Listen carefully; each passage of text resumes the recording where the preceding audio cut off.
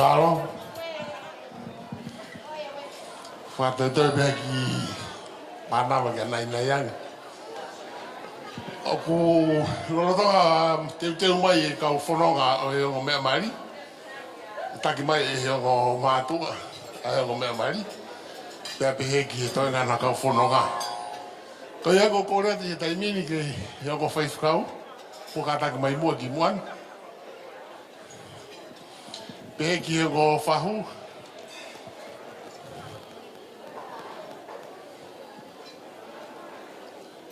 O kore mai whaifukau ke te tāmana.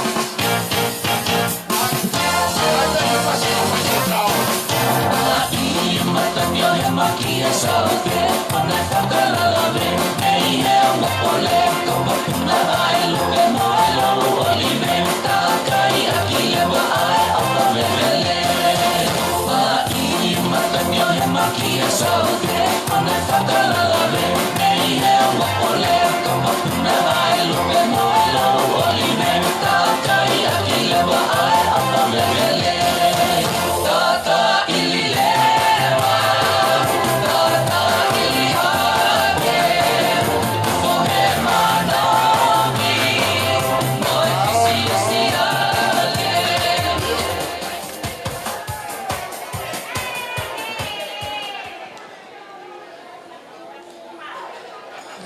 Maripo Singaro.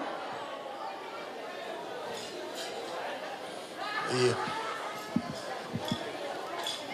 Bang.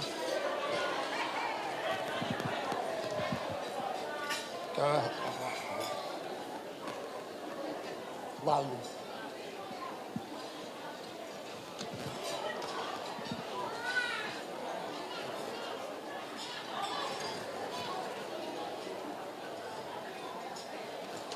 Iya.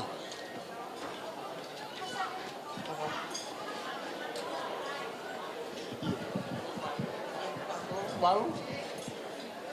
Balu iya. Ikan maripo di tato.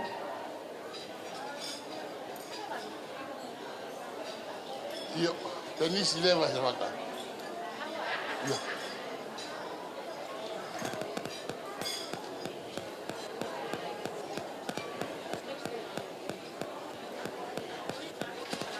Sauna leva.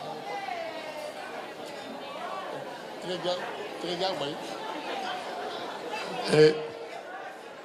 Kata kuhena sauna leva he poto. Sauna leva. Iyo.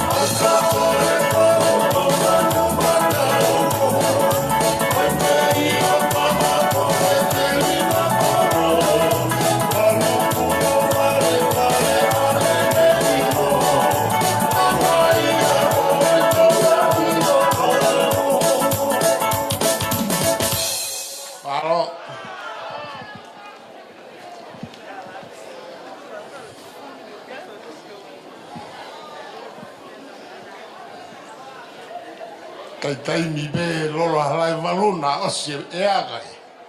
To lolo. Aho di fak tau whakawawau be. Lego a sire tau whakawawau tau toki foki ka tau be whakatukulalo he ahoni.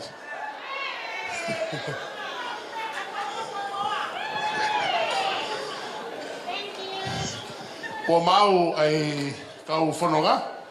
Ai ko rea te nau whanonga tau taha mai pe ngahi hoa kau whanonga. I ahoni. Kau tataki mai ki nau tolu.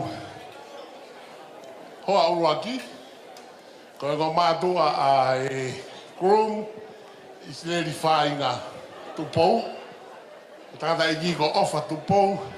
Whine i ko sela tupou. Whakatalo wa mei hofoa.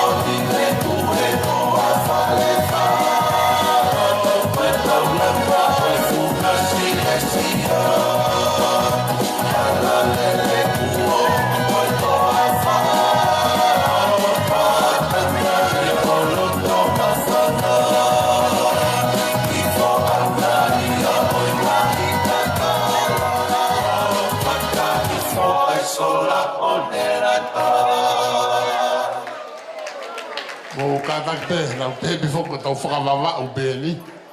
Ko polo kala mai ni a o mea mari. Nai o mai ko uraki mi whanonga aia ko sela bea mo ofa. Ka komu a mai a kakala pea mo meriame. Ko kakala na mo meriame kuna o siroto. Pata ko sela ni mo ofa ko whela ko o hofua kuna o siroto mo nau. Mo kaka tae whasia toi begi o runga. Ai mai peti ki e ki o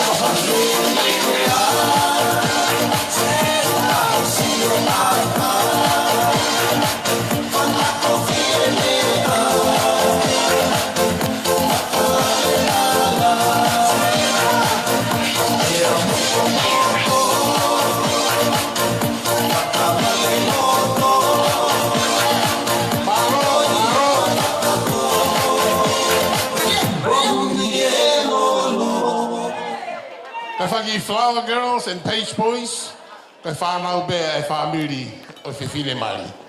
O mea nau ki whasi, ti cheki whanawhanawha ki lau tō. Nothing beats a jet.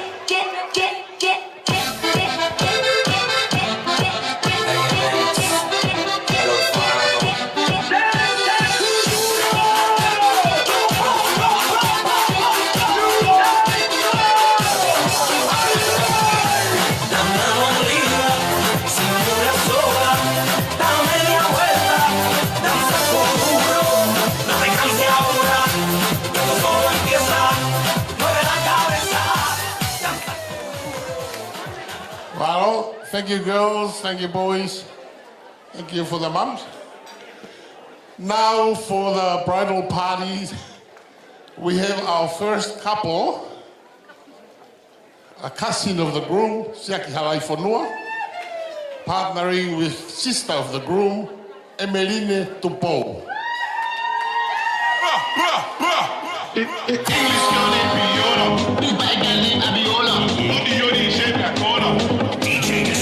English, your name Fiona. African girl Abiola. Body your DJ Black Cola. Back up, they come closer. African girl Abiola. Body your DJ Black Cola. Back up, they come closer. Vida loca. High as a cat, never sober. I can hear with a cobra. Feel like my bro passing over. My persona. Bad man alone and controller. Sorry, your sis got bent over. Pushing my hood to Anaconda. Go back like Ed Hardy. Stay fly, I'm high like Jeff Hardy. Something to tell you.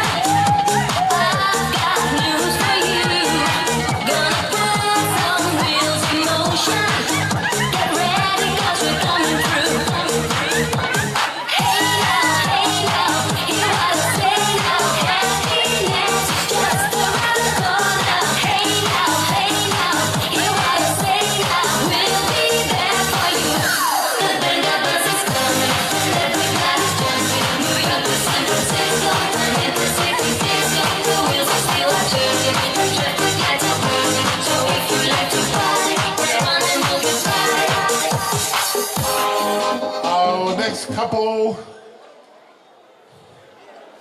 another cousin of the groom, Listen Den Tuitupo, and a cousin of the bride, Grace Halaifonua. Rewind it back. 1, 2, 3, 4. It's real easy, just follow the beat.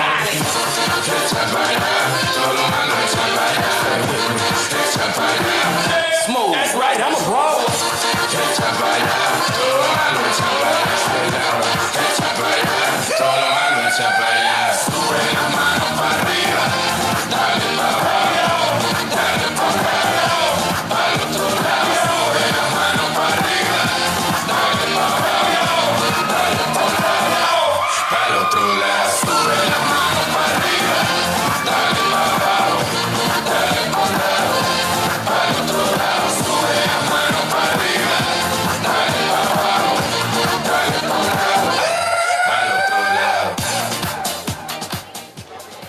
Now, the brother of the bride, Siasi Halaifonua, and the niece of the bride, Leila Halaifonua. Welcome, Siasi and Leila.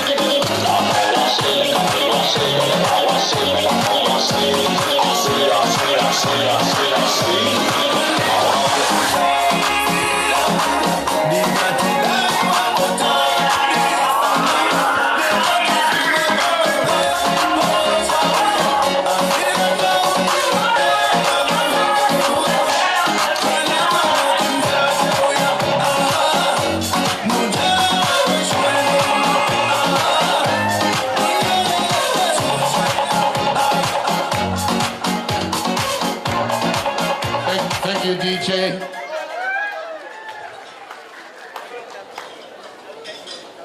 Now, the cousin of the groom, Amanakiola Moala, and the niece of the bride, Viana Lapa. Amanakiola and Viana, welcome them to the floor, please.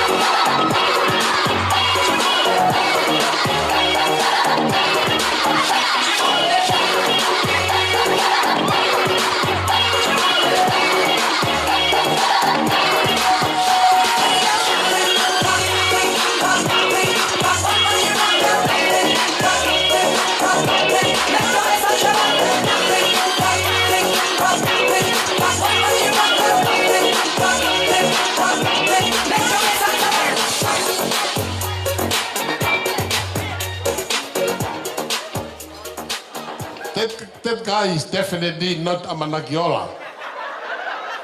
That's the brother of the groom, Kelepi. He's a better looking than Amanakiola. So Kelepi and Yvonne Halaifonua just entered. Now we'll go back again to Amanakiola, who is the cousin of the groom, and also Viana Lapa. Amanakiola and Viana. Yeah, we're going on. It's time to activate it. Let me activate and take a chance to front your brother. Oh Lord. Hey, hey, hey, hey, whoa. Hey, hey, hey, hey, hey, whoa. My God, we're chasing, come on, come on, whoa. Come to the ground, come on, activate, my God, we're chasing, come on, whoa. Come to the ground, come on, activate. My girl, I say you look like my visa. And if you want, I can take for your visa. You can't take that visa and fly anywhere. You have to wine from a danger. This carnival I come to take over. And I'm a show for the sexy bumper. Because right now I'm mad, right now I'm mad.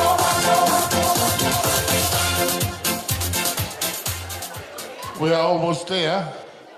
Our next couple is a cousin of the groom. This is Reverend Nathan Siuhengalu.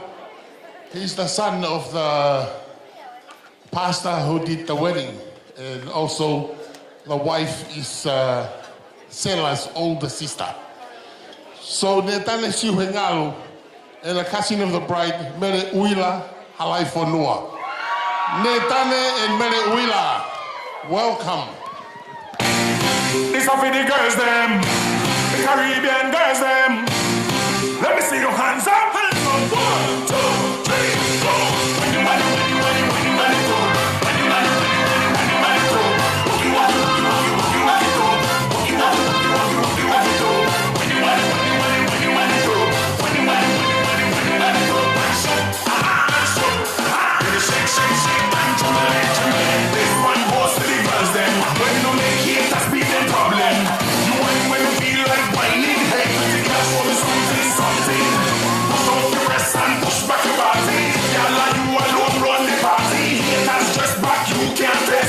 Look like this, yeah, win the contest. When you want it, when you want it, when you want it, go. When you want it, when you want it, when you want it, go. What you want it, what you want it, what you want it, go. What you want it, what you want it, what you want it, go.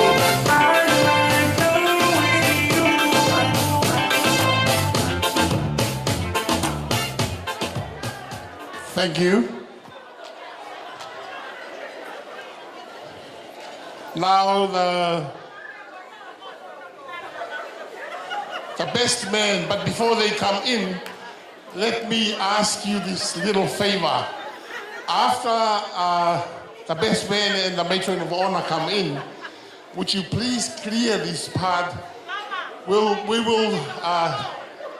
give a special welcome with fireworks when the bride and groom comes in. So after this partner here, after this couple here, please clear the floor. When they are in the floor, you can dance. But with these fireworks, please don't take the risk. The best man. Let's sell us brother's son, Maake. Maake, Amanakiola, and Isi were like triplets. They grew up together. Maake is the best man, and the older sister of the bride is Christina Halaifonua. Please welcome the best man and the matron of honor, Maake and Christina. Welcome. 1, 2, 1, 2, 3, 4.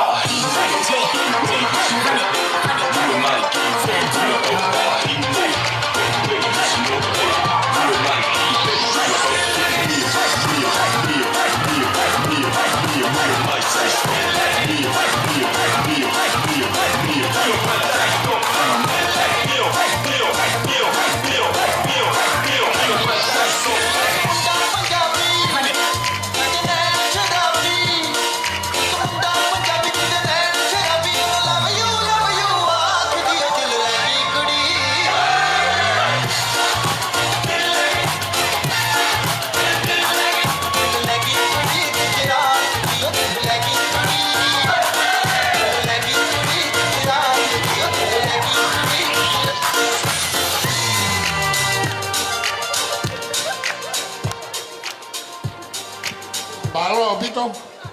Kata katokanga yang e tau ngahi ume going to fireworks.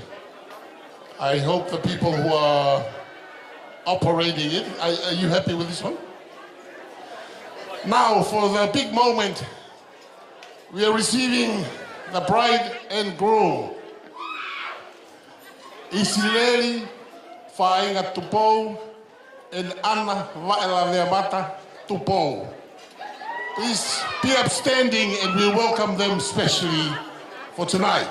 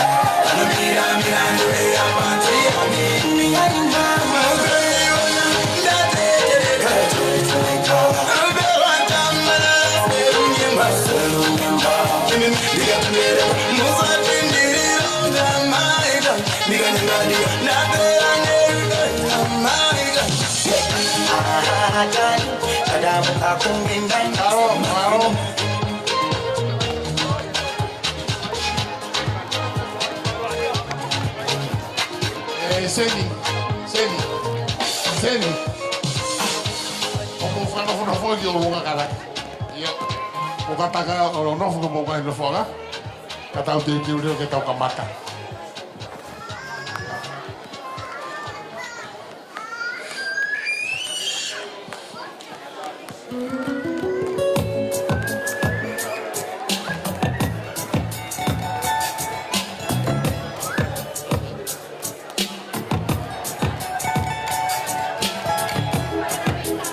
Ko fai hoki ko mine halau fia ko e tuane ia o Eliame ka mo e tuane yo sela ko moike moa ko fai hoki a honi o kata ke re na ke ka ine he programa ke ai to kita ko ini ka to kita mai o spe kita ta ko ni pa mo kata ka de faro no fa ki o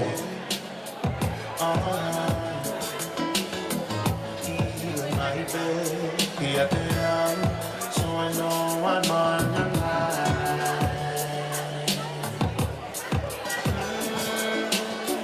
Pero que phone one more time.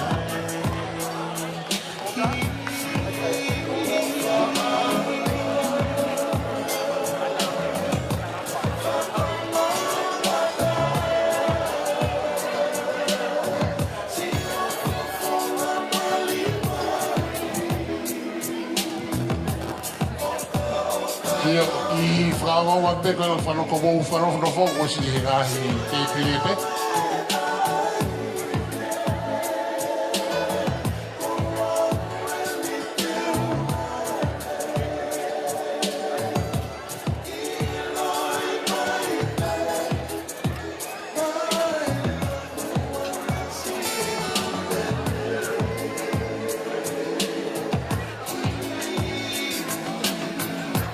Looking for your touch so very much that I met when you're around me. The way you make me feel, the way your love is real. Only my baby, only my baby. While we are finishing up seating our VIP guests, a little bit of house rule. Those who may want the bathroom, toilets, walk to your left. Out the door to your left again, you will find the rooms there. Bit of warning too, smoking, vaping are not allowed in the venue. And also for alcohol, I'm quite sure that we can handle that tonight. Big parties like this, we are offering ourselves to behave and be respectful in everything. Ko ia ko kore tu kainga, ko i tau whare aonga, whia mau ke hani, alu ki tohema koe no tuhu ki ai, a whia mata pārahi te alu whakahema, o kui ai ai whitu ko ia. Whamana tu atu ko e mau tapaka, ko e veipi, ka mohono fu malohi o ka ospeki foi mea fiha ko ko fe o be mo ta luga pa fe o ia ta lava fi fatai ka mo e o mea mari tapo mo e afio ai o toa mafi o ta lolo tonga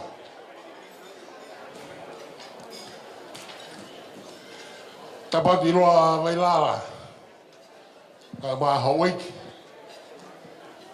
tapi atu ki whai, kau atoa, kau mai kau tauhi whanua.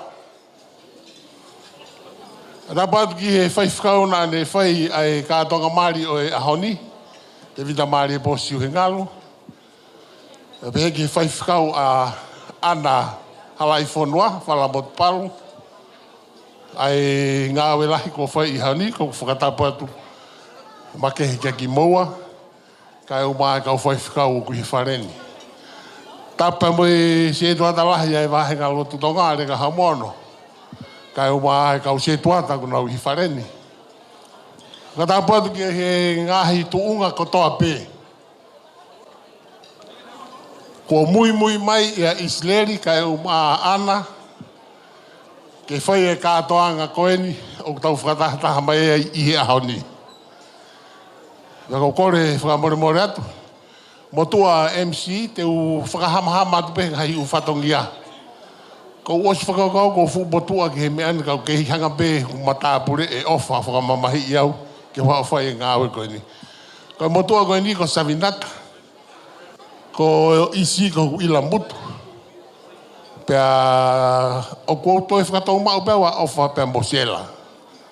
Nana toki ilo pe nao ko utaranga ko whakatau mau na ua. Pea ko uhinga e na kore ke whao whai MC koe ni. Whakatau pata pa moiongo ka i ngā. Whakatau pe family tangata, family whewhine. Pea pehe ke ngahi ka i ngā au whakatau mo londo kuhen. He kai te whakalolo au. Kau tau mua hao mua atu pe. Ka iai ha tono no mo ha whahinga whehalaki. Koe polo kalama na mai he ongo mea mari. Mei ni mo pa se ke polo kalama. O ku taiti au pito. Pau na toi kore mai ko ne hongo fulu. Ka taki tau tolu kau mātu a vai a tā tau tolu ki toa. Ko hau e taha ia, ko hau e taha tiskou ia nau tolu. Pea koe ki taimeni te lere ki hongo fulu. Koe onoeni he taimeni. Koe ne au ki hongo fulu te tau tuli pe. Ka te tau tuli pe whakatatau ki programa. Nai whakaamu iai a ana pe mo isi. Koe kou kore ki he whaifkau a ana. Wala motu palu. Whamore ala o kātaki mai. O whai ai tau lotu whakaawa. Pea mo manatua ai te pire. Pea ka hiria, pea toki hoko atu. Ai tau whakatau kei. Ko wala motu palo. Whamalo lahi atu ki he MC o e ahoni. Pea kou lawe i be, kua mo os kamata ai te pire. Tuku pe mua ke tāpua ki i atu pe ke mahino te tau fia pe he hoko atu ai ilo pa moe mau o e ofa o e ahoni. Te tau moe ai fia koe mahu inga o e aho. Tau hiwa pe mua he vese taha koe ni pe whaiha tau lotu. Eko, tala.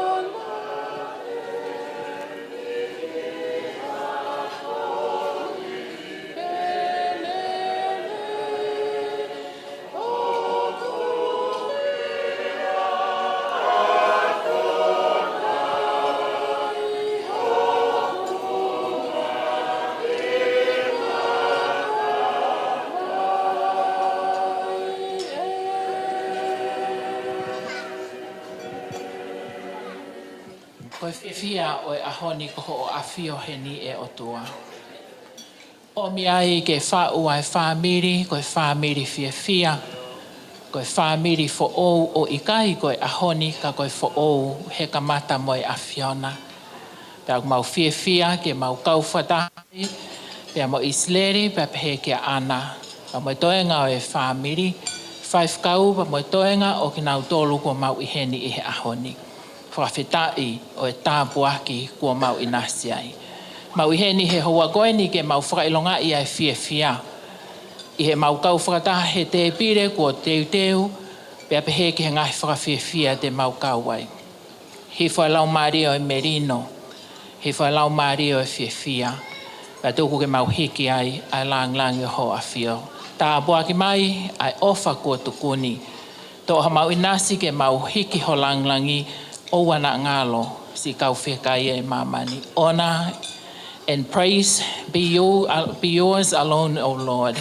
And as we share this meal that has been provided for us, we ask your blessings. Give us strength to continue serve you faithfully, especially Isileli and Anna and the rest of the family. But remind us, millions and millions of people who don't have food on their table.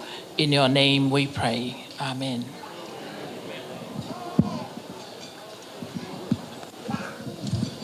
Malat ki whaifkau, wala matapalo. Pea koe tai programa i he taimini, koe ngā hirea pea me he ongo whamiri. Koe rea urua ki ko Kennedy Taufa, pea me he whamiri tamai a ofa. Koe rea urua ki ia, kai ke tau tu anga hatat anga ki taimi, koe kau rea i he ahoni, ko Kennedy Taufa, me family tamai. Whai lea pa me he family tamai a Ana, whai e sioli taufui. Pea me lea pa me he family ene oi whae, whai e taurepa. Katako teu pei e kaurea koea. MC ai maha ki whasi soft one. Ke maua ke whakanofo a kau mea ki olonga. Pea mo teu e ngāwe koe ni.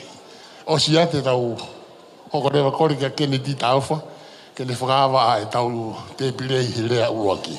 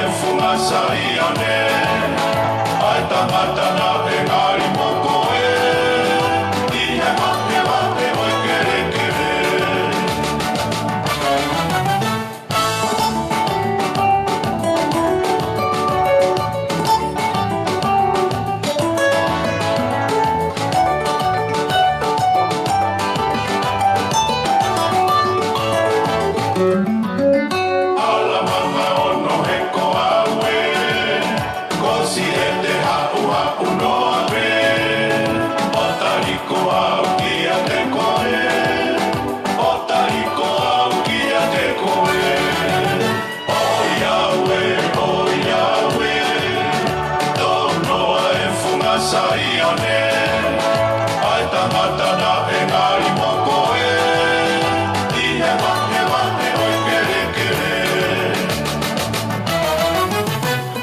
Pai mai tia alo se hina, alua koe o whaite riha, kai kuku ke fua hopo hia, ke mahino koe o whahuruia.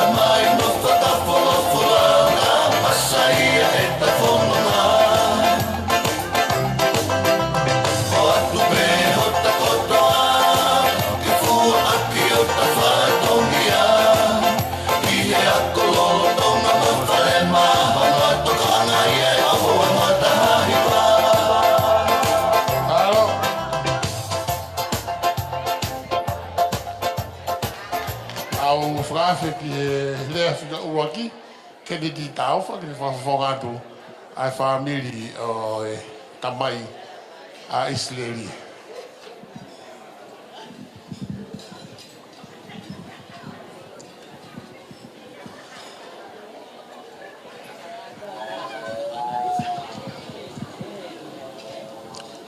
Kore ke hufanga he whatapu ko mua ki tala ho tau whonga he whiawhi whakakolokoi nei whai he MC. Kau whakakakato ai whatongia ko tongia he au me mako. I he katoa ngau aha koeni. Whatulau atu toki whai. O kore ke mai mua ha pasi mo oku. Puhango fua. Ke whakakakato aki ai whatongia o paksona si. Kia isileri whainga tupou. Ka tuku pe mua tuki whai ke uki i tā peha ki i mape. He koe matunga e tau iheni. Ko isileri whainga tupou. Kai uma hono hoa o whaanga. Kua ke hanga o whakamau pia sila i he whia whini. Koe tahine ko ana. Wha mure atu koe ke uma aurere i atoe ngā hingoa tahine. Mai lawe a mata. Halai whonua. Tupo koia. Wha mure atu ka ainga. Tuma ke u whakapapa tu ki te koe. Tuki whai ka o mai ka inga koe me he. Mangia, hakio, houma.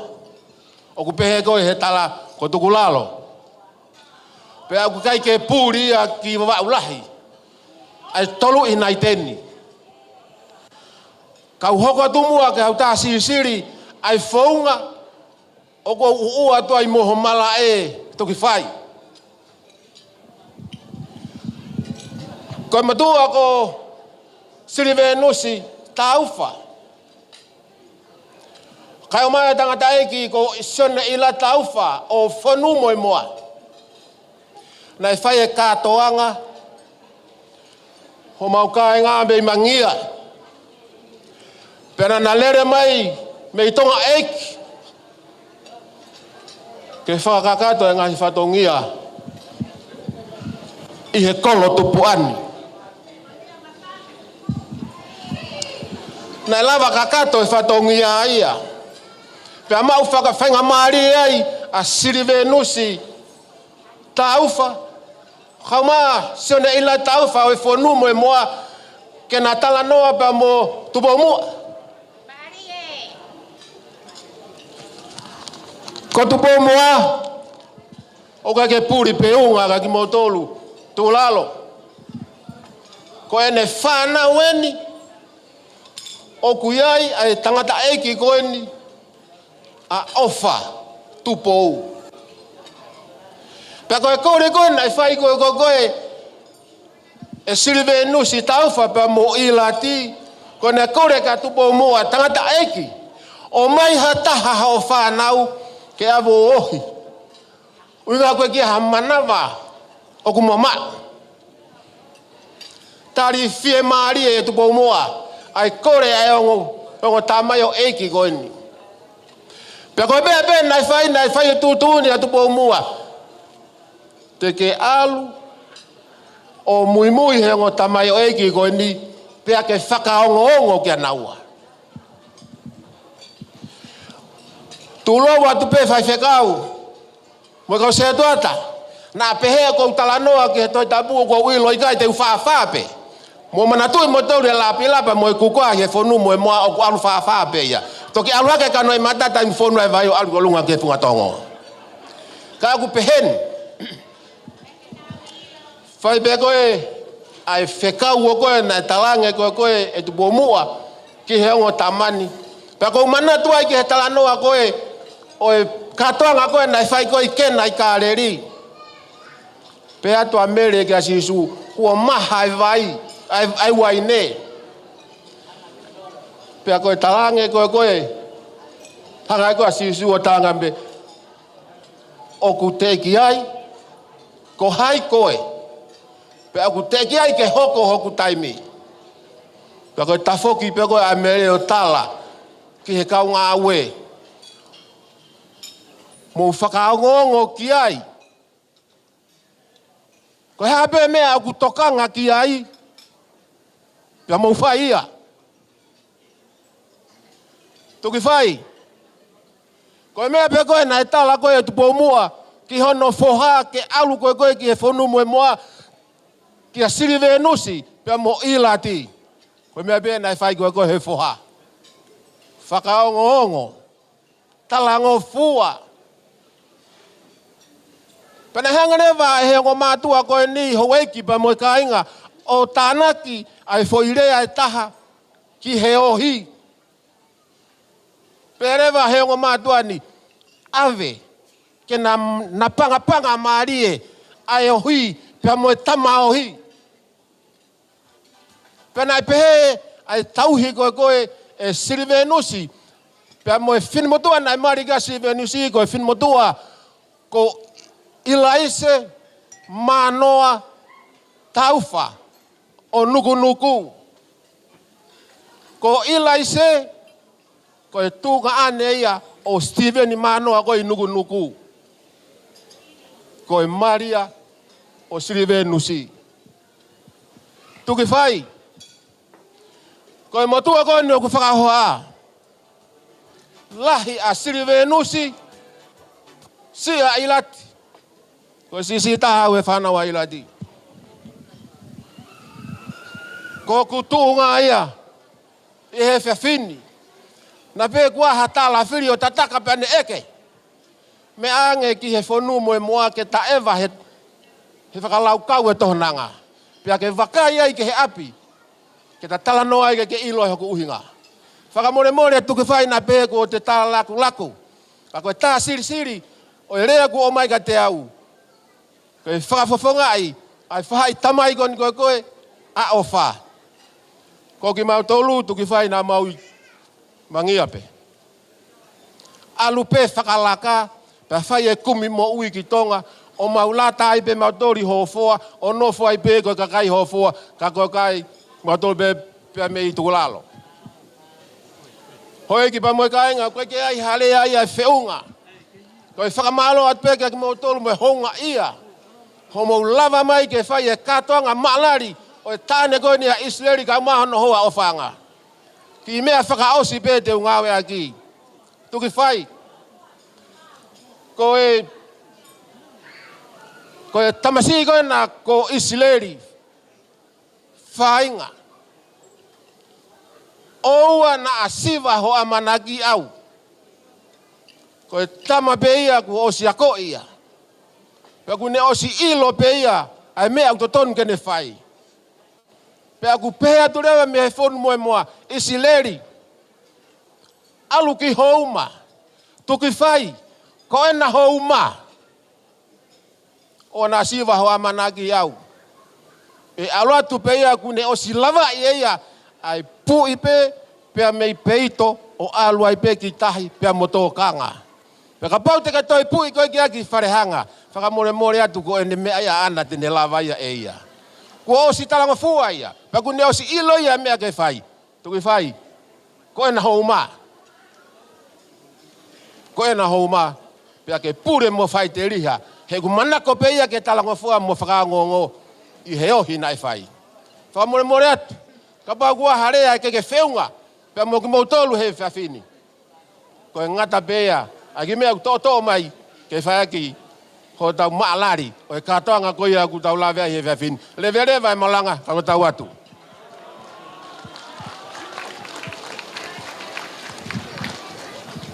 Pamalot kia Kennedy, lava ia e uraki rea, ki whakarea tu pe mua, o ki tau hia ke pe whakaapa he tau meka kurea hataha, tuku pe ke rea pe taha ko ia. Ki mua pe a tukuange e rea, koe polokaramen na mo whau e ana mo isi. Na mo talamai ke rea kau rea takmini te toru noa. E osi taimi tofi keke ia utika ke osi urea ia. Ka te ukore ke whaahi koe oi whaamiri o ana, ki a tuki whai, soeri tau fui, ka e maa tau repa, ko mo whainga maari pepa mo hoko mai o whai a ngorea koe ni, ka ko whaambe ke whakailonga i a mea koe ni, pa mo toki toka ngai, na e tukuange ke whakatau kei mai ai kau wholau he mahu inga e nau kau waha mai. Koe whaamiri peo sela pia mo o whana e tala mai. Koe na kau wholau pia mei Amerika ku hene losarine la kai wani wā tupo niua. Mo e whanau ko Chos pia mo chef pia mo tui tō whā. Whapengu nau hene beki nau toru. Hene mei ha moa apia aripate pia mo lavinia tāvo pia mo e whanau. Junior eme pe mo waka. O kui heni, pe mo e whahinga pe me i tonga, ko la tu pou ko e maari e tau ke te ofa, ni heni a Kristina tu pou, pe mo ki whihoko, ko e ofe whine e tau ke te ofa. Ni heni pe mo mafi, mo lupe wakauta, pe mo e na tahine ko sosina, pe me i tonga. Koe kakato koe kau tonga, koe mau ulumotu aia koe a mau tolu, na kai ke whiha uia o whae huki a hon ko Wesley Moala. Mo Aotearoa, rawa me mea ia ana la tu, koe ila mutu o ofa, pe he mo toko mea tu pou, koe hoa e toko ua ofa, nuka tu pou, koe toko ua, koe tu whiwhine ofa, ka moe whanau a ka sipa koe te hina ia ofa na nau nofo heli. Whamaloa to mo lava mai, welcome to Australia. Pea malo ho mo si kakau mai ki he ngahi whatongia koe leo whanofo isia.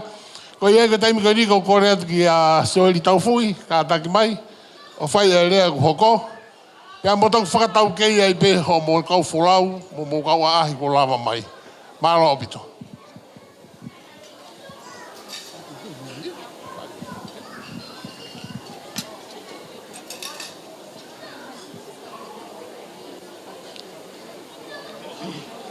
Whatulau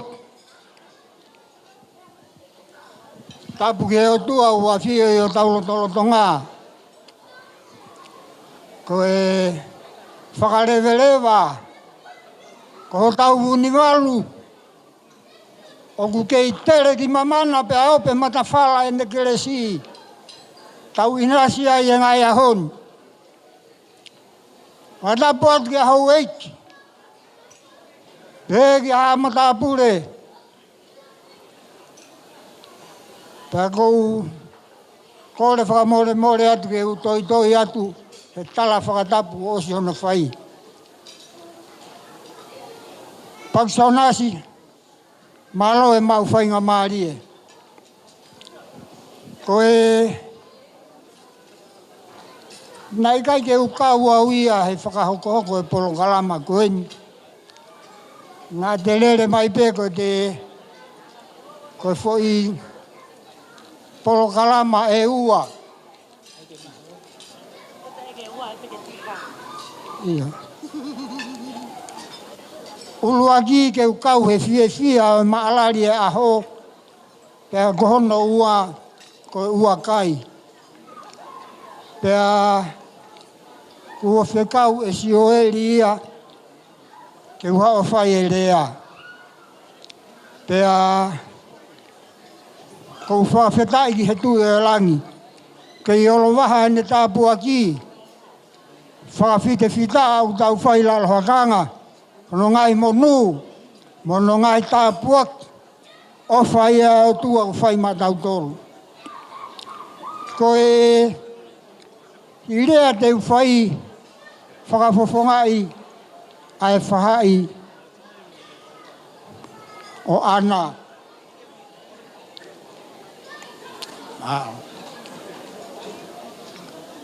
Koe motuani Pakisau nasi. Ko tuki whai whanofo pēni. Pea ko kore whakamore atu. Ai ai harea e tala ki tua. E mahe hei. Pea whakamore i ange motuani. O ku kai whoke umana ko au ki he rea ta e teu. O hange ko ia o ku hoko he fia whini. Ka kou whawhetai pe au o fia pe ke whai e whatongia koeni. Koene motolu ua mea ange ki tu ulalo. Koene tu whakasio ka alafi mangia haaki o he koloa he hou mai loto. Pea koe pununga e whet o ana mei koloa. Ko whainga tupou mei mangia. Koe tamai a ana mei houma. Pea koe whainga taa ke urea. Uhi kuo mea Pakisau nasi. Pea kua ne tātā puni mai e vai tupe o e whatongia rea. Pea ku kai ke uilo pe koe haha mea te uhu atu ai. Pea whakamore pe tu pe ke u rea pena i ai peha no aonga. Koe tu koe a tuku lalo. Hala ke iai haki i mātanga ia. Hala ke iai ha koloa ia. Koe ki whanga ki kolo koe ni e tolu. Kai ki ha mea ia taha e whakakaukau ha taha ke alu ki tuku lalo. Ka ko hui, ko whainga, isileri whainga, mei mangia. Pea heki whanua mai ai ki he whanu moe moa. Pea tāi e nau pepa no whanua. I he whanu moe moa. Pea nau heki me ai ki he whanuani. O nofo whanua he whanua koeni. Pea ko taimi koe, whakakaukau ai a isileri whainga ke kumi hano hoa, to e whoki ange te ia ki tukulalo. To e whoki ange te ia ki tukulalo ke whiri me ai hano hoa. Pea unofo whakakaukau koe haa hono uhinga. Haa nei hono uhinga. Tu ula Australia mo tonga eiki, haa pai veu. Tuunga lahi e lo se ai, lahi mo e ngahi kakala, fungani ai. Ka e viviri ange peia ke whoki angi tukulalo, ke kumi hano o whaangai. Whawhetai kou tai maari e ai. Hange koe mea ko ke mea ke ai Pakisau nasi. Malo e mau houma. Ko houma aki o mangia ko tukulalo ia. Pea wikai hakolo ai. Ko mea pe mahuinga taha. I kolo ko ni o tolu ko tukulalo. Na ia e fuafua university ko i tonga. Na e tuu ia tukulalo. Pea ko e palofesa na e whaiako ai. Me i tukulalo pe ia. Pena i kai ha re sonia e ako i me iai. Ha foi le soni mahuinga ke ako i he toke tāko ini. Kana ane hanga o ako i ai. He foi le soni o kou whenga he taimini ke taofi au pito i ai tukulala. Pea kou whi hono whenga i ke taofi e foi le soni ko ia. Kai peke lava ia. Kapau ko foi le soni e na ako i ai. Whakamore atu Pakisau nasi. Kapau te utala noa, ko utala noa ki he, ke heu ki ngoue. Ko fumereni. Pea fua e fumereni. Pea utu au he tawhaki fo i mereni e taha, o ui hoku hoa. Ta koe o kutu ia me he whahai fo i mereni e taha. Pea teke whakakaukau ai. O ku wholahi whewhe fo i mereni.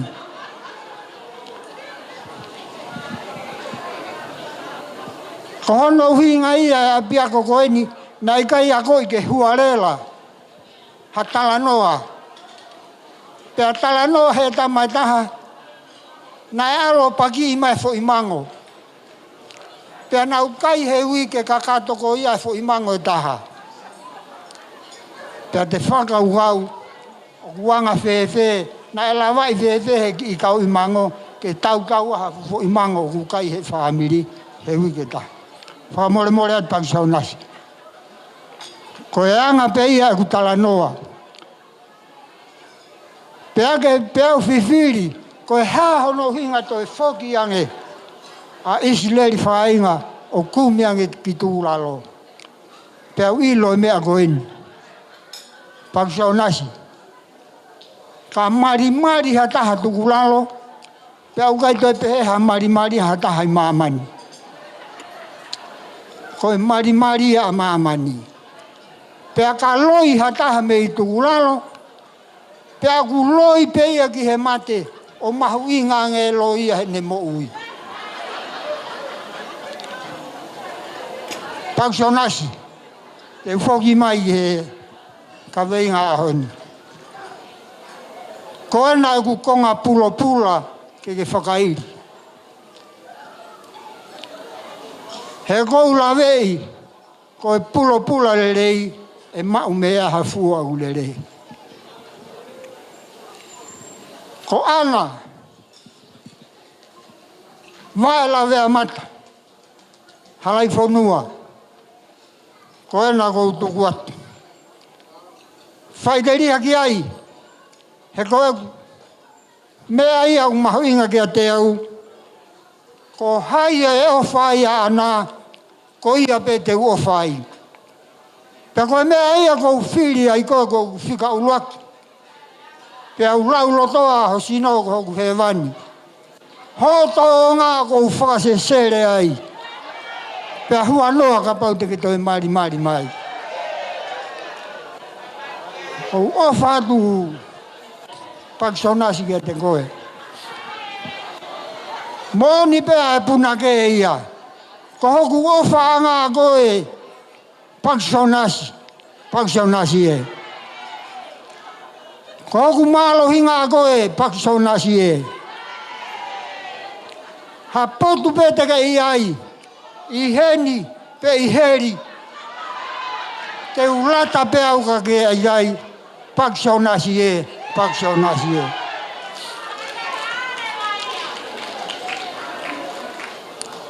Whamore atu.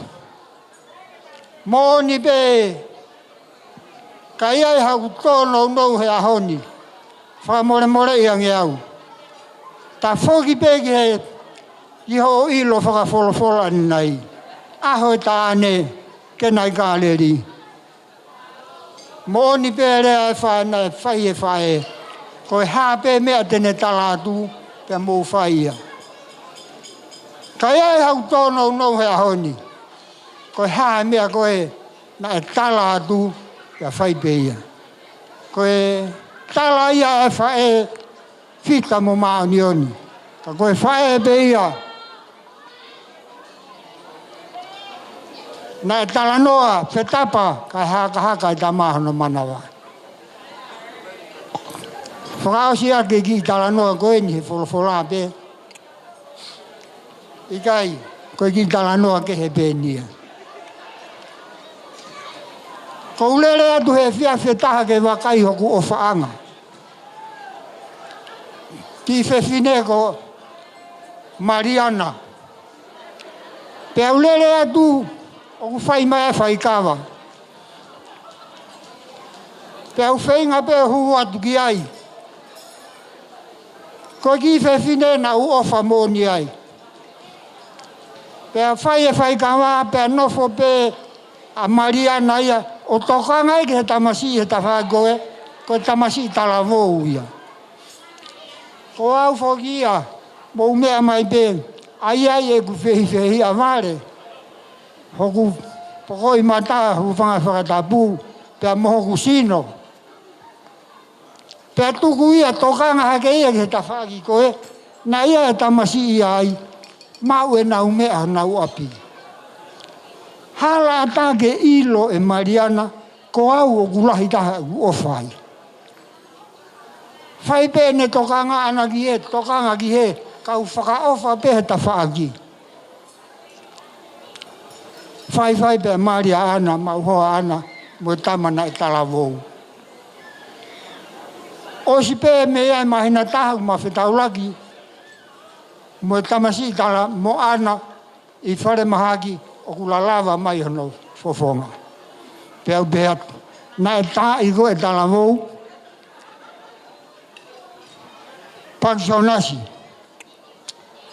Oku pehe pehe, ai ofu kumi mai asi isu ki he tau mo ui.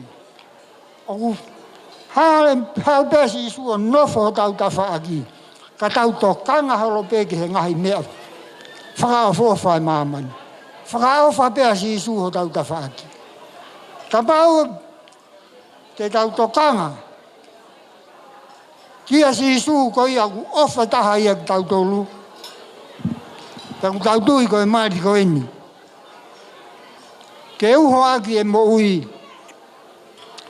Hena ikai ko haongo pepe ko harea. Ka nai whakamoni hingoa pea silai. Ka iai haaho e veteki e whare ko eni. Pea toki whai pehe, he aho whaka osi o māmani. Ko ofa lahi atu a tengi mōtolu.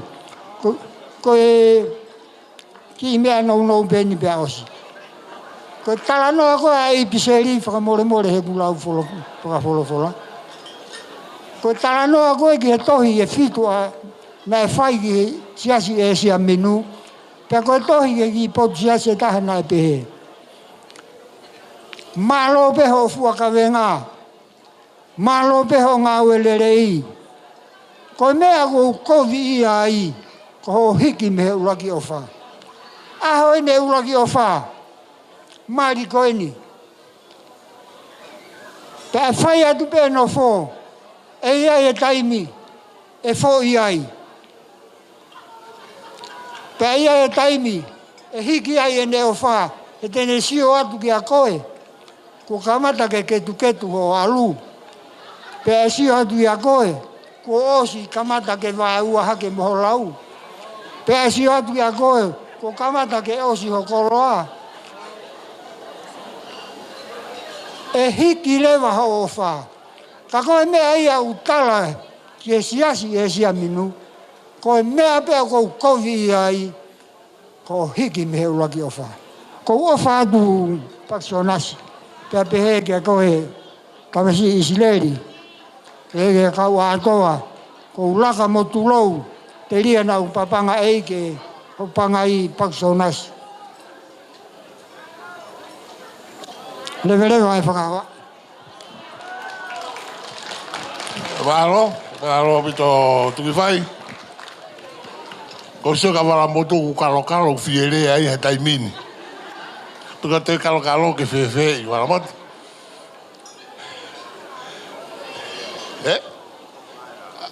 Tau le ba? Io. Ai bagi mili te tolu me.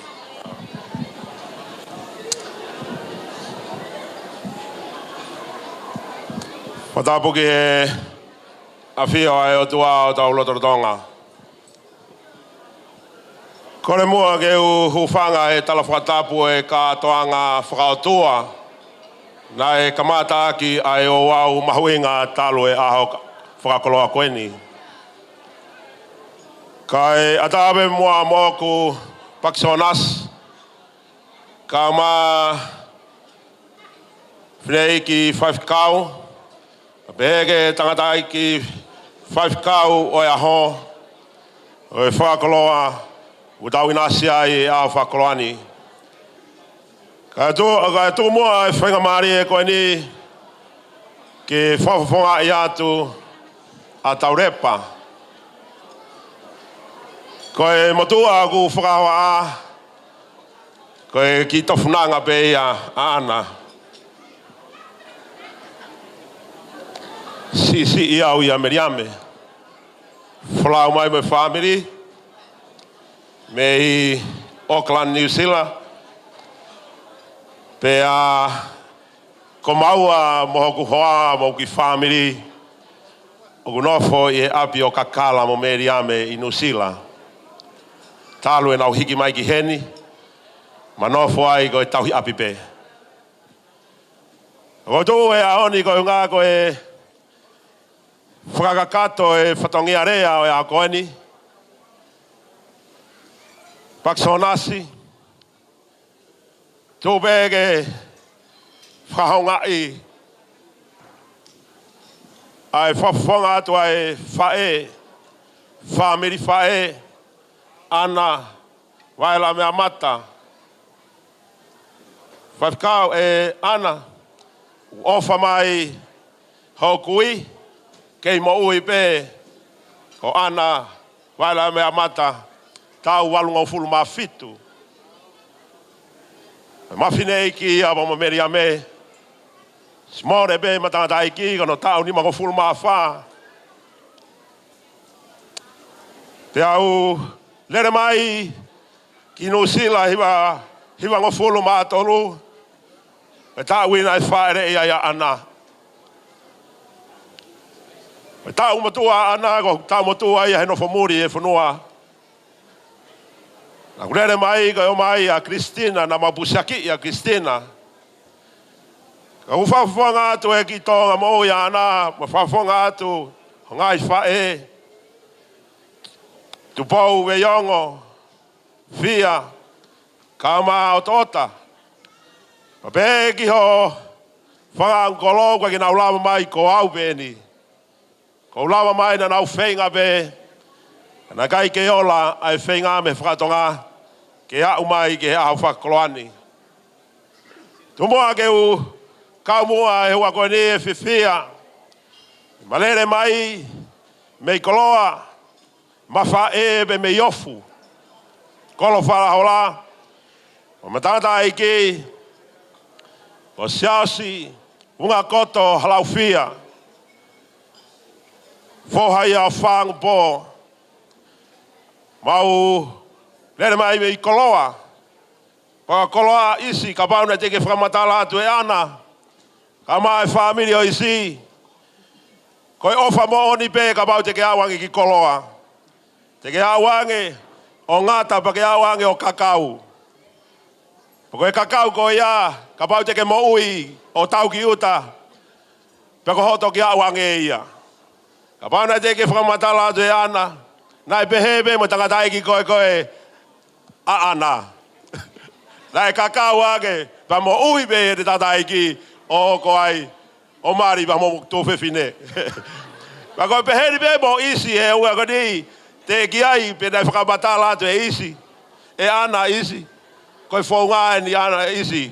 Ka pau o ku whaikata ka koe isi. Pa te whakakau kau i he whiawhidi. Ka kono whakaloa isi ko ku. Ko e mauia ana tala atu pe isi au koe ni. Moia ana, nei mo ui ofa atua pe. Talo pe, kei ware ana. Au ki he, ne hau o whanonga mai mei Nusila. Kawa ana he kau whanau le lei. Whanau mai pe ki heni. Ne mo ui pe ia. O re ofa o tua. Paksonas, a mai whamiri. Tuwe mua ke kau whataha. Morea e tokotaha koia me Peteri he masiuta. Kumi mo ui ki moape.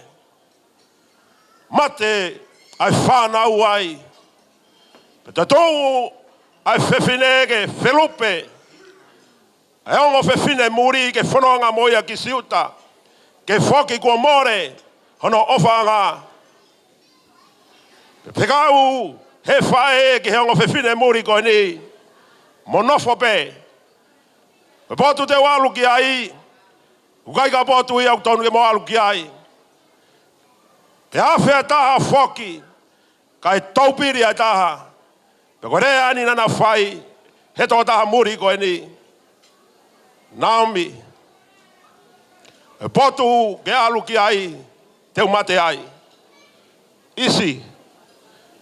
Pe ako ne kina o ana. Ia aho peheni.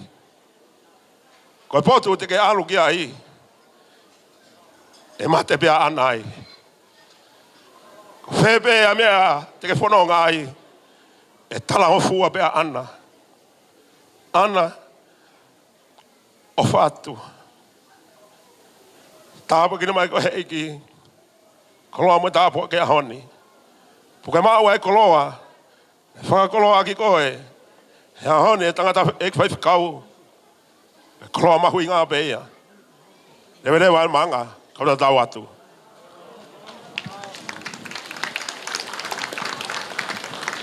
Mārat ki he whawhonga o taurepa. Kāinga pe me i koloa. Whitu ene ku iloa e tongo whionoa. Pagwaha ni ihu te ke nau iloe. Whala koe ku iloa koe whala loutoa. Alu ki koloa ku hewe. Mui whanua e taha. Ulu toa ta tāpe. Whakotu una beo maa o lunga ai lau i toa i kere i one ko ia. Koe nau tala noa ku hange pea te mohe ka sipiringi e te tautu ai. Koe tala noa ia o koloa. Ai ilo he kautou tai ai tuitonga. Ai lahi o feitu koe ni pe mpono ngahi matai koloa. Koe otu whanga walu. Koe otu whanga ia hoko pe ne tu walu. O ko kehe atu hono lau one eke ke ia kakala tene ilo ia ki wheitu ko ia. Ai otu whangamalu. Ko ku halaloto apea ko kutu tamurea iai. Kana e toi rea e ta. Ko e rea pe mei he familio sela. Pea ko uhi o lahi e whewhine na tau noni ki ai ke ne whai rea. Pea u lafilafian ke ne whai maurea pa ne te uta e au ke whau pe whai rea. O kulahi a mereane, pea hoko a Emelina e toki pekia ia, pea whika hoko hata sela, koe sisi ina losarine, uhau be Amerika o Maria ki kau tupou niwa. Nā mau toko hiva, kei toi ngahi whae ana e toko hiva, kahi whae tangata, e toko nima. Koe lahiko kalafi, pea pita, pea au, pea wesili, pea koe sisi taha ene utau tuko ni. Pea moi mau pusia ke taha ko o tila. Koe kato ene ngahi whae ko whakafofo ngātu i he ahoni. Nai whai peho mau rerei taha. Pea kare kai tukua rerei a sela. Ai po tama heki i mata koe ni. Ala ko whakafofo ngātu. Mau whakamālolo tohouga mo mau taritari rerei koe. Ki e whaabiri koe ni. Mau kau he whie whae atu kia koe. Ko tani rere ia isi. Mātua ki hounga ia ki mau tolu. Kai kia hame e mau he whaamiri ke nipe i loha mea. Ki mea bela e mau ia ki he whakakui koe lotu pe. Lai fai be frate tua ke neongo ne kovi, lai fai be frate tua ki ai. Ko whafofonga te au e whakamalo loto hounga. Mea mereane, kai uma Sela, kai uma Rosaline, pe peka ki mautolu tangata. Kai te mau kakato heni. Kau tolahi o mau ngahi whaamiri heni. Mau whakamalo atu whakatamo ki nau tolu. O tari le rei koe. Ki ho loto le rei, ki ho tari le rei. Nei taimi lau pehe au. E hange peka kakiri aki mai a isi. Ako ho tari le rei o whakakakato e ahoni. Ko au ai kawenga. Pea koe mautala monu atu. Ame a isi ke mo au ki koroa pa mo au ki tukulalo. O te mo teitei ai ke aha konga tukulalo mo ki family. He koe sipinga eni a tuki whai. Ta koe kosi kai tala mai e koe puaka. Ka tau osiat kei ta koe mea ke heia. Na e whaia e horesi boi mātua ki mui e ngahi konferenisi e Wesiliana. Tukulalo i ke toha ka inga ke. Pea mao e fie ka inga me tukulalo. Ka tukulalo tau nue ka inga ko nina tukulalo e nau ngahi mea lerei. Ka nau mea ke taria ke kawenga, ka nau mea fua kawenga na tuku ki lalo ke uahala ke family. Ka nau mau inasi pepe ko nau ngou e pe ko nau toutai. E tuku e tohenga ke whaia ki ai nau fua whatokia. Ko whaambenga pai aha mo foki ki ai. Ko mau tala mōrua. Mo foki mo whakalaka ki e kuonga ko ia. Sai ange he kuonga ko ni koe ai o kawa ofa mo kakala. Ako tala mōrua tawaki ki lau maare o toa. Pe ki he ngau e ku whai heo ngau whai whikau. Wha mārolo hatu ngau whai whikau. E tau hio ko ki tamai koe ni. Maulawe i pena e talo hon tau ki nau e pena ke hiki. Ka hoko mai na i he na whakawho ofa. A ie whakawho ofa hau na kau whanonga. Pea pe he whoki ki he ongo whahu o e ahoni. Ka whakawhet mua tau ai mua ki pas. Ke te pire mua. Ma mo whakalagi o e ahoni. Ko lawe i beulo tonga main course is served. Very soon we will be cutting the cake. And in cutting the cake, we will prepare for photos. Again, if you are not happy with anything in the order of events, please just go outside and have some air. If the speeches are too long, walk away, walk out there and then come back. Because the photo is another series of events. This is the wish of the couple. And I'm definitely going to carry that. Whether you like it or not, we will do that. After the cake, there will be photos of the bride and groom. Number 2, the bride and groom with the Whaifekaus, Marebo, and Valamotu. Bride and groom with their whahus. Bride and groom with their parents. Bride and groom with their immediate families. Bride and groom with their groom's dad's family. And the groom's mom's family, as well as the bride's dad's family and the bride's mom's family. Ko ospe ai tau tutu keke. Whafofua, ko tai miono ni mano. Toi peki ngahi lau miniti. DJ, toi o mai magi foi faske ni whakarerei ho tau lau maari e ke ki konga wena. Owa!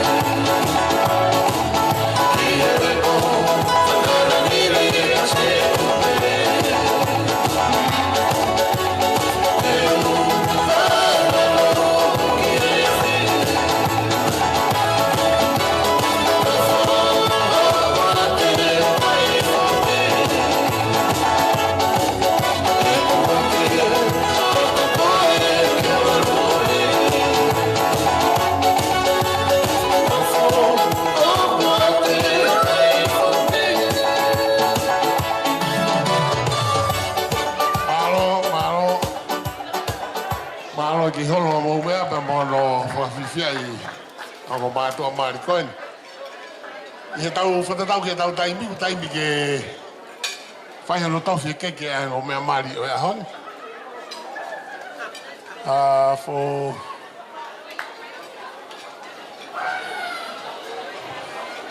the fireworks. Are you getting ready now? Yeah? 5 minutes? Yeah. We'll have another song. Iyo. Ta koe no toi tana mai ki te ai beta toi ki whai whaseta. 7:10, we're going to do the cake. Oh, we go to 7:10?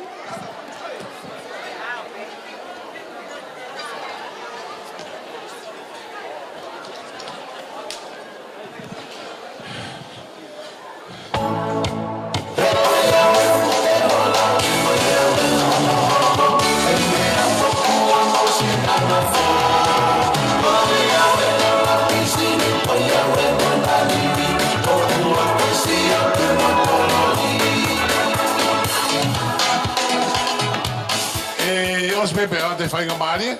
O mai whainga maare koe hui ka lolo toka serve o main course. Te tautoki whai o wau keke I he fitu hongo fulu. Koe o kei toi ki whai whao e ua pe tolu. Pea fitu hongo fulu kore te wange.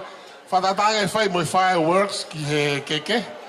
Pea tautoki whai hei ahano whawhiwhia DJ. I hoko pe.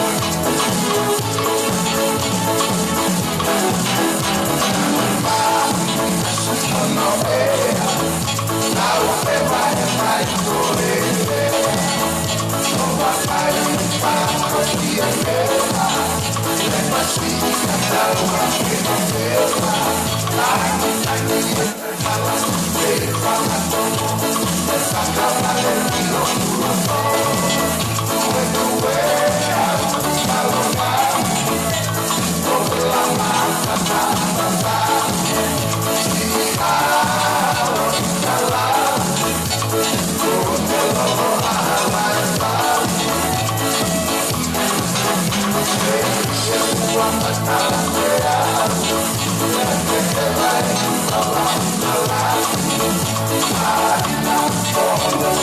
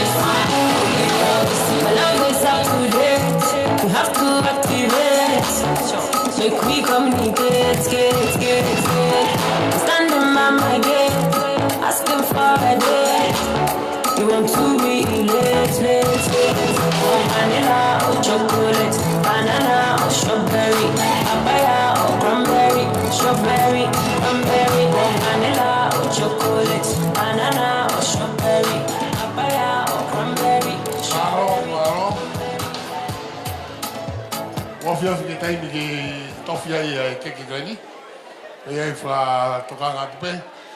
Ia ki rau tolu wafia la feitu e fireworks, toi peki i rau miniti ki ai. For those of you who are not too familiar with what we'll be doing after this, we are doing the photographs straight after the cutting of the cake, but we'll have fireworks for the cutting of the cake. And after that, we'll follow with the waltz. Father, daughter dance, mother, son dance, and then the bride will open up the floor. I have already been approached by a few people asking, when are we going to do the Taolunga? Be patient, please. We will have to bear with what the bride and groom have given me tonight. So we'll follow this. After the cake, there will be That will be the photo. 2, 4, 6, 8, 9. 9 sets of photos. And I have already announced it. After the photos, there will be the bridal waltz. After the bridal waltz, there will be fireworks and dry ice there. Yes. And also the father dance, father-daughter dance, mother-son dance. And then the speech, toast by the matron of honor and the best man. And then this will be the longer one. The pledging of the cake. Ko tufa koe o ke kepe mhono ngahi u koroa, tari pe mitua. Mahana oanga whainga maari ke whai whakakato ngā ui ko ia. Osi pe ko ia pe ai whai lewa i tau ronga e whiwhile maari. Kono whakaawa ia o e tau ngahi tau o ronga. Ko motoru ahu o ngahi tau ronga ka tangi o mai pe ki whakahoko. Pea ko habe mea ti tau ala lawa pe tau mui peke ai, mo he whakaamoa mo mea maari. E he tai peke tuanga hanau whainga maari e. Pea mona ngahi friends. Are you coming down for the...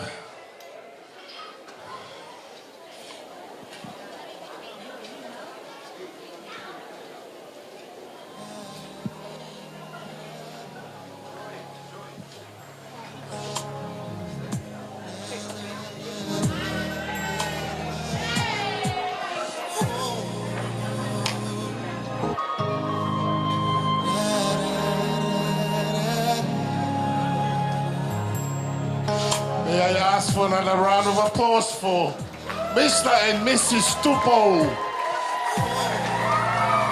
as they approach their wedding cake. Sometimes I wonder how I'd ever make it through this world without having you. I just wouldn't have a clue.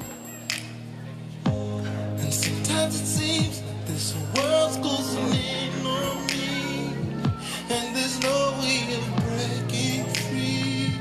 Then I see you reach out for me. Oh, sometimes I wanna give up, wanna give in, wanna quit the fight. Then one look at you, baby, can make everything alright. Ask for one more minute. One more minute before we cut the cake.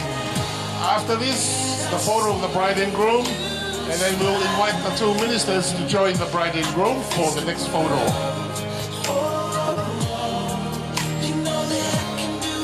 Go for it, Whainga. Congratulations. I see a ray of light.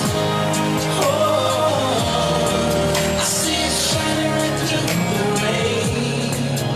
When I see you smile, baby, when I see you smile at me, baby, there's nothing in this world that could ever do what the touch of your hands can do.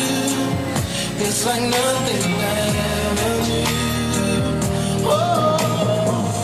And when the rain is falling, I'm feeling 'cause you're here with me. And one look at you, baby, it's all that I ever need. It's all that I ever need. When I see you smile, when I see you smile, you know that I can do anything. I can do anything. When I see you smile. Mr. and Mrs. Tupo, the newest couple probably in the world.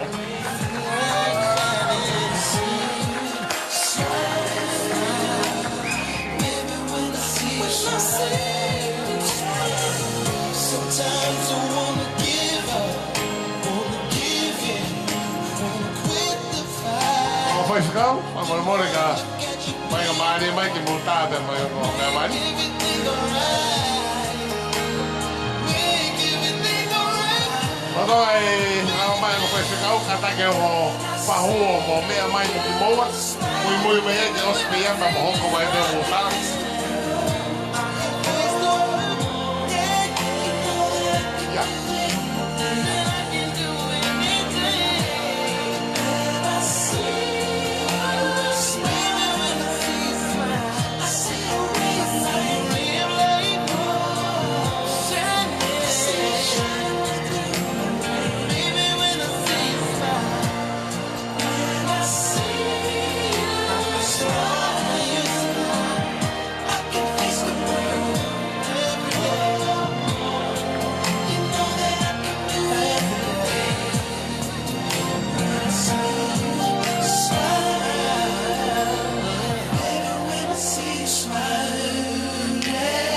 Pas mai ke o whai whakau o mea mari.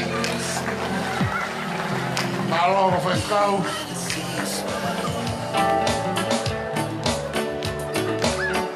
Ngo whahau eni.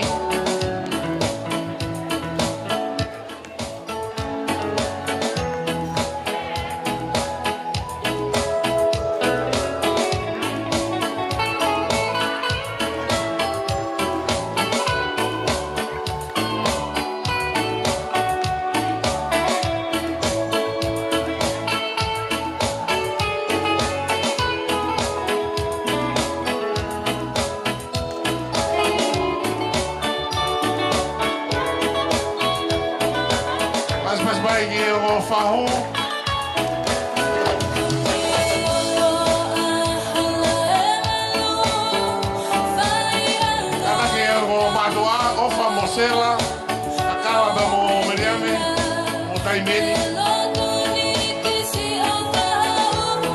O siya te mai ki ai immediate family. E moi mākoa.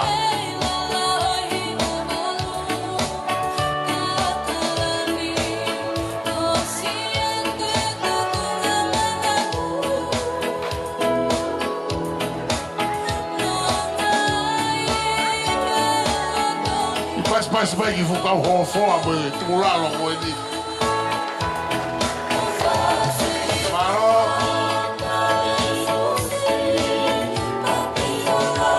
Family.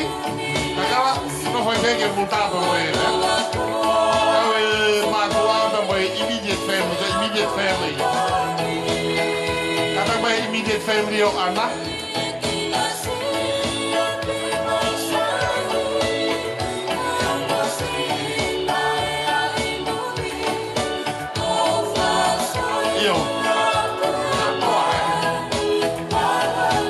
Sela mo ofa mo katak mo e picado e family kado. Ken bahino mo taha e taimini, taha pea kakala mo ofa.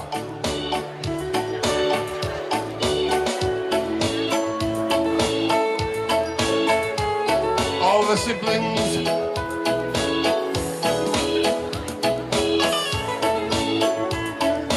Come on, Repi.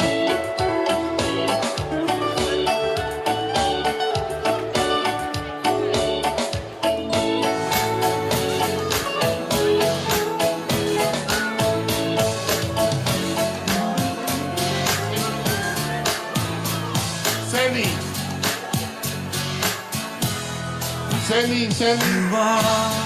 Oh. My fire, the one. Oh, kaga seni na tuli ko fa when I say I want it that way, that we are two worlds apart, can't reach to your heart when you say that I want it that way. Family or ici the groom's dead side of the family. Katak my family ko ofa. Family ofa mo katak may mo tabi mo o me mari. Bride and groom with groom's dead side.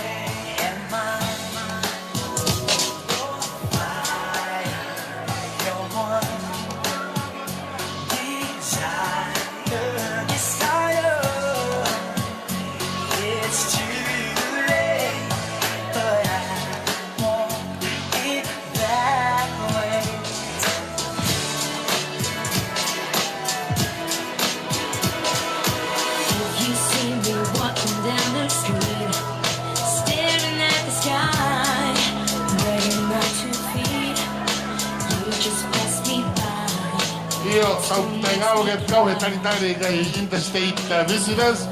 Ko kau ahi mei toa me family. Nana pakso nas me mo hoa fefe kau. E sieni, kau yen me mo family me me me moane me. Ika tōria. What I can, I won't put you down, 'cause I want you around. You can make me whole again. Kata ke e family o Sela. O spea tako ni mo kata ko te mai ko mo whanga mari mo tai mo ko mea mari. You still turn me on. You can make me whole again. Time's laying heavy on my heart. Seems I've got to let you in since we've been apart. My friends make me smile, if only for a while. You can make me whole again. Looking back on when we first met, I don't know you out of our lot. cannot forget. Baby, you're the one. You still turn me on. You can make me whole again. Region 9, 501, collabo, baby. Let's get it. Hey, wey. Pas mai malo mino. Talvez não foi até tolo. Kata mai família o Sela. Família Sela mo kata mai mo tai mini mo tai mo me mari.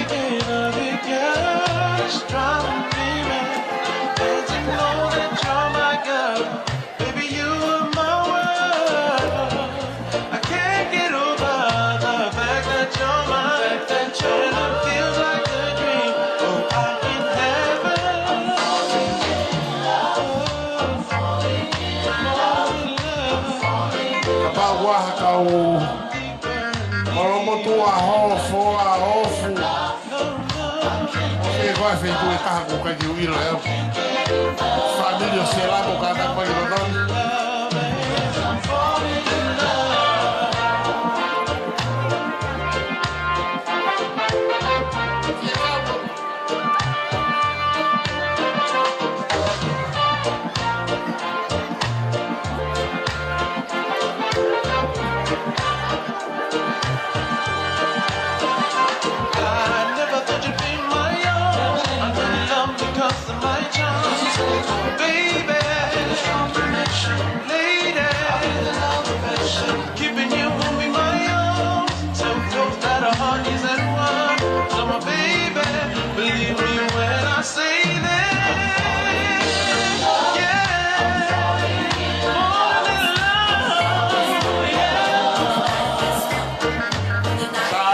Mari.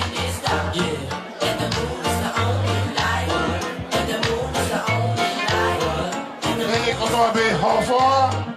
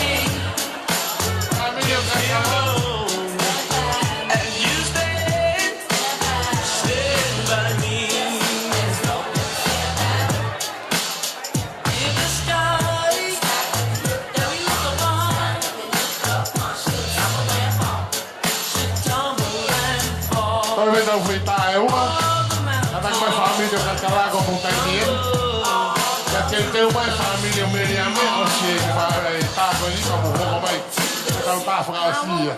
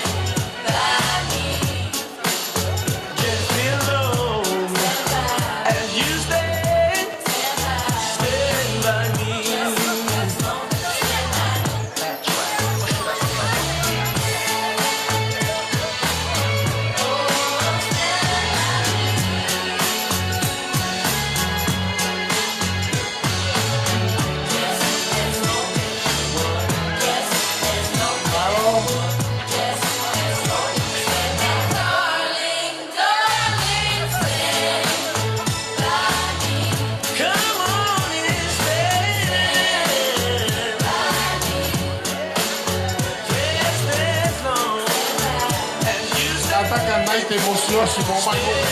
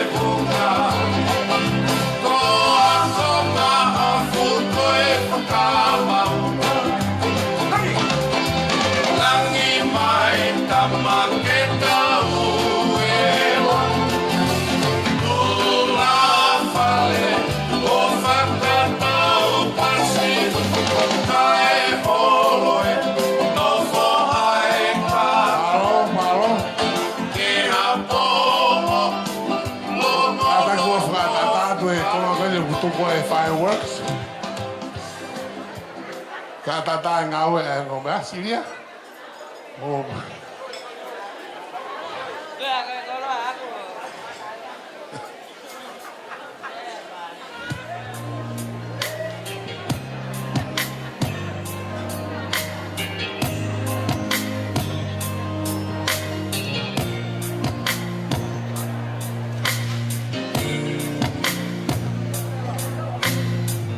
Put your hands together for the bridal waltz, Mr.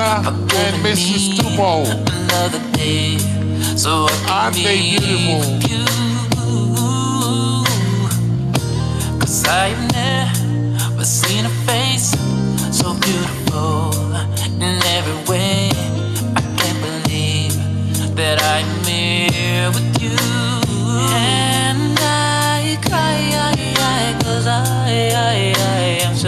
pas bagi ai. Cause you don't know what it means to me to finally find someone. I was searching for the perfect girl, the woman of my dreams, and now she is in love with me. And even though I've been around the world, never did I find a girl that makes me feel the way you know you do. And even though the past were kind to me, never did I dream I would find me a girl like you. Da, da, da. Da, da, da, da.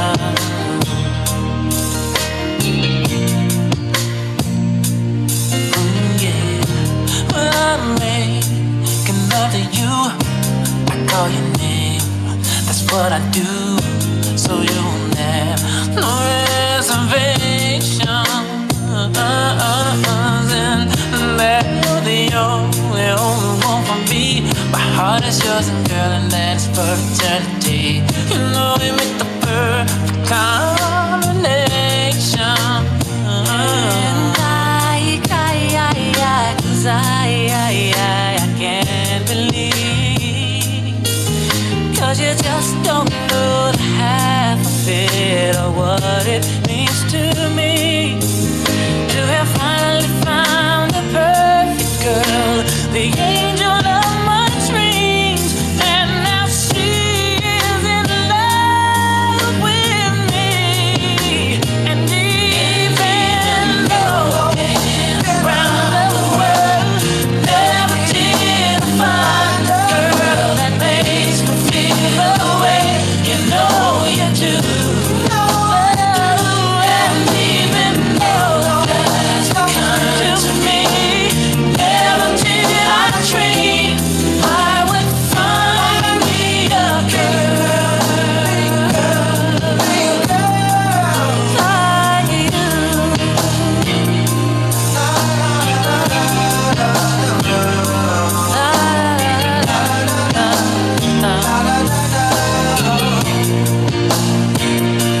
You're only the best thing, girl, that ever happened in my life. You are my angel, the angel and the apple of my eye. And even though I've been around the world, never did I find a girl that makes me feel the way you know you do. You know you do. And even though the past was kind to me, never did I dream I would find me a girl. Oh, Lord. And even though I've been around the world, did I find a girl that makes me feel the way you know you do.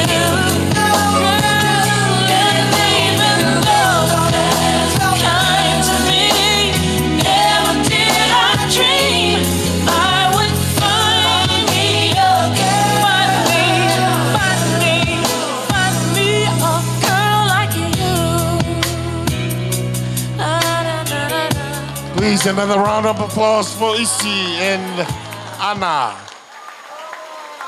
Next item is the father's dance with the daughter. We welcome Kakala Halaifonua to the floor. For all those times you stood by me, for all the truth that you made me see, for all the joy Oh, you Kakala, brought to my bigay life, na may may for Anna. all the wrong that Kasi you kuwan na made tao right, niya Anna for isya.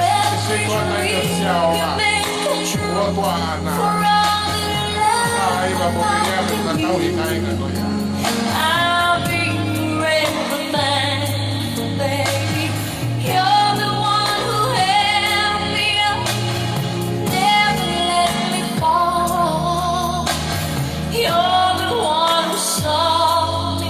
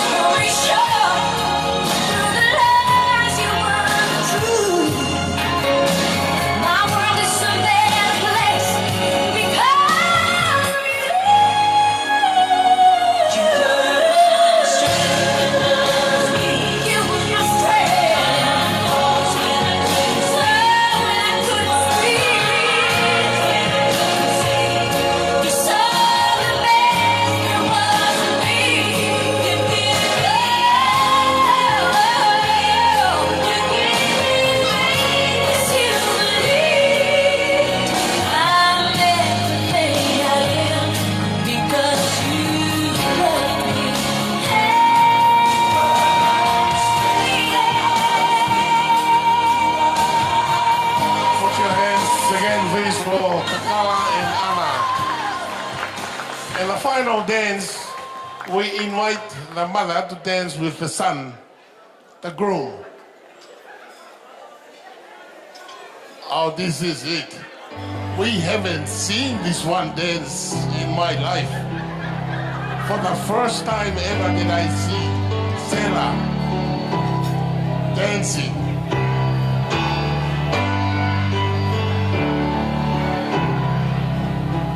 Please put your hands together for the mother of the groom and the groom. Sarah and Isilem.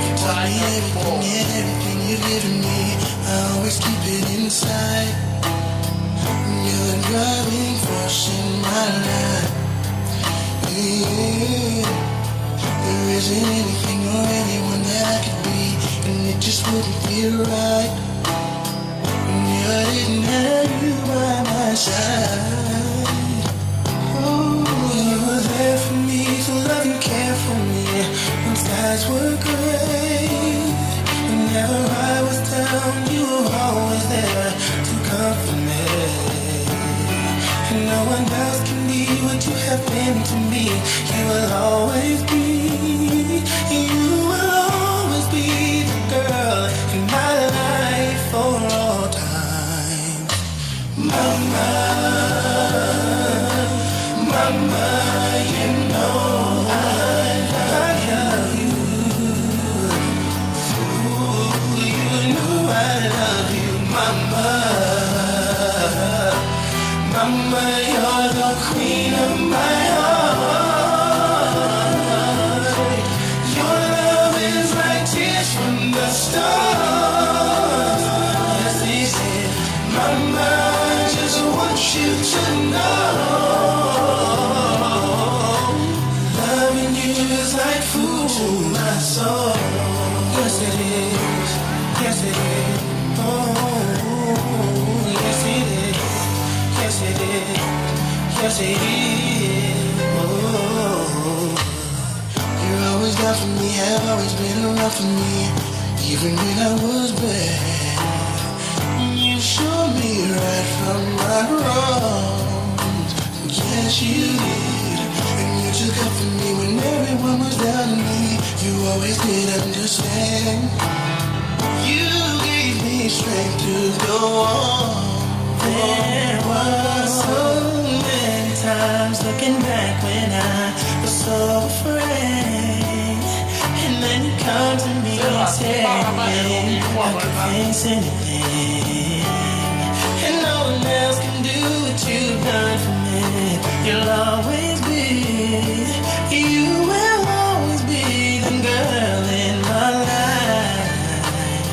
Ooh, mama. Mama, you know I love you. You know I love you. You know I love you, Mama. Mama, you're the queen of my heart. Your love is like tears from the stars. Like tears from the stars. Mama, I just want you to know. To know you is like food to my soul. Another round of applause for Sela and Isi. Wow, Sela, you can move, Sela. Kata kau ki malama e foi tolu na kana ura va o tau kirara. Kai kai papa e be buiuru. Next item is for the best man and the matron of honor. This is the time and the place where you will have your speech. Kau ki toa ngeke maambi loto, ki tolu ki tuku loto.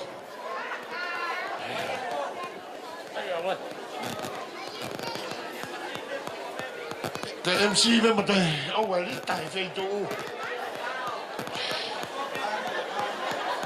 O te mo te whakawhewe feito peheni. Ake? Eh? Yeah. Ko mo mena tingena mo.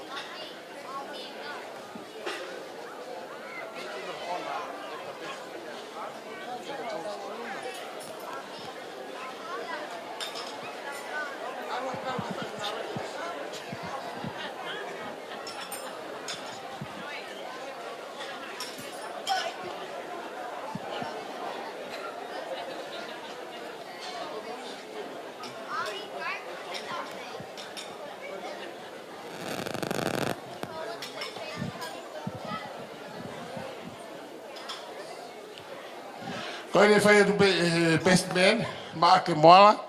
Ai lea goeni ai Mason of Honor ba mo best man, pa tene ngai te pire ka pa ku ke to ho mo wahi pu te ke fai ai toast ki he ngo me amari.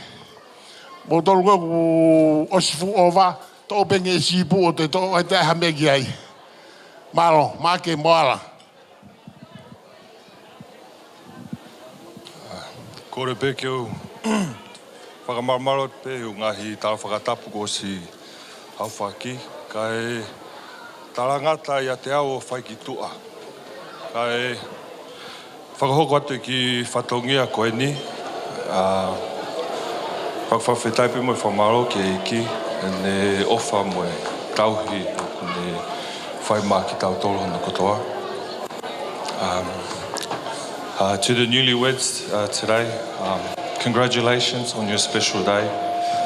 You both look very elegant and absolutely stunning. I'm just going to quickly introduce myself. Koe kuhingoa ko Make Moala.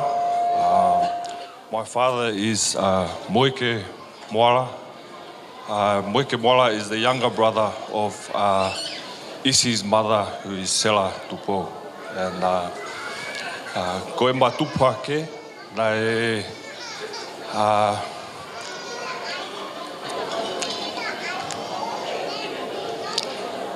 matupake le whakataha pepe ia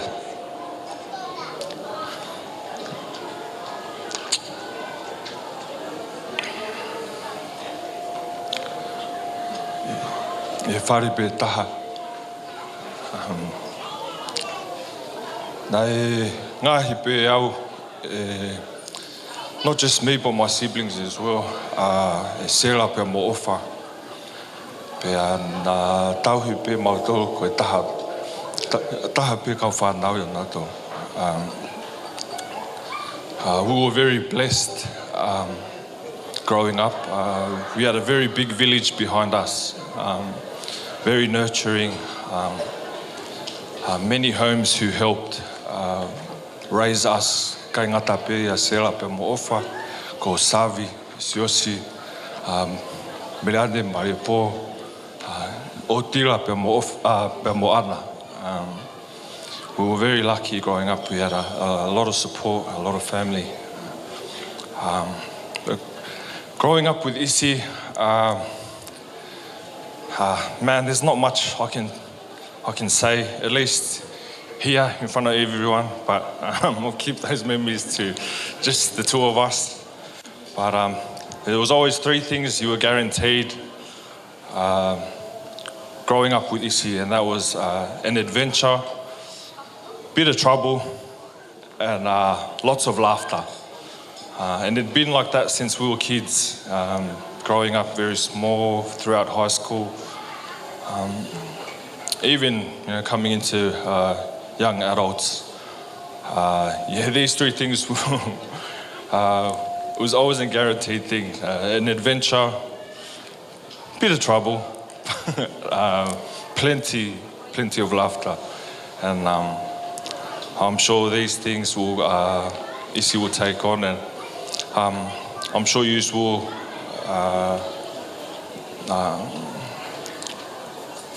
Have plenty of adventures yourselves. Hopefully not too much trouble. But I know there'll be plenty of laughter. And I know one thing, I'm sure you've already experienced yourself, Isi's loyalty is unmatched. And when he loves somebody, he goes above and beyond for that person he loves. And so just want to quickly share just a passage that the whaiwhekau David Tasuhengaru had already mentioned during the ceremony, but I think it's something that is quite crucial for the two of you moving forward, and that's Matthew 19 verse 6. So they are no longer two but one flesh. Therefore what God has joined together, let no one separate. Which is just emphasizes that marriage is a divine union meant to be permanent before God. And which goes into another verse that the whaiwhekau had mentioned earlier, which is Genesis 2:24. Therefore a man shall leave his father and mother and hold fast to his wife, and they shall become one flesh. And I pray that moving forward, you do everything together, regardless of obstacles or challenges you face ahead. You do them as a union, as a team, but as one. And tala monua pe kia koe isi pe kia ana ofa pe te mau aho whiawhia a honi. Whakatawange pe ke whaitapokina ki moa, tamai o he wani. Pea mo tuku pe mea kotoa ki ai kene tataki homo whotonga. So I asked, as it's a customary thing, for everyone, please, if you could raise your glass in the air. Ka tak whamoremore pe. And would like to just give Isi and Anna 3 big cheers, okay? Ready? Hip hip, hooray! Hip hip, hip hip. Cheers, guys. Love yous.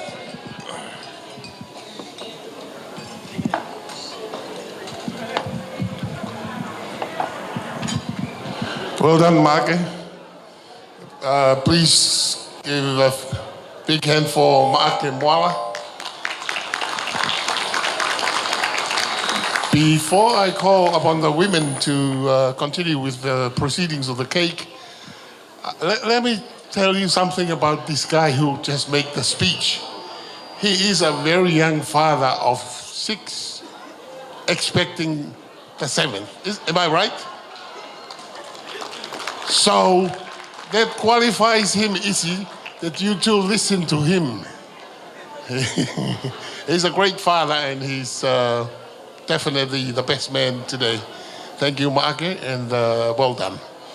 Te whawhen kia meliame pa mono kai ngā kohai kune whai ai ui o tau keke.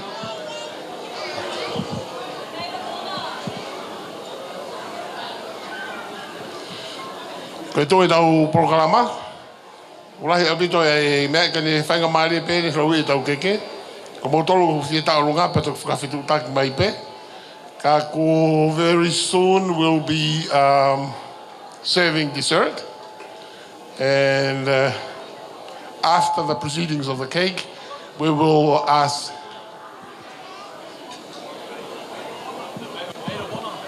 Oh. Yeah. She said that she doesn't want to speak. I'm sorry. I thought that Maake said that he was making the speech for the both of you. But no, definitely not. Please put your hands together for Christina Kalaifonua, the matron of honor. Apologies again. All good. Kola ke hufanga ngai whakatapu ko o sana whaki, ka ata mua o ke whakafofonga ia tu ai speech ai maid of honor he ahoni. For those of you who don't know me, my name is Kilisitina Gofu Junior Halaifonua Tuitupo. And I am the older sister of Ana Halaifonua Tuitupo. I mean Tuipo. Yeah, I was hoping that Safi would continue because I didn't have anything prepared, but we'll go ahead. So me and Anna's relationship, for those of you who don't know, Anna isn't only my sister, but she's also my best friend. Before even Anna asked me to be maid of honor, I had already told everyone I was maid of honor. And then I had to act surprised when she asked me and pretend to cry. But that's just our relationship. Anna, she is a kind, caring person, and she loves hard. Those of you who know her, she does everything with heart. And especially in the last few months, as most of you guys were aware, she did come across some challenges, but that's just how Anna has always been. My sisters and my nieces here, the last few weeks we haven't had any sleep. Everything that could possibly go wrong, it went wrong yesterday right up until this morning. But if it was one thing that we were sure of, it was that God was going to make a way. And with Anna's life, God has never failed to make a way for her. Isi, welcome to the family. Thank you for loving Anna the way that you do. Thank you for loving my parents the way that you do. And thank you for loving my brothers the way that you do.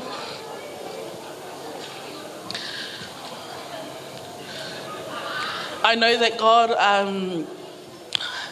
when God wrote Anna's story, you were always in it. So we praise God for the unity today, and we praise God for the families that have become one today. And even though the best man did an awesome job with his speech, I would like to make another toast, just because. So if we can all please raise our glasses and make a toast to Mr. and Mrs. Dupont. God bless.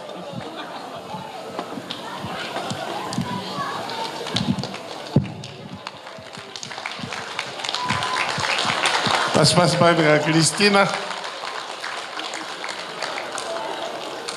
I messed up twice. I said, Cristina, how I fonua, forgetting that you're already at Tuitupo. Sorry, Sandy. Cristina, how I fonua Tuitupo. Thank you for the wonderful job. Now we'll go on with the proceedings of the cake.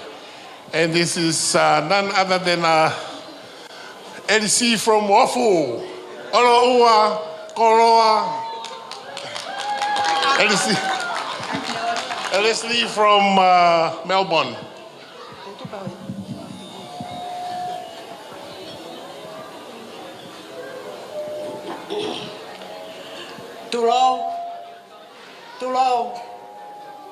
Tulo.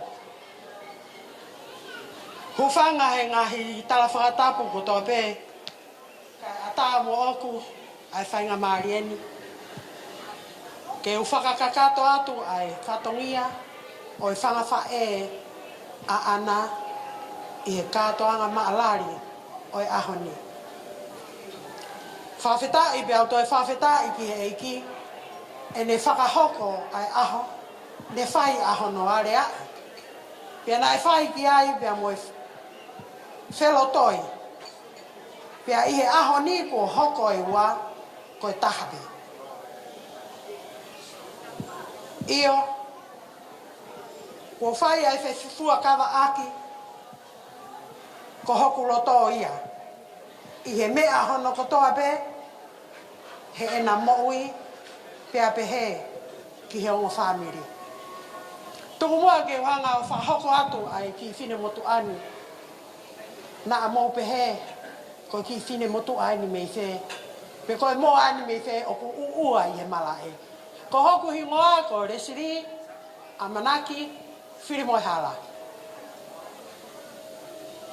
Ko glere mai pia mi he funga whawa mo hala tuku tō ngā, isa. Mi he whala lau toa. Ot whanga walu. Pia pehe, ke tua a koroa. O koe pia lea, oi motuni. o ka hou ai toa koloa.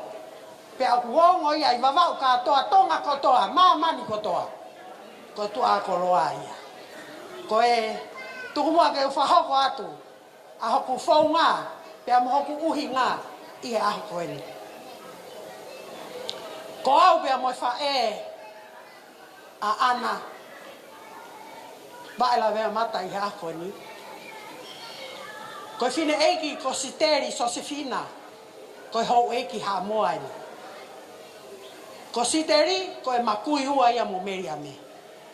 Whanau i e siteri ai fine eiki ko lire. Pea whanau i e lire e ku fine eiki uhinga ia e ku tuu i e hoa koe ni. Pea roke ai ai tu whewhin ai tuonga ane o lire ko e tangata eiki ko tafi. Whaerei e tafi ai whaego ia a Meriame. Pe ko ana vai la vea mata sinia. Au ku tau hingoa ke ia ana koe ni. Au ku tau iai i he aha koe ni. Kai tuku mua ke ata mo oku ke whakahoko e whatongia ngai whae e i aha koe ni. O ko whawhetai ki e iki. Ko uhi he na iai ai toko taha o ku totonu ke ne whae whatongia koe ni. Ka ko tari loto e iki o kai tari e nau visa. Pea ko pehe ke uhao hake. Tālu e ku tupu ke mamani ko toki tuhen o whai ha whatongia peheni. Pea ko lau ko loa, pea lau tāpua ki ai, ko hi ke tuu o whai ha tokoni ki hau te hina koe ni ko Meriame i a koe ni. Kai tuku mua ke u whoki he ki hoku whatongia ke whakahoko atu. Ko e keke ko ia a Isleri pea mo ana vai la vea mata i a honi, ko hono tumu aki. O ku hiki pe ia pe ama ai ongo tamaki mari o e a koe ni, Isleri pea mo ana. O ku hiki aki ia ai ke tonga. Pea ko kore atu. Ke TJ tai mai peha whasi ka e whahoko e whatongia ko ni, pea tauhi ai whatongia ki tua, pea tau ke mau.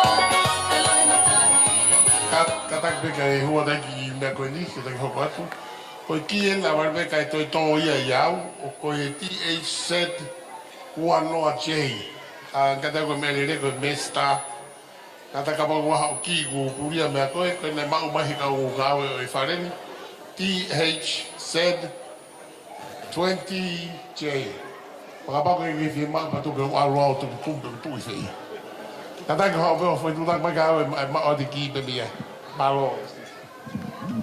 Tau hoko atu ko e keke o ku hoko, ko e keke ia ai mihitanga o ana tupou. Ko e keke ia sauna leva, he poto, o ku hike aki ia ai ki e tonga, pea mohono ngahi koloa whakana nivi koe ni. Ko e whalapaonga o wanoa e taha, whalapaonga taha nima e taha, awhi aki ia ai whaatuwalu pe koe lau nima,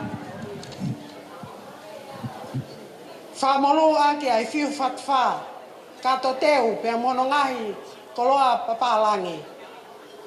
Ko koloa kotoa ko ia, ai whahu sauna lewa he poto, o ku kau ki ai pea mo tuanga o e keke. Tuanga o e keke ko e whalawhihu taha lima, o ku awhi aki ia ai fuatanga. DJ tā maha whas, kai whahu atu ai whatongia ko ia ke ia.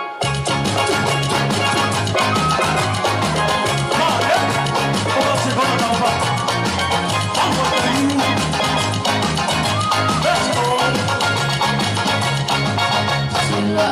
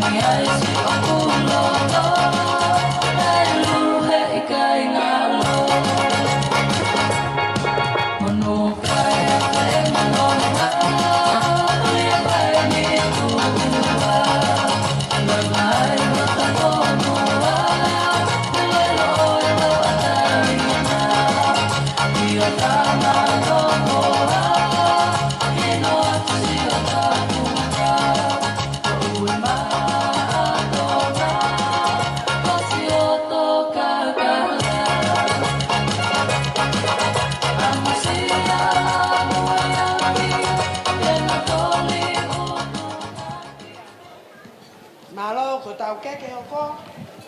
Ko keke hoko ko keke ia ai fai te kau na ne hanga whakahoko ai ongo me a honi a o me mari. Mari e pōsi o he ngala. O ku hiki ake ai keke koe ni ai nono ngai koloa. Pea mono ngai whakanani. Ko e whala tahanima o ku awhi ake ai fuatanga. Kato teu pea mono ngai koloa papalangi. Koloa ia e fai te kau na ne whakahoko ai Mari o ahoni ko Mari e pōsi o he ngā. Tā mawhas.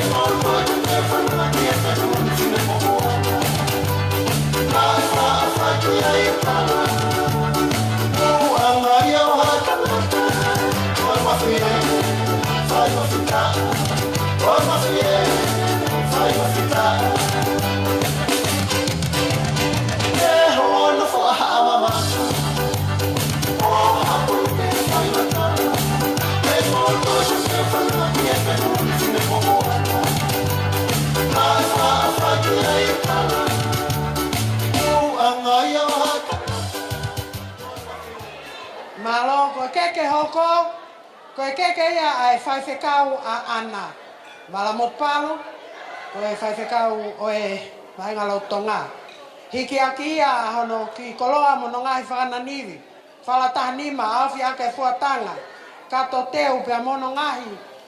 Nau papalangi. Tama fas.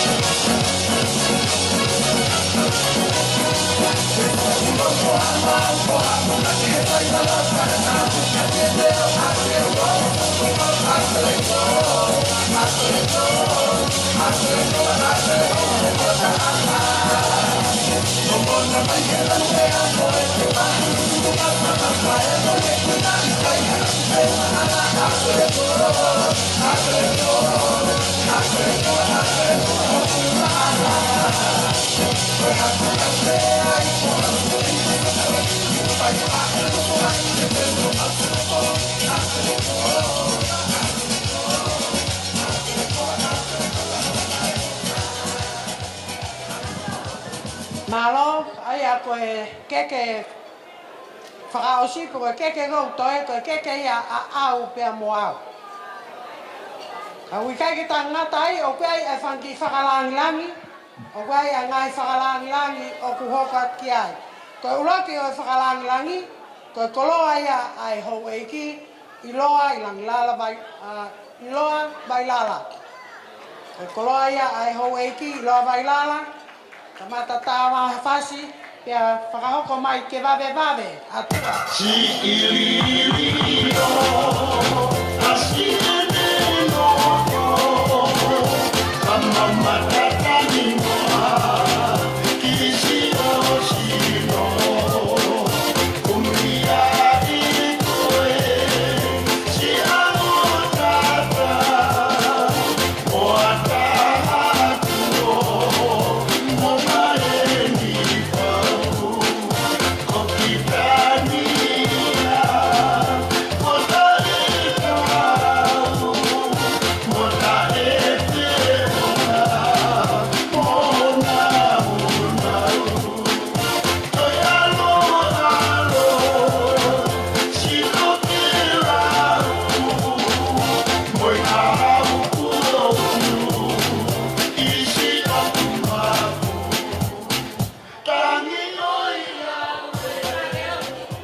Malo, koe whakalangilangi o ku hoko, koe whalangilangi e mai whai whekau ne lava mai me Lucila, le sieri popua nai tū.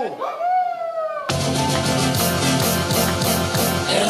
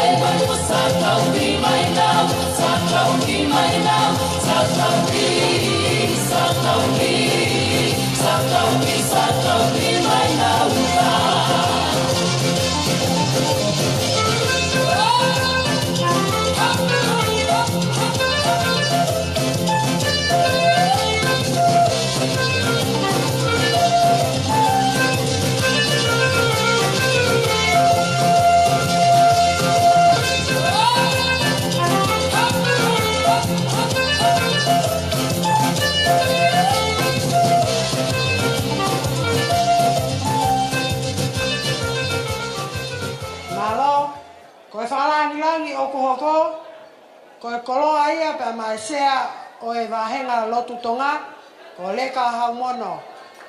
Mono whala au fi pe mono ngahi, koloa papalangi mono kato teo.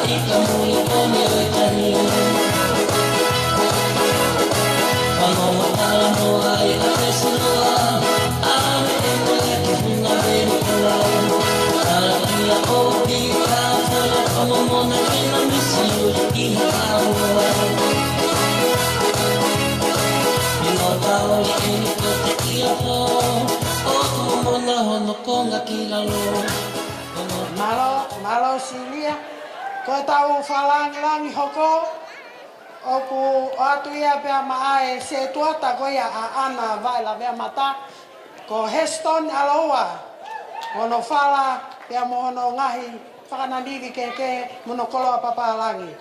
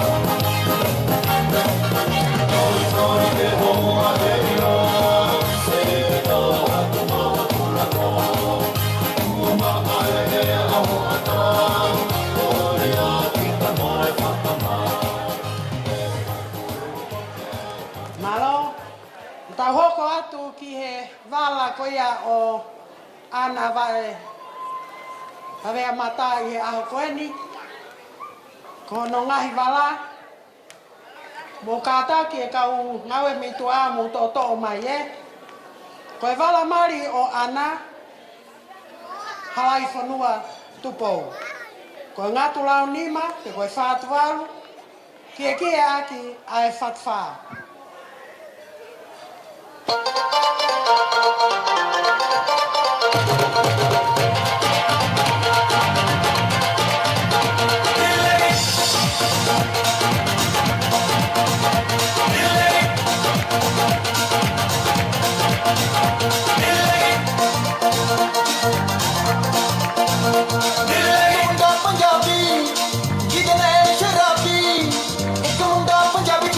Punjabi,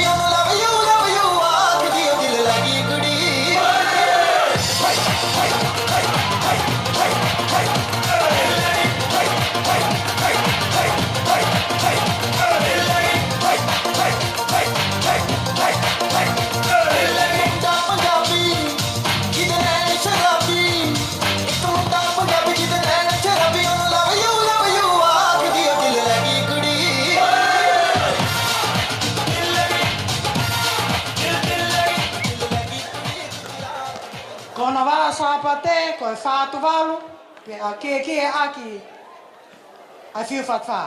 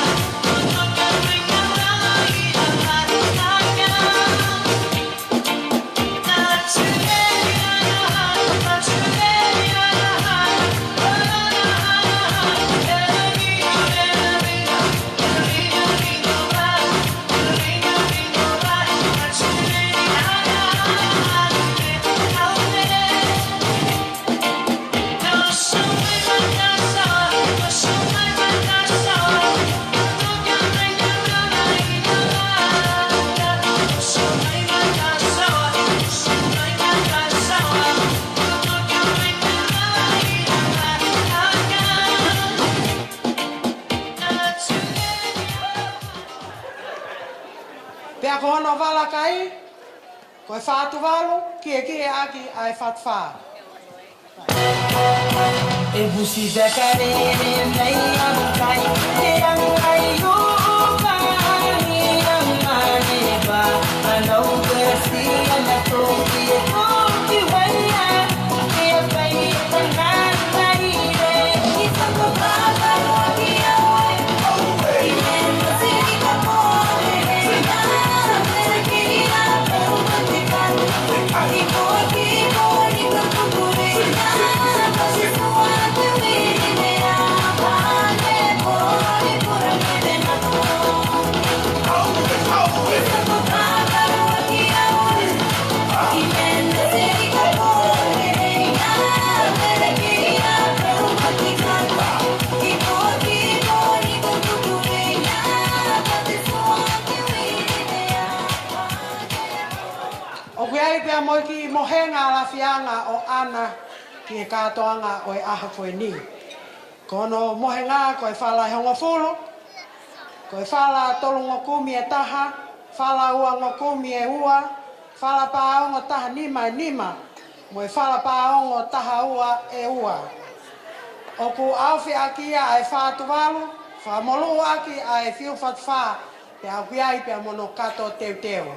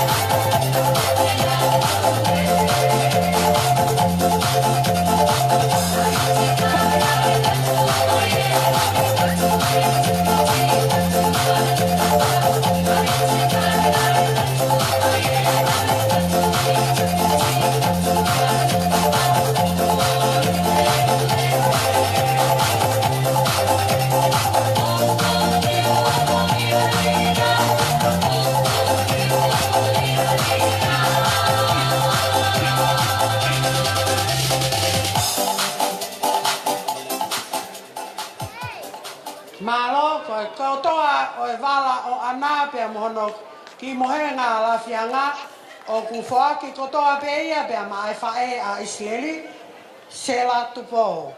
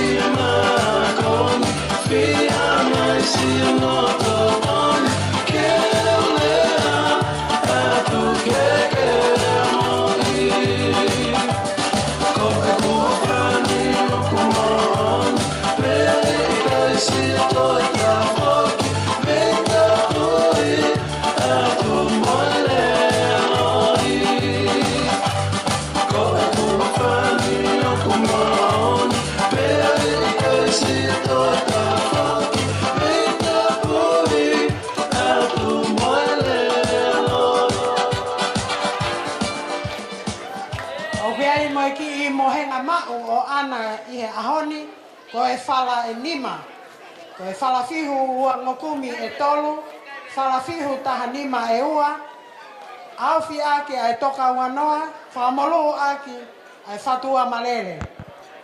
Wei mono kato teu pea mono ki nau nau papalangi, ta mai fasi.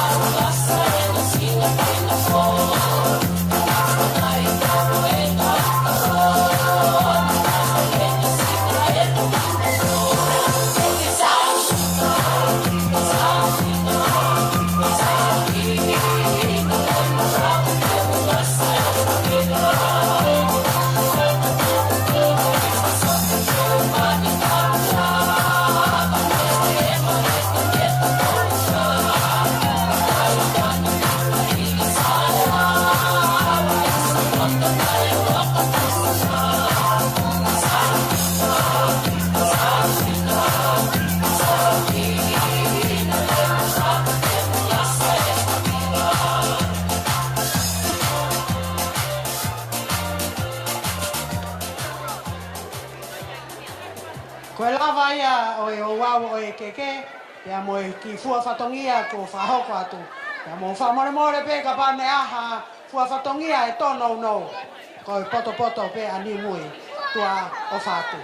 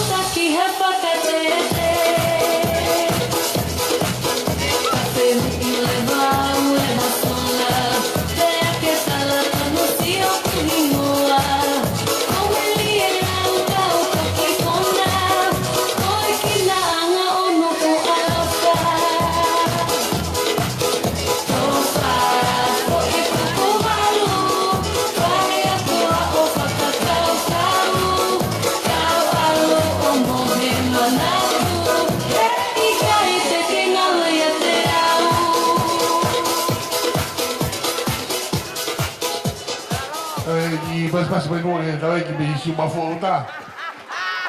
Na maro e fai flava ni maro nga o ni o aho. O ku ngani lue le pe tau taimi. O sei ni e ngai tau lunga ko fafitu taki mai. He kai ki toi fetongi tau fefine tau lunga. O ku ne pe e ia tu pe ke ba ka kata fia. Tau ai pe ki foi faka ma fana e ua. Ta tau tui kore lewa ki a ana ke ni hanga whakaawa ai ngahi taurunga o e poni. E whakahoro ake ai no whopa mo i ngahi u ngā o e poni. Koe ai e whakamaro ake ki moutou i whakakakato o i ngahi u ngā o e koe ni. Ti chei mai pe mua tau ki whiwhasi e ua. Tau taitari ake whiwhine e taurunga ake.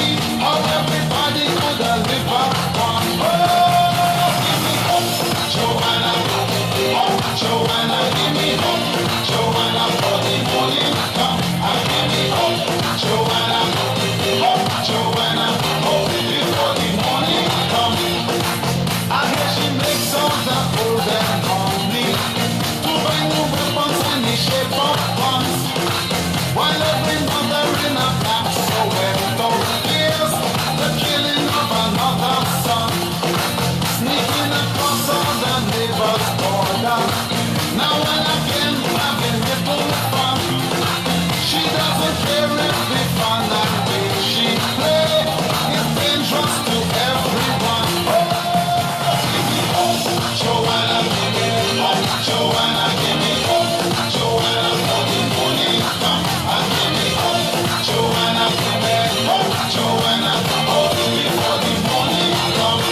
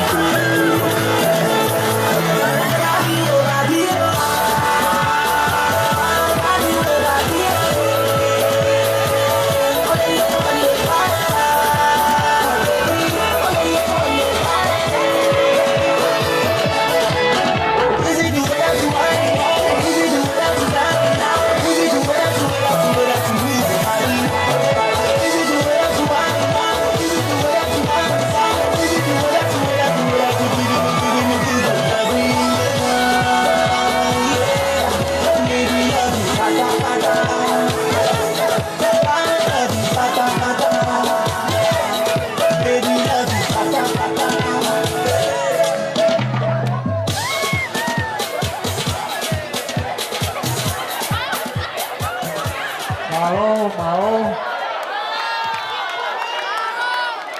Ka hoko heko fulu tuange ke katot ma botong ki tata. Ho fu ke tata. Tata ke tau te wange ke tari e fefine mari aho. Ana. Na mea mata Hawaii whanua tupou. Kene whakawa te kai taonga e pōni. Whaharo aki ai kātoanga ko tau whai i ahoni. Koe ke teu whakawhi heke ana.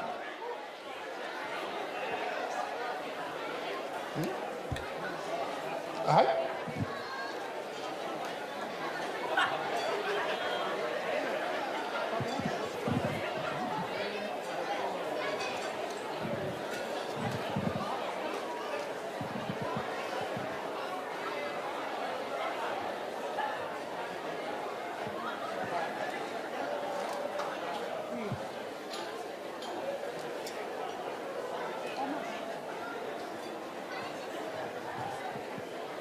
Ange koe ak mo mea I koe ulaki tālonga o e whawhiawhia o e whiawhini e kātoangan. O whai beia e he tāhile maari. O koe ai ahono tuu anga. Koe whala wanoa, awhi aki ai toka wanoa. O kuhiki eni pa ma e mokopuna ahono megitanga lahi taha. Ko ne si mama o atu.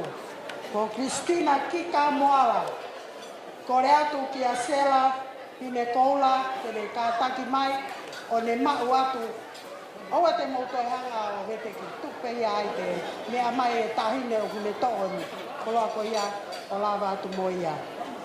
Koe mōpuna ahono me ki tangalahi ko ne si pekia. Aia koe ko Sela Pine koula. Ko reat Sela ke mea mai o mau atu. Ai tu anga ko ia. O ana malo. Malo resmi ke jogo te taunga whawa ana taunga ko ni koe taunga heni e wha. Osme taunga ana te umai taunga e meline tupou. Hoko mai ai taunga e whahu o ana. Ta hoko mai ai e ki iloa whaiwhekauia. A hoko mai e kau whrau pe mi dikatori ake ne ti tauwha. E mo e tauna whawhikutak mai kakala. E mo e hoko ko Sela Fine koula. Kai he taimini, tau tuange e taunga uraki. Pai e whiwhine mari e aho. Ana.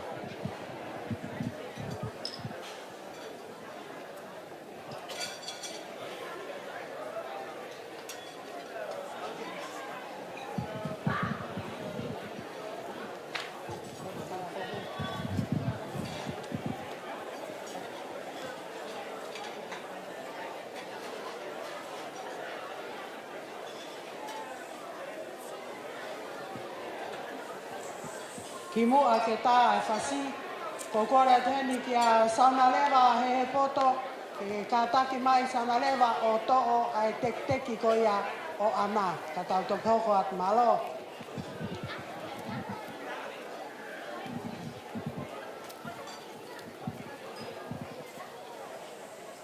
Pas mai ki whahu o ana.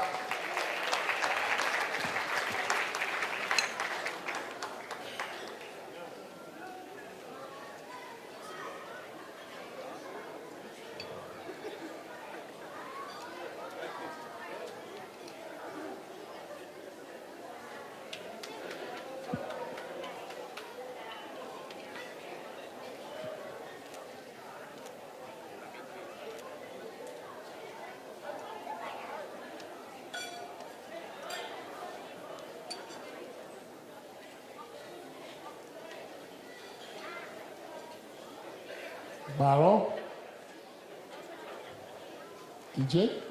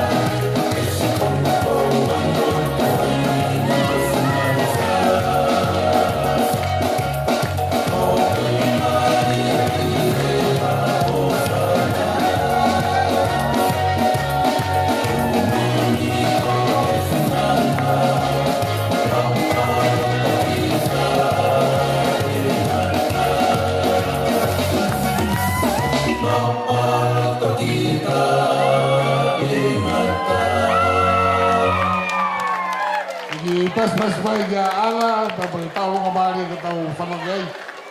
Maro e whau, maro e tā nga mari e pe moro toi whakahaka. Te ua e pe mga kātoa nga pehengi. Te umai ai tau nga hoko, gine tupou, Osia hoko mai ai whahu ana, hoko mai ai whikatolu ko Keneti Tauwha, hoko mai i taurunga ai kāinga whakawhonga mai i Takara, Hawi, ka whakaosi mai a Serafini Koua. Tana koe mau pe ai taurunga pe a tau pa whakakutak mai, ho whasi.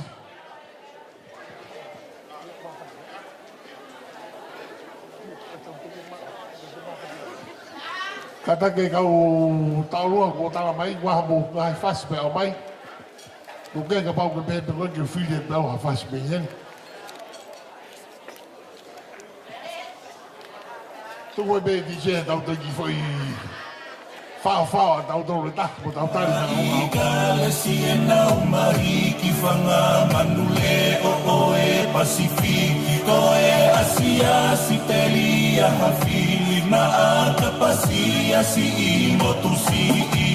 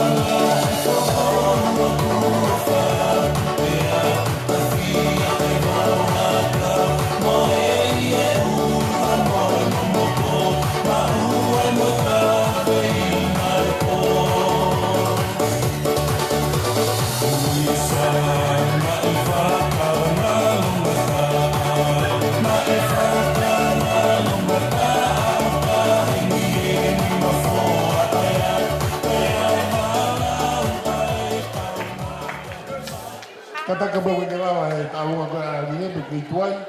Ka hoko mai taurunga e whahoko o ana he taimini, sa pauko mau ia. Ka mea whakele ni whahanga whakaroroa i koe ange ai pō. E te hako taurunga te e hono whakahoko. Pai osu koe e pe te e pe mohono te e. Taurunga pa uskau ki taurunga pe taurunga hawhi whasi. Au tau whia mau whuke tau mamata hei u taurunga. Ka koe whia mau koe uia ki pepa mo te i te urewa. E mo whaafi mai.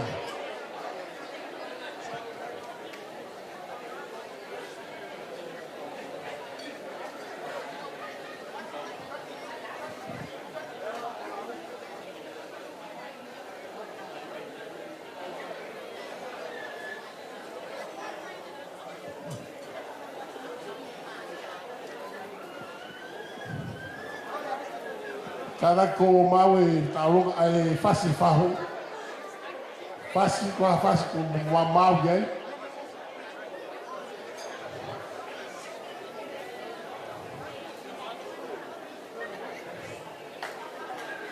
Tata ko bai ko mo taurunga ko le mai ai, hau e taurunga whakataha mono fasi.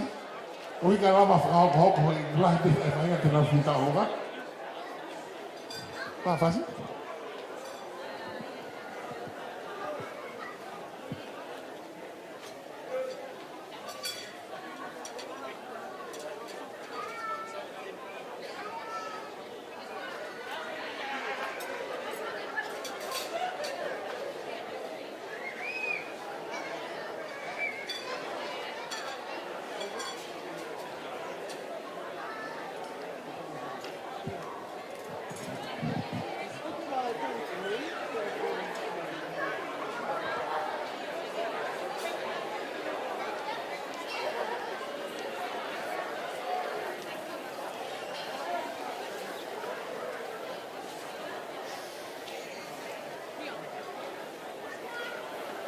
Te ki ai ki whai e tau olunga koe ni, ko kore atu ki e kau wholau kotoa te me i Aotearoa, whanau mo i whakamagapuna o uila pia mo palala wa o ataki o lava mai. Tuu mai i hoku tuahe.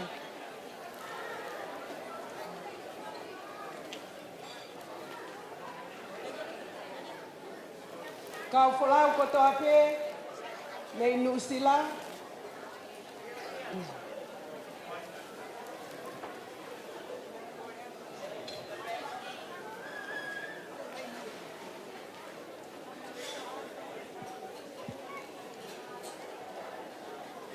koe whakawheta i pia mo i whakakoloa.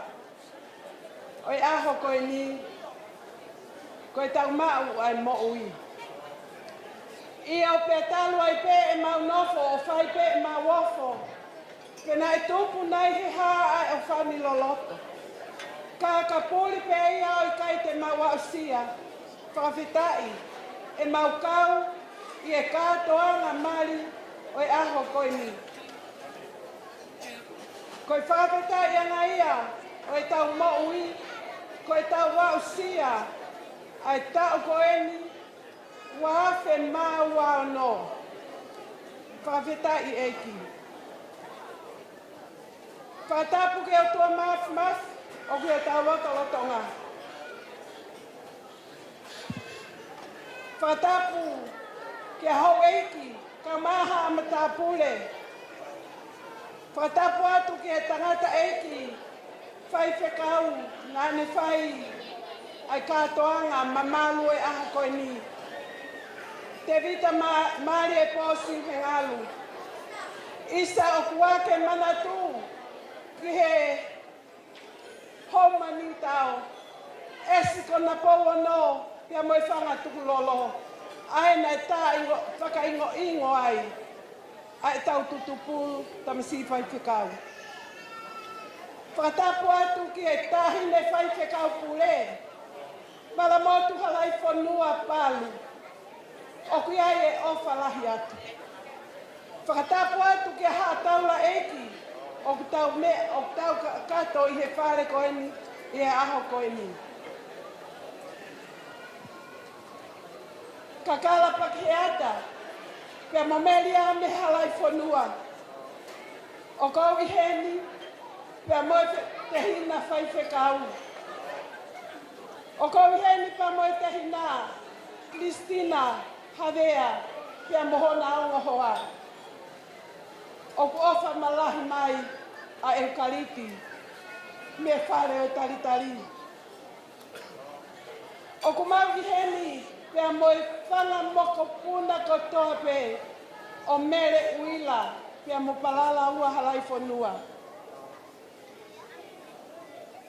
O ku ikai hame aia te mau mo ua, whakamore more ala na pehe koe mau heni ko mau tuunga, more ke mama. Pe koe mau heni ko hakoloa, more ke mama. Kakala paki e ata. Koe mau heni ko hui ko mau whaunga, mo mau uhinga. Ai ofa koia, nai tukuloto i iho tau ki loto whare masiva. He ko ofa i au kai ka anga i hataini. Ko ofa i au tolonga. Ko ofa i au kai whakafofolahi. Ko ofa ia O ku mā upu i loto ia te tau tolu. Mahina peka kāla koe aho koe nina ai ke lava mei ke aiho tau ke te. Te vita mua o halai whanua. Ka koe uhi. Ko hui mā mo mā oni oni nei whai heo tua mafi mafi. Kei kai ai ke whai hausia. Oi aho whakakoloa koe ni. Ka koe mau uhi ngā pē. E ka kāla paki he ata mo meriame. Ke tau kanga kau whakataha i e whakamooni. Oi maari mā oni oni ko ia. O whai e ana. Maalawe a mata. Pea mo Isleri tupou. O mau whakamooni atu. E mau kanga fia whakataha moki moua. I he aho koe ni. Ka kalapa ki ata pia mo meriami. Ko le whamole mole atu. Ko hui koe tō mui a e lere mei Aotearoa. Nei whe unga MC, nei whe unga e mau wholau mai. Mo toko uango fulu mā walu. A e mau whanau, pia mo e whanga makapuna. Ke kau whakataha i he maalari fia o aho koe ni. Pia kui kai ha mau mea e mau. O kui hene e taha ko toa pē kakalapa ki ata. Ko e whakafofonga. Mei he taha ko toa pē ho ngahi tau kete. Pia mo ngahi tua whawhini. Ke tau kau whakataha i e fia o aho koe ni. Pia mau whakawhetai ai ki he eiki. Mau ofalahi atu. Kakala pia mo meriame. Ofalahi atu ofa pia mo sela. Kai tumu e mau ofa. Ana pia mo isi, mau tala mo nu atu. Ko hui koe whare kua langa. Pia me whawhamiri fo owe aho koe ni. He kai kawe e ki he langa, koe koto kula noa. Ka mau i heni, ke tau kaunga kau whataha, i e fia o e maalari, o e aho koe ni. Ko mau ki whatongia, ko le whamore more atu koe hui koe tuai e lele mai. Ka mau toki whakakakato ai lewa, ho mau whatongia i e pōkoni. O mau i heni, whakataha pia mo tonga ewa. Ulai asi, palalaua ho tangata i ki kakala. Whai whekau, Kristina, whanau mo whakamangapuna. Koe ki tu anga, o e tau o lunga, o kutuku. O kui kai sia aia. Koe whalawanga ku me awhia ki a launima. Pea mohono kie koe whatwha. Pea ko hono tek ki. Koe paanga o no awhi. Whakakakato ki atu. Ka ki ai ha mo whatongia o kui kai malawa. Kore atu ke mo lava mai. Mo lava mai mua o hui atu. Ke whakakakato aki whatongia na i kai kakato. Lewe malanga kau tatau.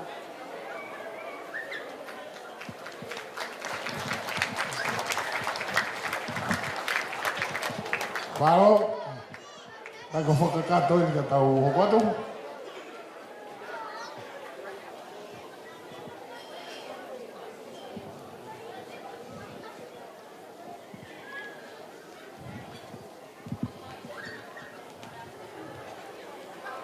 Paro ke whahu mana ulawa mi Aotearoa, alo whalaiwani.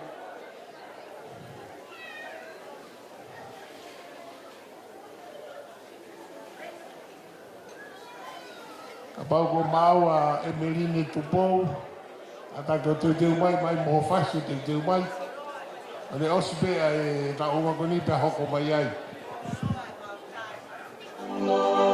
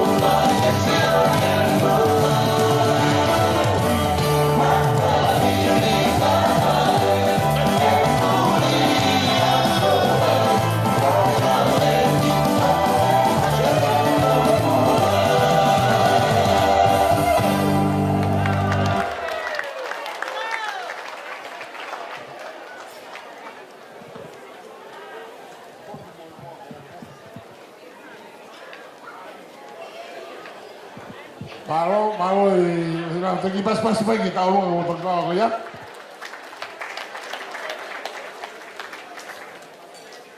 Emeline Tupou.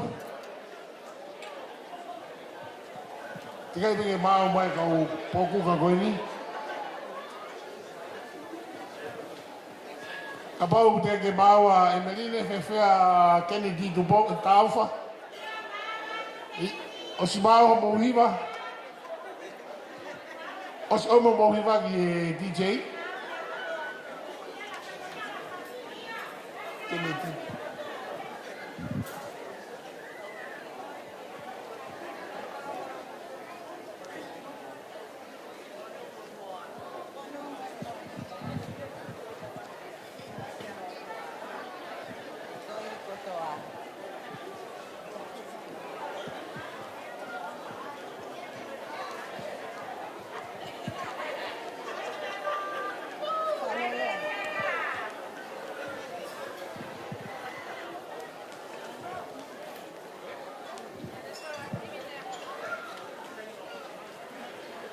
Tulo atu mo pangai mo ni talangata ya ki te kita fai ki tua mamao ka ta mo ku ke whakahoko atu ai ki whakameite o kutui i ho mou hahaonga ka ki muia o ko mua whakahoko atu au ko hoku ingoa ko lo sana tongo me ho foa fonu mo e moa vai kolomoloma takai fala ki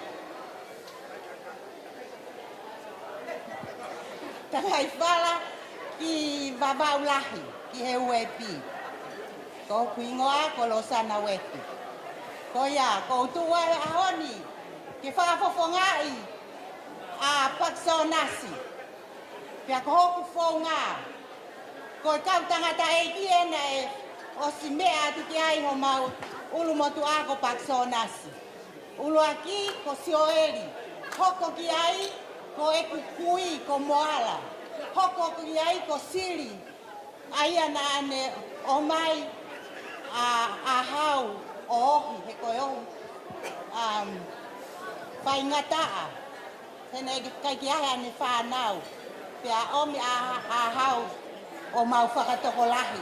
Pea nai hoko pea ahau. Ko ho mau kupu, ho mau family. Talo e mau ke iki ko kutoki iloni nai puti ake ahau. Ka koia he hoa ko emi.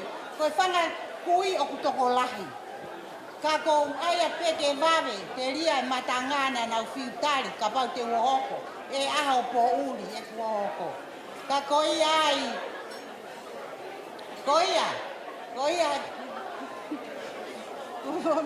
Koia ko tu pe hoa ko ni o kulahe me ke whakamatalaga ko ngalo ia.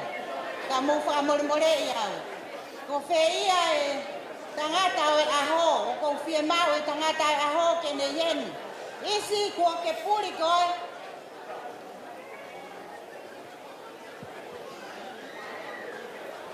O ku maulere mai pe, si o mai po mau toko si.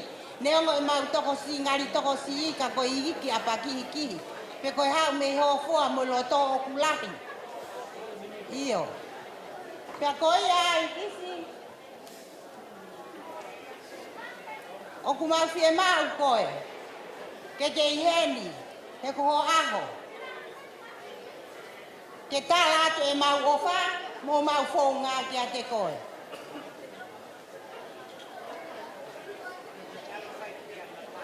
Na ko ke more koe ka kai ke mau hiloi. O te ke hiko e kuka koe ke ua. Ka pao e ua fonu. Mea mai ka masi isi. Mea aki ki he ke hui a te teki a pakso nasi. Uma aho whanga kui. Umaulere mai pe ke whakafofonga whanga kui ko toa me hi o foa. Ha tau wha. Koe, ka kia mea e mau, koe ki tola pe eke atu, ke lava pe aia mo ki kapainu. Koe famili masiva mo tae iloa, na matau tupu ai. Ka koe o whape taha. O kuneanga whakatataha e ki tau tolu. Tau whakawhetai pe ki he eiki. Ai e aia ka mo kapati. Pea mo hoa o whaanga. O whaaka te ki moua. Pea peheke ki mo tui vewe koe ni ku tau whake ai he hawa o ngā toko lahi. Ai ni o kutuku. Ka taki whaere sela. Wheho kau ngā we to atu e amato whariki ake o matawhare. I kai ki aha mea ia e mau. Atu e ki whai aki hao. Koi po puria e moyongo mātu ape ko whenaua. Kai ke ilo ko whehe. O mai o to ate me aka ata e mau. E mau. Koi a tā mai. Ka tau poko atu.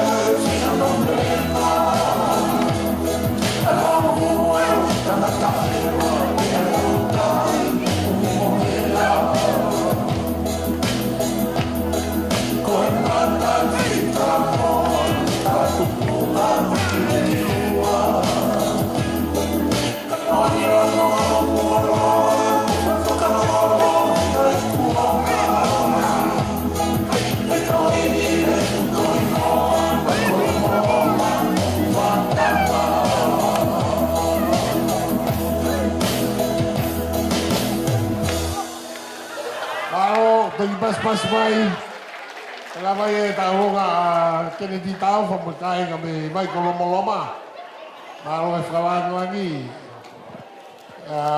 ko tu fuka ko mo tua o vai nima ka ko hala vai na pe ko roto ko mo tua ko urakia ua mai ki tonga taeapa tolu ki shop fa ki sideri nima ki ho foa ka koe lau wa tonga ia tonge lau mei he koka whakanofo tui e lau e mei hifo ai a whika waka hofoa whika ua mai a isileri whika tolu a sopu whika whaa mai whika nima loto koro ia whalo e whalangrani e tahane tau kau whakamau polisi tonga ko ane mai langi ne whakau kota ki ta alonga a Emeline Tupou o whiwhine ia o ofa pe mo sela Hoko tō mua whawhetai ki o tua i he ne kei whakahoko i tau ngahi whakaamu. Pea kou kore ke huwhanga he ngahi tala whakatapu ko osi whakahoko atu me he wheitu uni.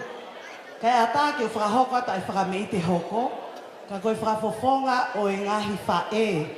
o e tau tamasi mali o e ahoni Isleri whainga tupo. Ka ki mu ai te u neongo peko o si whakawhiloaki vai ua tau he tangata ik whai whekau MC ka te tau e whakawhiloaki a te au. Ko hingoa ko ane mai langi. Ko ulere maakmi matahau tau tā kai whalau ia ki he where atoa. Lolo o halai walu. Ka ko ek whae ko e lahia i he whae o isi. Ko e meri, ka kone o speki. Ko e makui mo isi, kui whewhine. Ko e lele mai a mihinga i hako kehe kehe. Mahal ka pana mo whanau peke longoa a koe me tawhaaki hema koe o oku. Ko ngai whae ea ko whafufonga ea te ahoni. Baka uta, me talalo sia ko veiongo. Po ese, funaki. Pa koe makui tangata lewa me i haano haapai. Ho foa, kolo motua. Ai peke wakai na koe mari whaamiri e. Kai kehe, koe aho nia oi fia mo i pā ma wawa. Pea ku mau fie kau ngā fia mo ngai whae o Isleri he ahoni.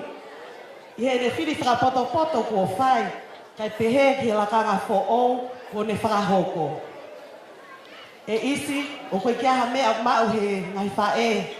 Ho ngai whae, ka koe mau maa whana pē ke whakahoko ate ki tā runga koe ni. Ke whakafofonga e at e mau fia i ho o aho mahu inga koe ni. Koe whame ite he aho ni, o whafofonga pēa he tō whiwhine, ka koe ki tahine pē e taha. O e api o Isleri, ko Emeline. Pea ko ene teki, mo ene tuanga, o whaake atea me he maae me hiki tanga o Isleri whainga tupou. Iunisi, Talia uri ka takwa more. Pako kore aten ka Emeline, ke lue mai mua ki he mehitanga, ke hui ho teki. Pea ki he ku ngahi toko ua, ke whakahoko te tuanga o Emeline ma e mehitanga o tamasi mari. Ka koe tau tōnga ane.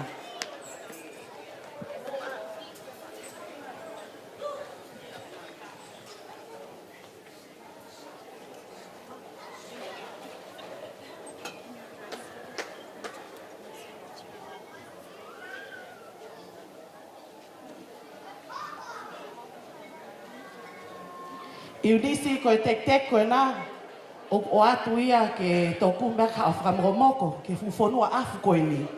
Koe mea pangok tau hao tau tohe taimi afu. Pa koe whakaamu ke ao ngā te teki ai tahine koe Merine, ki he wheitu ona. Koe tuanga o e tamasi mari, ka pehe ke tahine tālonga, o atu na ao ngā ke whanikia ko peito. Isleri, ka pehe ke ho kuini fo ou. Ko ke whakailonga ke aho ni, ka ana. O ate o whalahi au pito me ho ngai whae, mo whakatawange ke kawai pe o tua i he whamiri fo ou ko mo whau i he aho ni. Lewa e malanga kau tatawa.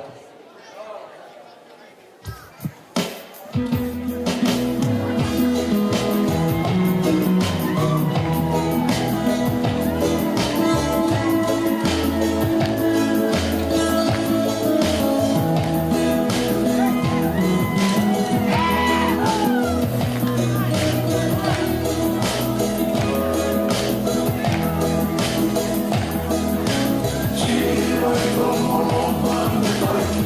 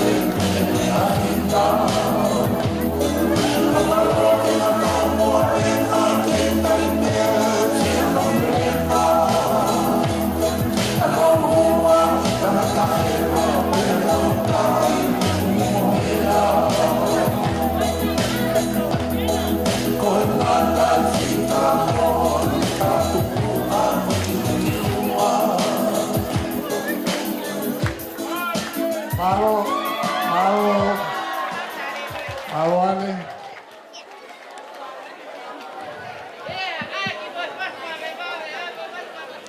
Koi kalunga ko, malamotu.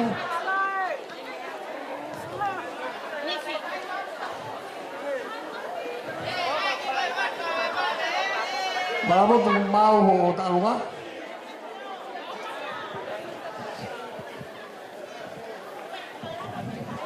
Fai kau betul jadi lama, sekarang mau main kayu apa ini? Whakamalo atu ki he MC, te mau whainga marie. Pea mooni au pito, ko ki ta lunga whakamona koe ni. Kai te tone ke whai. Ko uhinga he koe ki ta inga koe ni, i lo i pe koe ia whakau. Na utoki hu mai pe o kau wai. Ka ko uhinga pe e mofua koe ke whai e rea. He koe kotoa e ka inga koe ni, ko whewhua e ka inga mō lava mai. Whangamoko puna kotoa whalahola mo eukariti, halai whanua, katoa mai ki muani.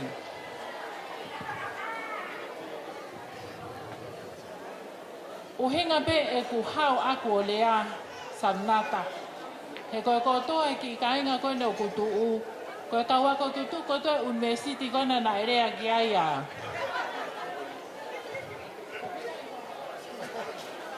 Atuki whai.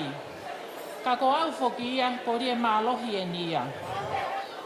Ka ko ai pege mahino e mōmua pēr rie mālohi e atuki whai.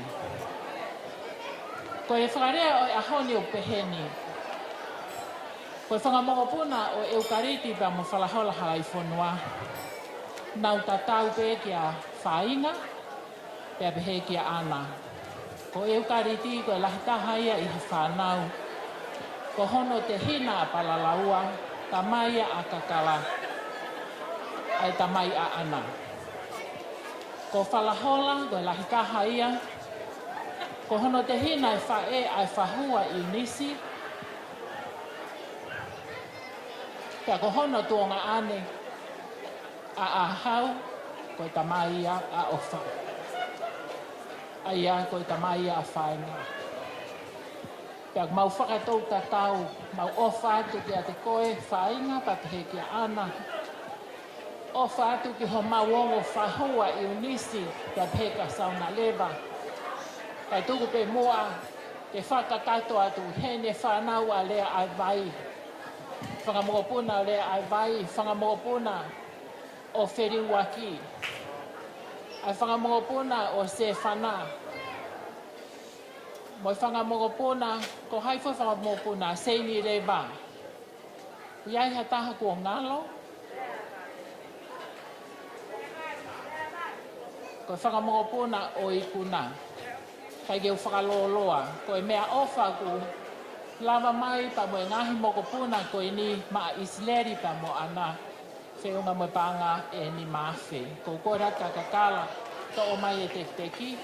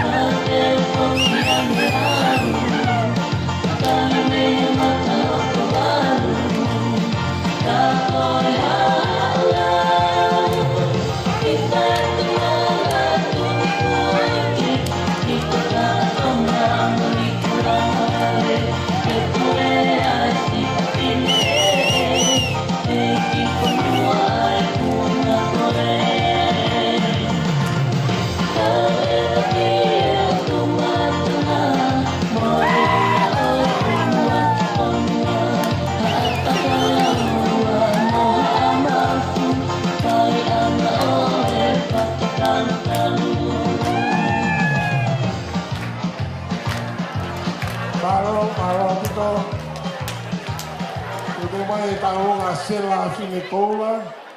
Sela Finekola, ke taonga ia hoko. Paro pito whekau. Malo ia ho kalo ki. Ke lia malohi, koe te hito ia o tuku lango. Koko uo. Pai lau pero ki wamaunga koe tupuanga tuku lango ko fukau kouo. A koe ko hola whekau, hola beme i he ni tuku lango tā ke toi ange o kau tuku lango. Malo pito whekau, whaitongi a.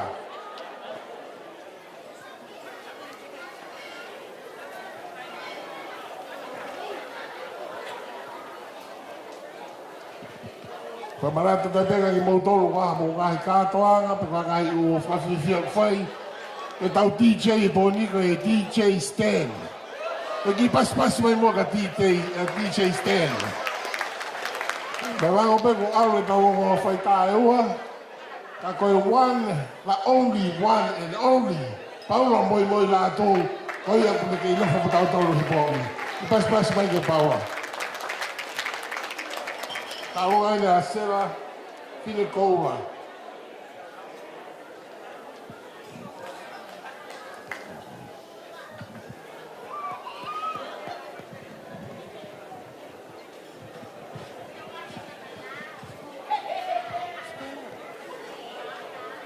Testing.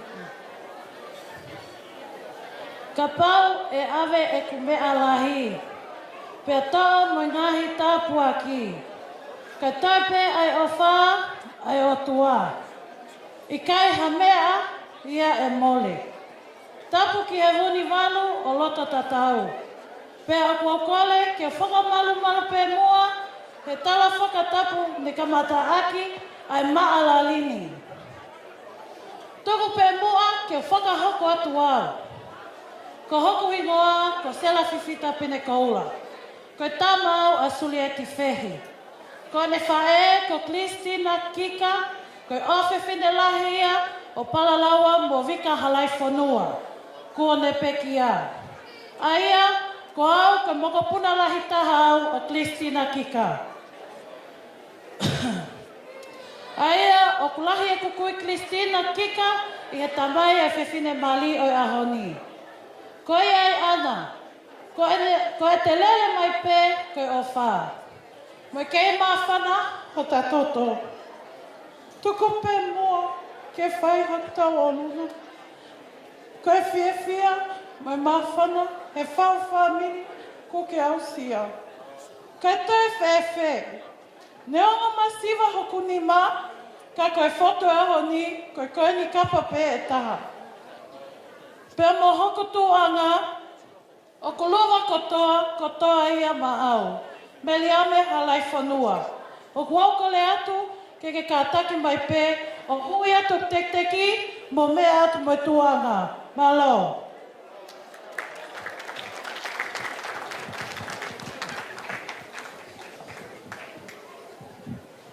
Ala Sela. Kata ki o tuka tāronga koe ni. Hoko mai tāronga Susai Siane, ka Luisa, pe pehe mo kāinga kotoa koe ni. Nau ki hola pe whau ki hifo ka te whakau wawa pe mo nau tolo.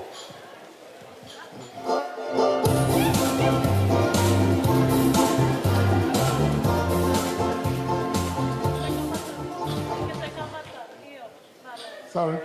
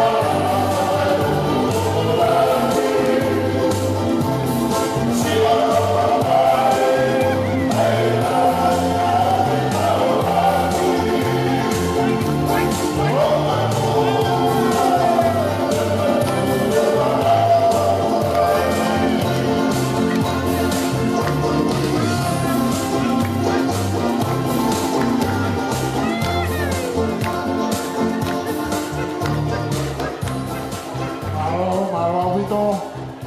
Malo e ki tuaki patonia.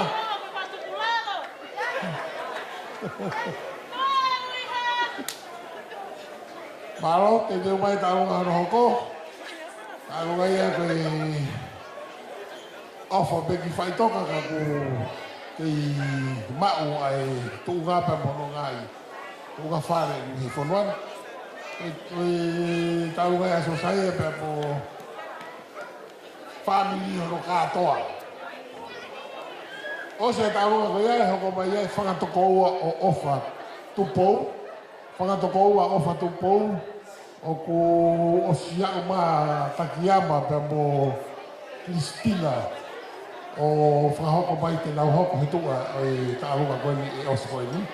Pea te hoka koe ki tāhunga atu ki whai ko tāhunga me ko mai tei ni. Ai toi pe tau tāhunga i tolu. Osi koe ni tāhunga susaia hoko mai e tāhunga whakatoko ua o wha. Tāhunga atu ki whai pea tāhunga whakaosi lewa a Grace Hawai Whanua.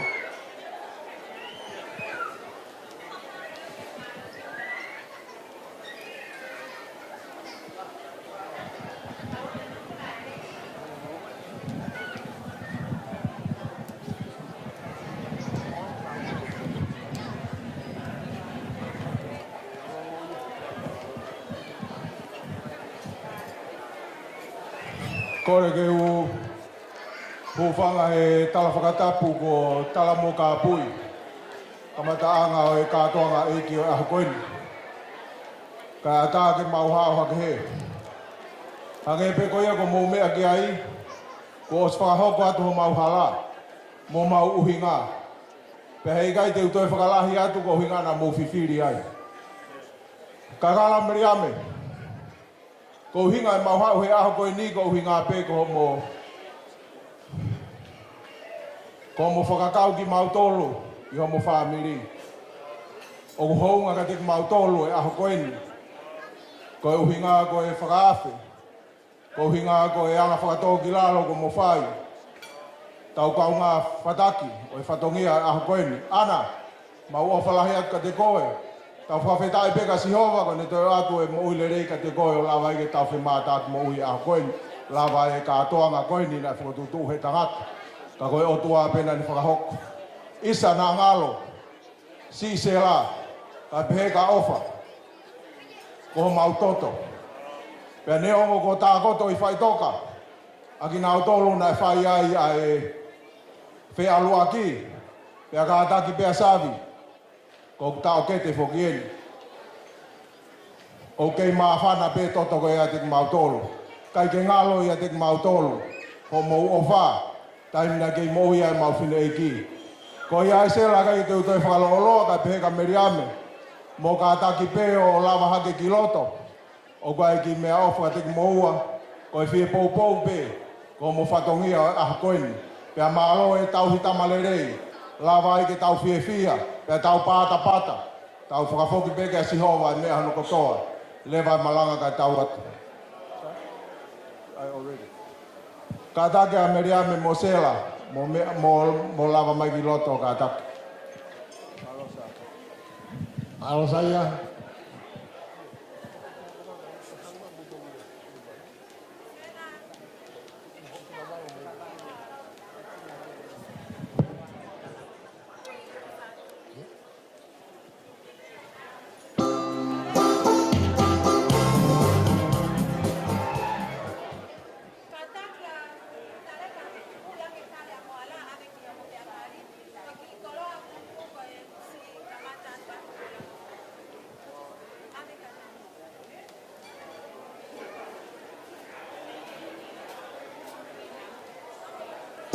Dale, mola. Dale.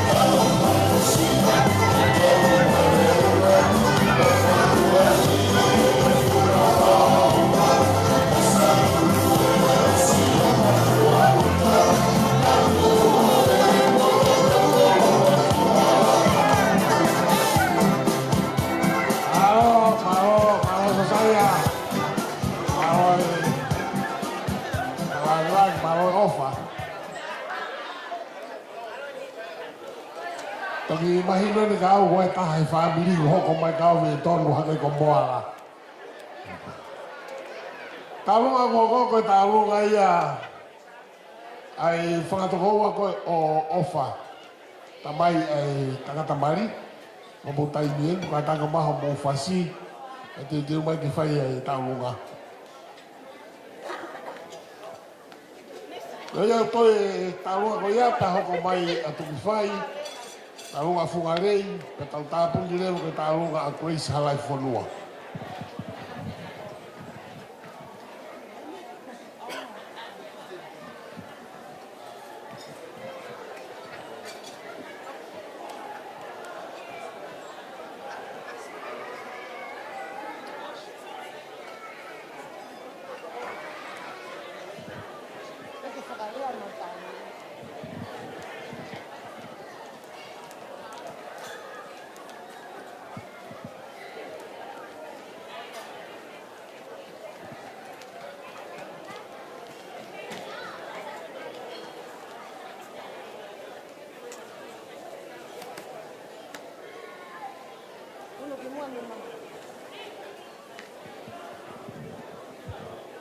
Ko le peke u whakamalu atu.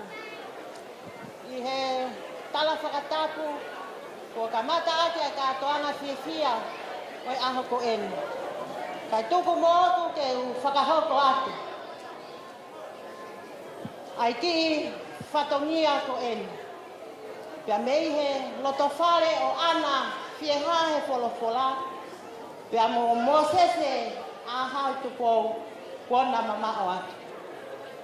Kai pehe ke whanga tamai a isi, u ofa mai a Cecily, mo alani pia mei tonga. Se fesi tupou pia mo kāsipa, pia mei nusila. Ko ana fie haeni a ilaise lātu, o kune tū mai ke ne whakafofonga, ai naungo whae i e aho ko enu. Koe ki aha mea ia e maa. Koe ki i bebe ko ni isi, whaake atu pe ia ma au, pia moho hoa. Kai pehe ki he teki ko e ni, mo ka ataki mai. To'o atu. Neo a NCE, ka aku mau fia aku mau ha, i he kātoanga fia o hoa ko eni. Whakamalo atu ke whae ko eni a ofa, ko lose, o kune kau whakataha mo ke mau tolu, ke mau whakawhiawhiai ki moua, i he aho whakaofa mo whiawhia ko eni, ofa atu.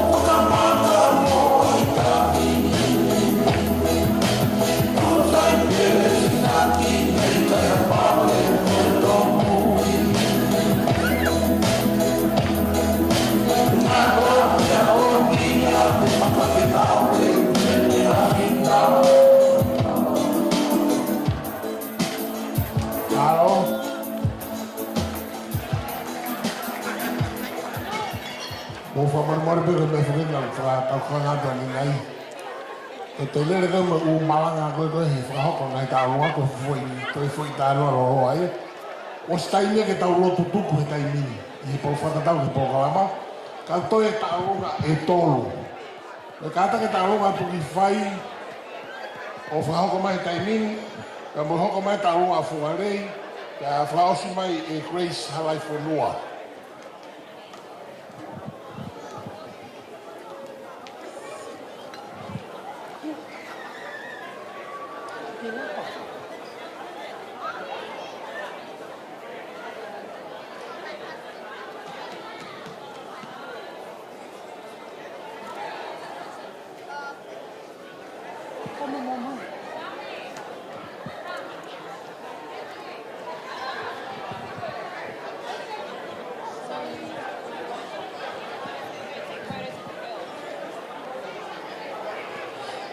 Kore bege mau ku whangatu he ngā whakatapu ko oso no whai. Ka tā momo ku mau tolu ke whakahoko atu e ki whatongia koe ni. Koe e ki taulunga koe ni o peheni. Koe whaha i to o matau. Kore atu ki he whahu ana ka sauna lewa he poto. Ke mea mai o hui atu. Koe whaha i tono he ma. Kore ata mirea me Halai Whenua ke mea mai o hui atu. O ko atu e mau ofa atu ke o mea mari ka pehe ke whamiria no kotoa.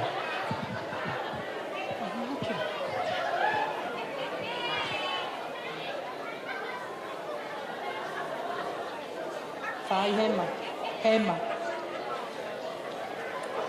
Matai. Awa to hui e taha ke taha. Te wahi.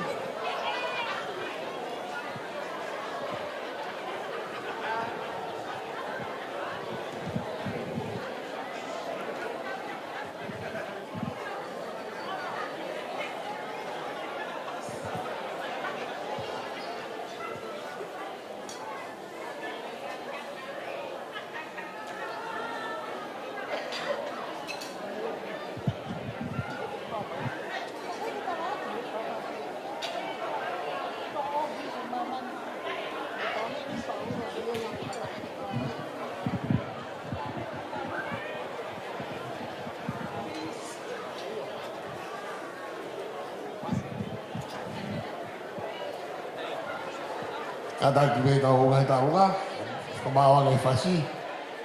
O kata pete tau holo ni ki tau mea mei he, e tau nere kakato, te tau hawhi whasi pe, te pure pe tau taimi.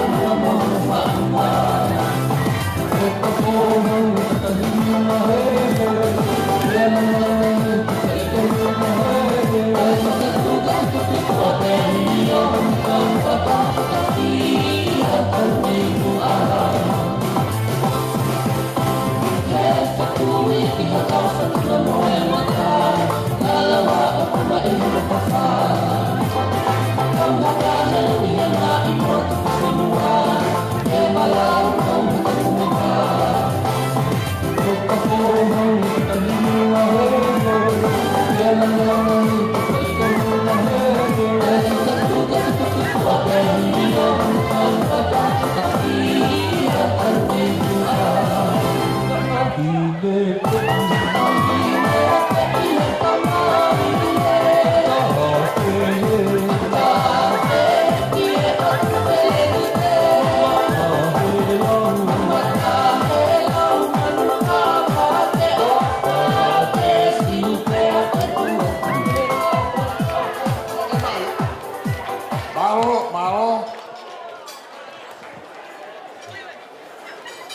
La e tāna hea tau mai wai tālonga funga rei.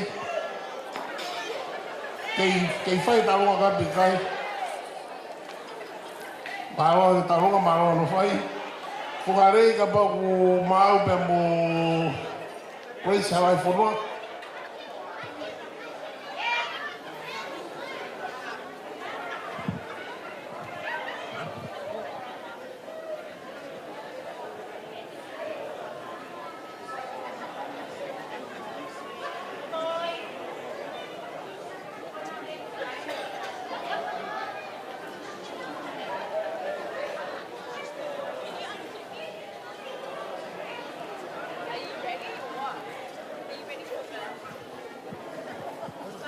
Tolo peo mo mea, o kakak pe ki tau ki tolo pe tau tai mi tau pe ki whak pe whakawawa o pe. Ke tuanga ki...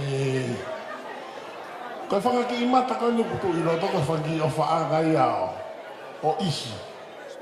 O hiki e me mau kaureka o whakaureka koe ni. Kai whangi imata koe ni ko nau mahe ni rei, te nau mai whainau ki whambe i te i roto. Kia ana pe mo isi. Atuanga mo hawhainga maani, koe whanau whakamoko puna ini o e se tuata, o ka karaba mo meri ame. Mahalo koe whakawhaka whakita magi hoko kei nau whakakui. Kai whaiate ki whame ite koe ni, whakita mai tini, i tai nini.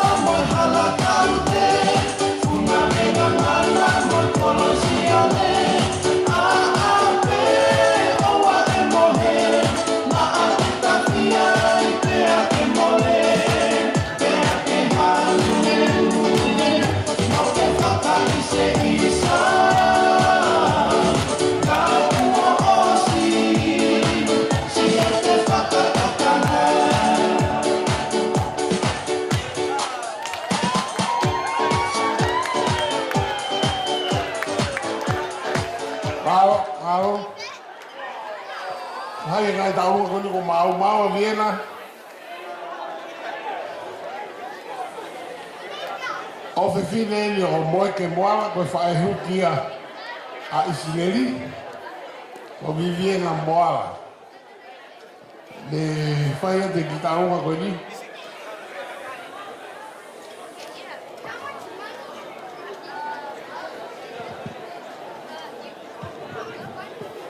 Kore ke hu whara he whakatapu, ka tā mua mo oku ki whaia mahi koe ni, ke whai ki whatoria koe ni.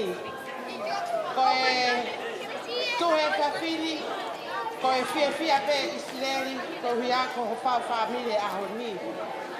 Pe aku mau whawhawhonga atu, ai wha e huki koe koe aho ni. Oku mau hoa age, ki he whala o ata, toa ko pou walu. Paku ne osi iro i pe. Ko ma osi o sira mari e pe, ma le rei taha, o ku whai aki he ko hi, he ku mau hoa ne ia mo hou e ki ho mau whamiri. Keke ha mea e maa.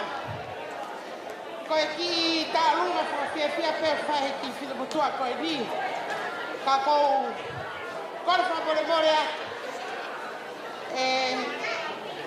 Vienna, ka taki o lere atu ki a sera, ko anti tela kata more hui ane te ko Vienna kai ata ke fai ta olunga e hoi ko ia pe malo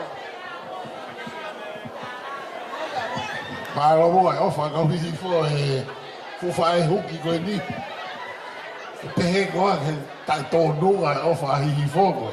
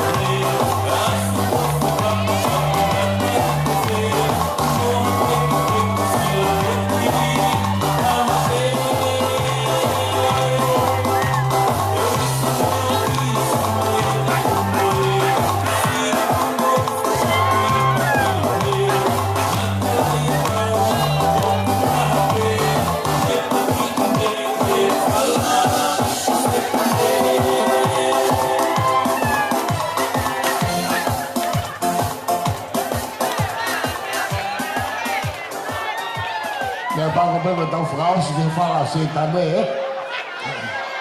Maro tau ko ngena maro e mo si ofa kai na hi fo ya mot. At obi ko moto mo ma pulili wat mo hi go sai pe mo ya. Tau ya fumare. Ya kapag te mama ki tau a kwes sai fo wa ka tau a frau si au pitoi. Vai tau ko ni pe te mai tau a frau si.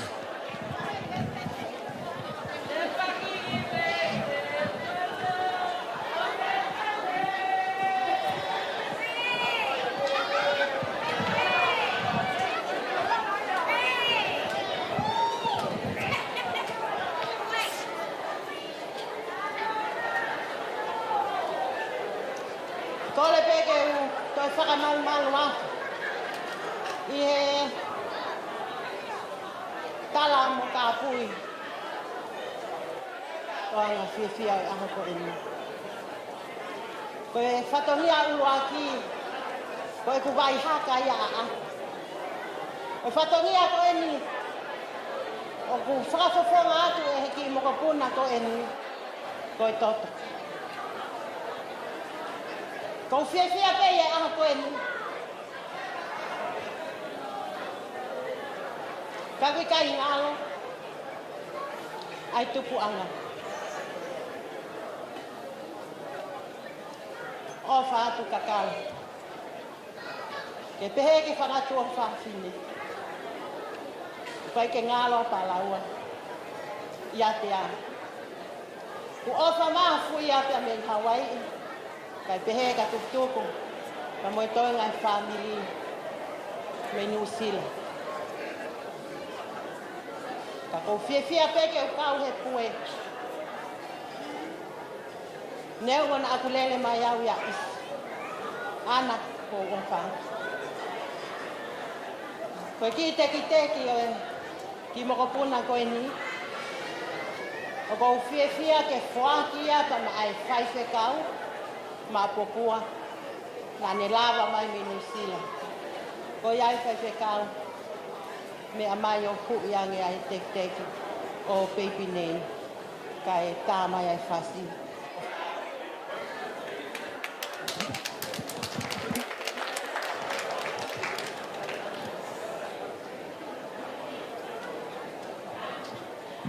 Malo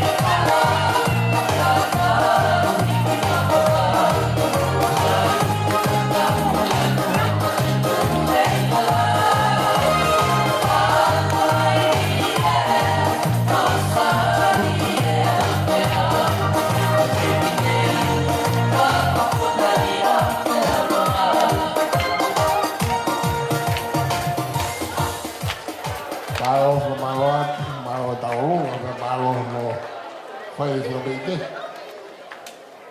Tau frausi. No Grace halai fonua. Tau tapu na dia e poni, ai frafifia e poni. Halau fia fa mo mo. Ko ha de fo a poni. Ai fai tau ko ni. O ko framana do pe o ko se ni pe fai ai whakamalo, ai whiwhine, mali, pe mo tangata mali, na whai na ki lia whakamalo, pa ka Australia, pa e oa kene whai whakau mali pōsi honau, kene whaka Australia e nau ngāwa.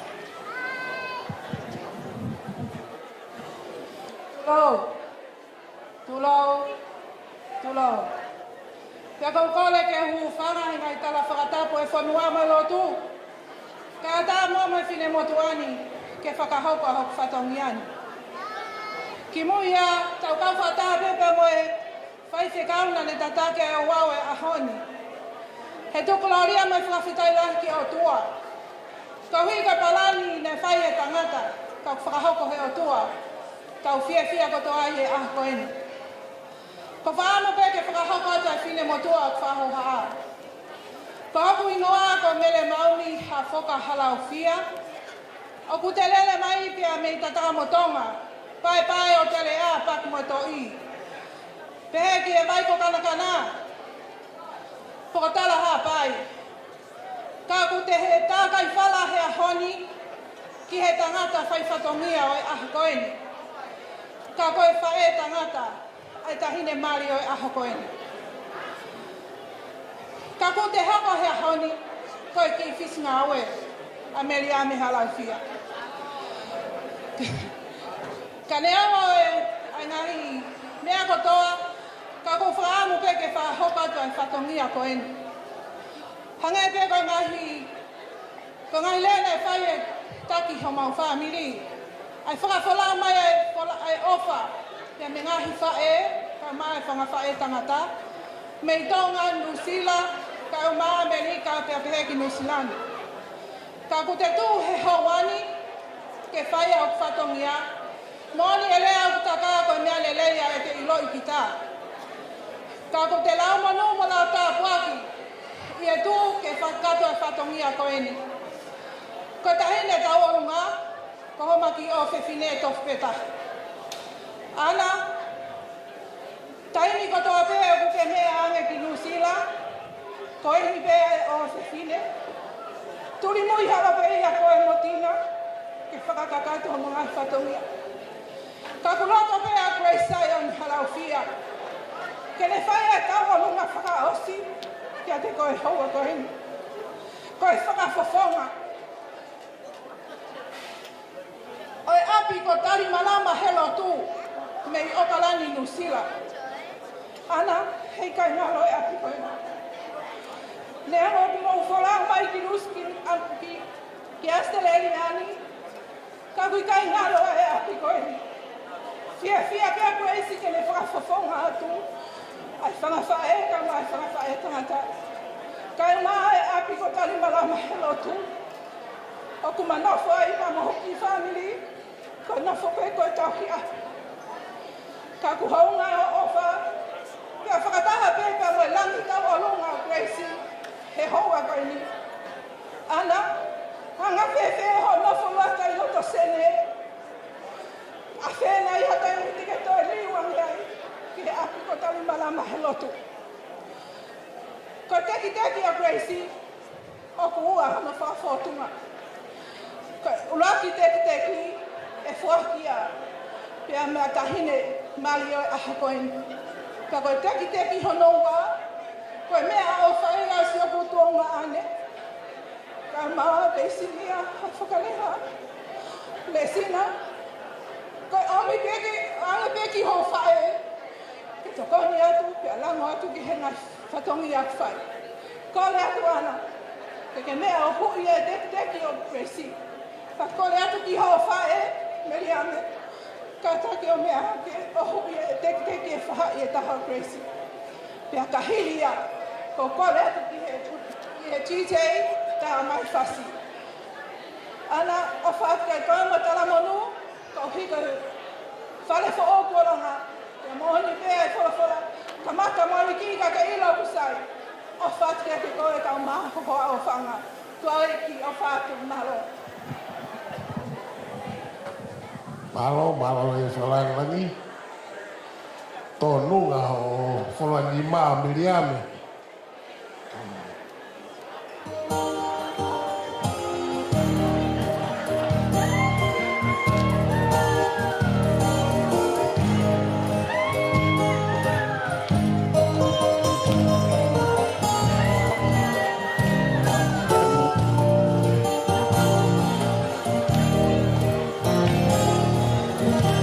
Oh, oh,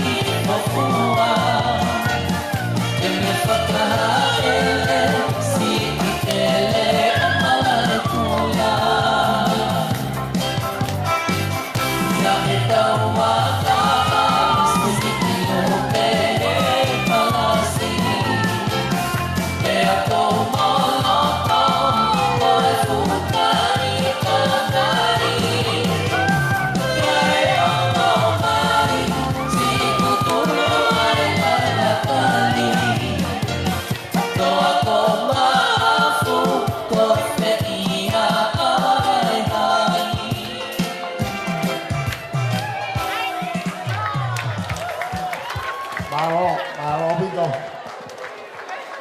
Koe kakato ia tau ngahi tau ronga. Whamale mole atu. Kai ki kolo atu tuku ana to atu pe na au hat ki whali ki aki ho pe to. Ko ia pe malo. Malo.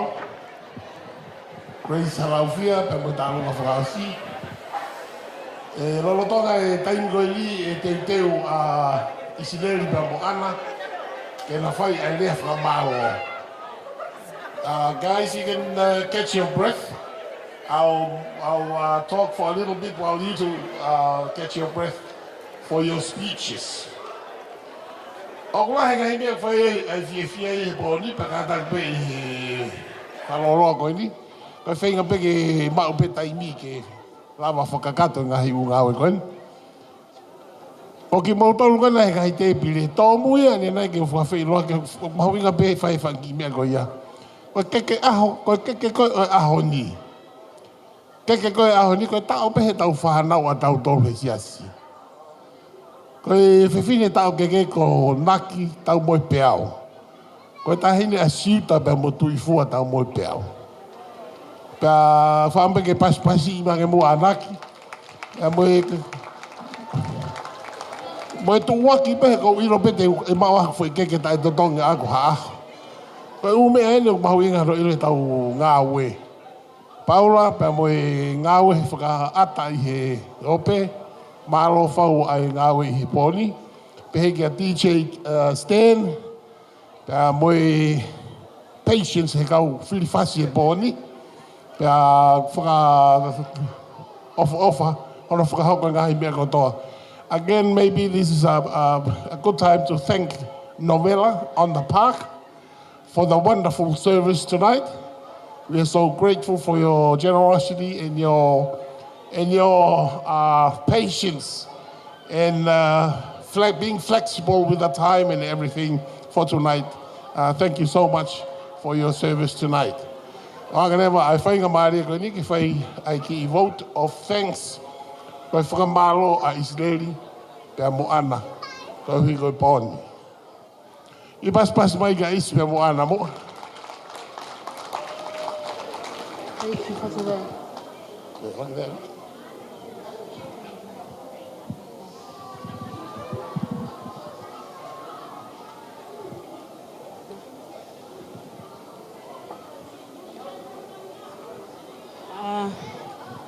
Kole pe ke o whanga he ngā he whakatapu ko osa na o whaki.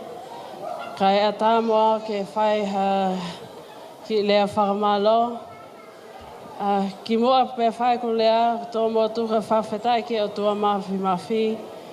E ne tāwhi mai e tā moui, o tā sia mai ai aho whakakoloa koe ni.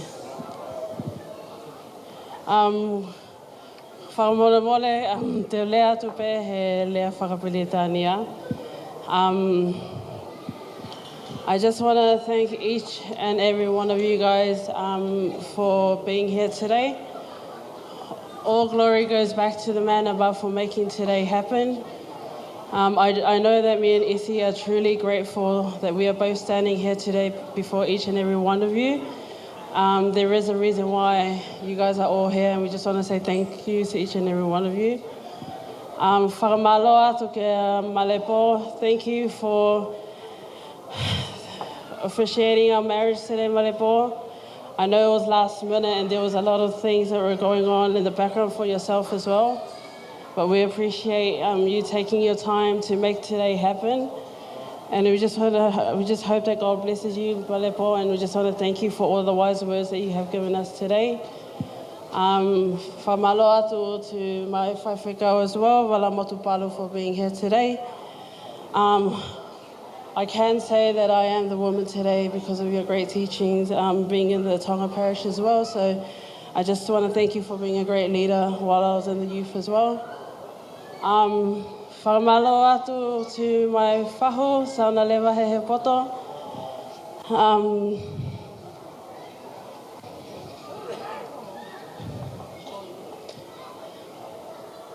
I just want to thank you for coming all the way from New Zealand. Just seeing your face reminds me of grandma and grandpa, so having all of you guys here just reminds me of home. So just thank you, Leva, o whātua kakariti. And I just want to say to all my New Zealand family, all of you guys know who you are. Hi. I just want to thank you guys for coming all the way from home to celebrate my special day. I love you guys all. I just want to thank you to my parents as well, Mum and Dad. I just want to thank you for everything that you have done to make today happen. I know that if it wasn't for you guys, today wouldn't be the day it is today. To all my siblings as well, I love you guys all. The honest truth is the last few months have been challenging for those that know what's been going on. And if it wasn't for all the support from my siblings, my close family and friends, today wouldn't have been possible for myself and Isi. So I just want to thank you all. Whamalo atu e ni ke familia Isi o Whansela. I just want to thank you for raising a humble, loyal, and now my husband.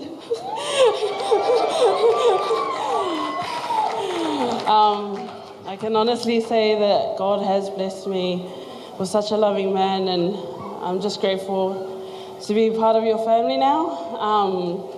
And to Isi's whaho Nisi as well, o whalahi atu ka koe. And everyone else, I do apologize if I have forgotten names, but o whalahi atu ka mātolu katoa. Malo.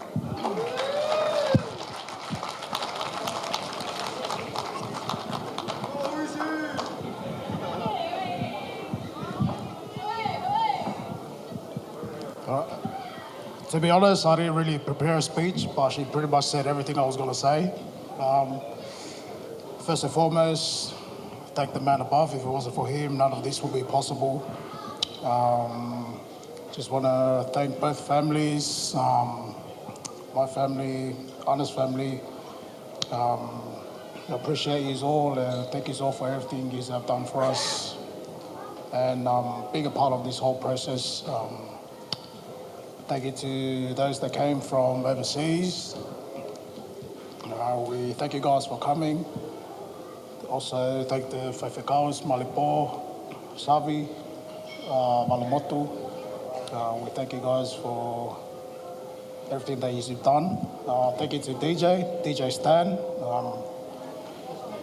Thank you for providing the vibes. And we look forward to using you again in the future. Sorry if there's anyone I missed, but I will try my best. Beleame Kakala, to Anna siblings, thank you for accepting me through all these years. Each and every day I come over, you make me feel like I'm one of yours. I just want to say how much I love you guys, and happy to be your husband, and keen to go through this journey with you. And thank you to my family, everyone that came from overseas. Thank you to Mum and Dad for everything.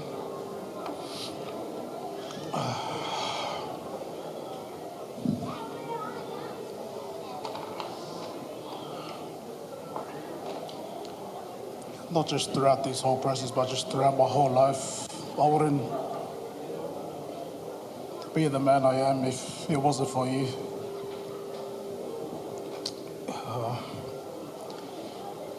I just want you to know that I'm proud of you. Everything you have done, not just for me, but for Line, for Lepi.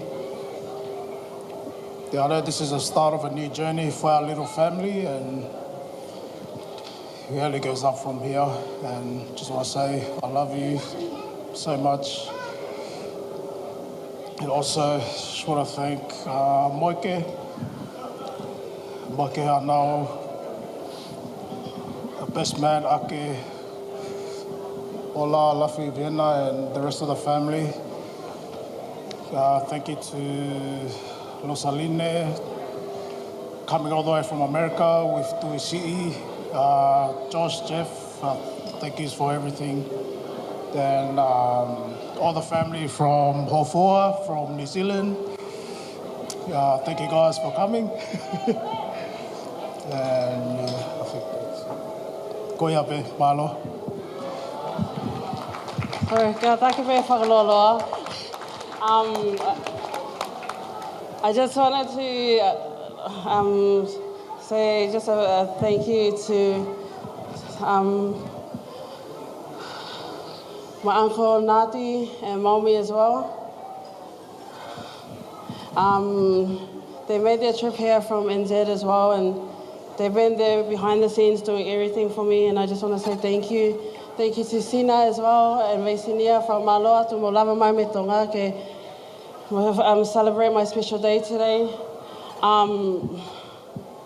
Honestly, if it wasn't for all the love and the hard work that you guys have done to make today possible, we wouldn't be here today, and as well as my maid of honor as well, Dina. Hello.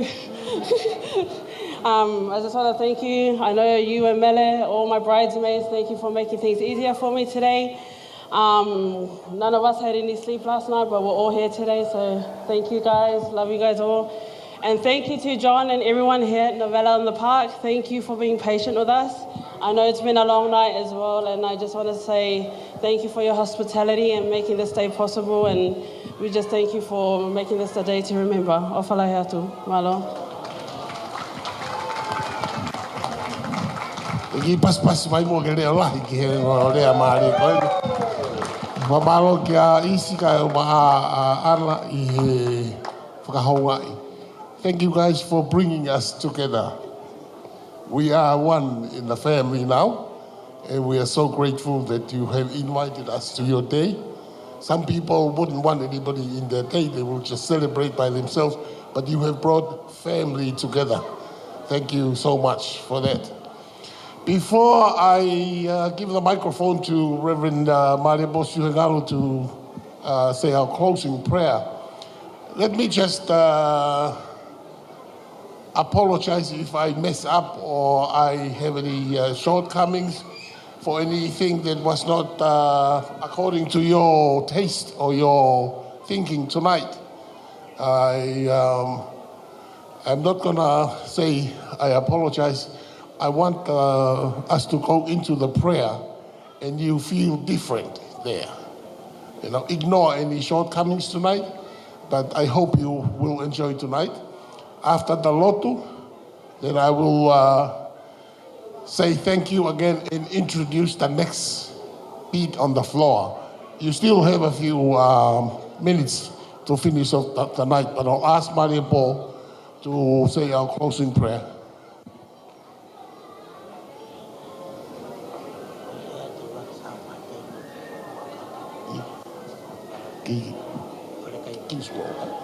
Iyo whakamana tu mai he ko favorite brother-in-law ko ni. Offer. Ko raksa pate maulotu a ngo mea mari a isi pe mo ana. Pe ngo family ki he apsiasi na ye a mari po Suhengaru. Kings Grove. O he Kings Grove Road pe of the shopping pe. E fai loto ki ai I hiwa tolu noa. Lotu hiwa tolu noa pe tau lunch leva ki he Bankstown RSL. Where befitu wai ko spukai ki fai gai ai whakahota. Malapitu. Oh, in English, for those who may not understand that what I was talking about, the first Sunday is at Kings Grove Uniting Church. Kings Grove Uniting Church in Kings Grove. at 9:30. And after 9:30, we'll have lunch at Bankstown RSL. Thank you.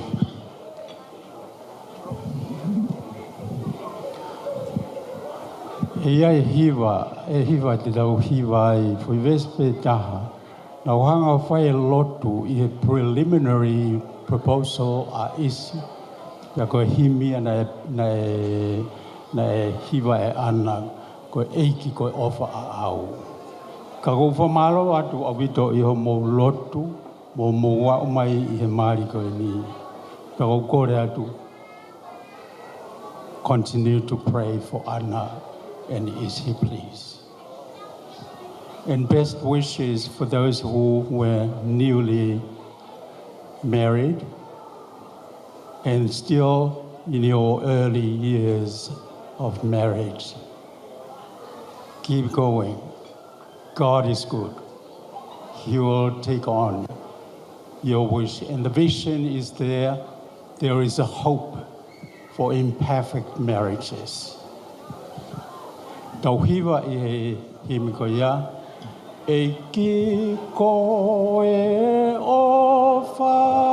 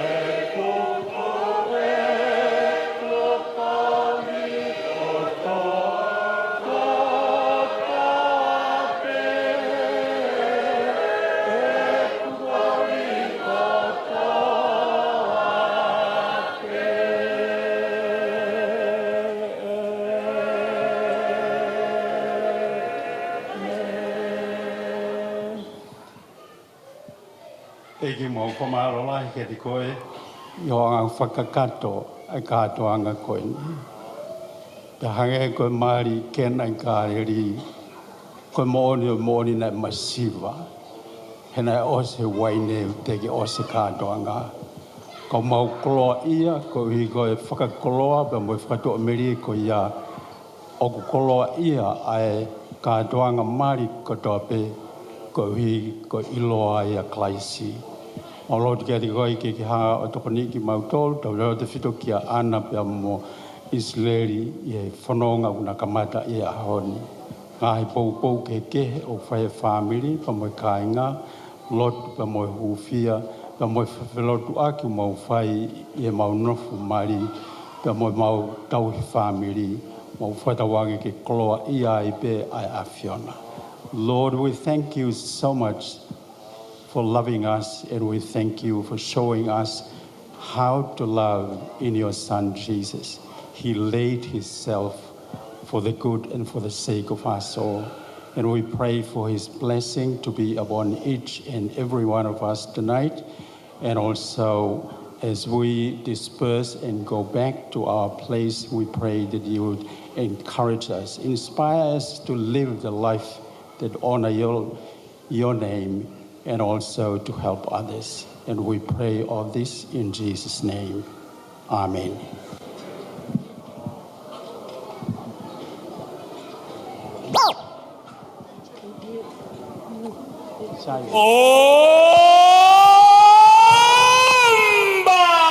Sensual. Un movimiento sensual. Sensual. Un movimiento muy sexy. Sexy. Un movimiento muy sexy. Sexy. Que aquí se viene sola, sola, sola, sola, sola, sola, sola, sola, sola, sola, sola, sola, sola,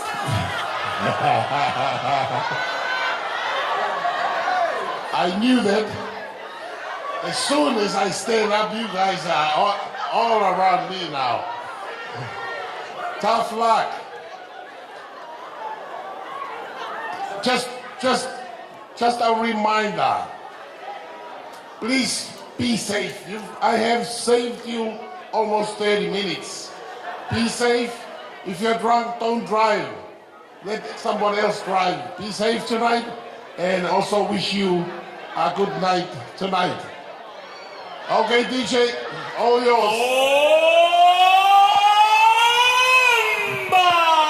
Sensual, un movimiento sensual, sensual, un movimiento muy sexy, sexy, un movimiento muy sexy, sexy. Que aquí se vienen son los ojos de este baile que es una bomba. Para bailar esto es una bomba. Para gozar esto es una bomba. Para bailar esto es una bomba. Y las mujeres lo bailan así, así, así, así. Todo el mundo una mano en la cabeza, una mano en la cabeza. Un movimiento sexy, un movimiento sexy.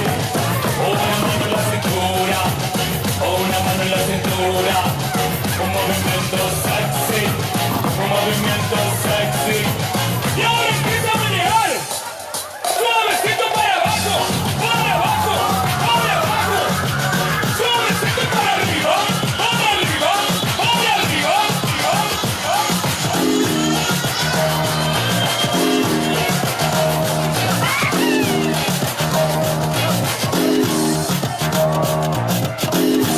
Listen to dog on dog. Everything if no one give me back. Tell them what's them in a hard contract. Ebola come on a white contact. And the little me we got to the freestyle. One press him up to keep my style. I'm tell you only God know why. Alright now the boy done gone while I'm in a loop. I want them in them education I'm in a loop. You know what I done take your mark and I'm in a loop. How you fit this little dog and I'm in a loop. We take out them vital log and say me give them another one. Now you do this. And I'm gonna see the girl fine and we say me give them another one. Now you do this. And I'm gonna see the girl fine and we say me give them another one. Now you do this. And I'm gonna see the girl fine and we say me give them another one. Now you do this. And I'm gonna see the girl fine and we say me give them another one. Girl, wind up on the body, girl. Why not keep that carnival? Tell me love the way you're wine for me. Girl, your body is so emotional. So wind up on the body, girl. We want you come wine your waistline for me. Baby, you're bubbling, bubbling, bubbling, baby. Girl, you're a party animal. Girl, you're a good girl, you're a party animal.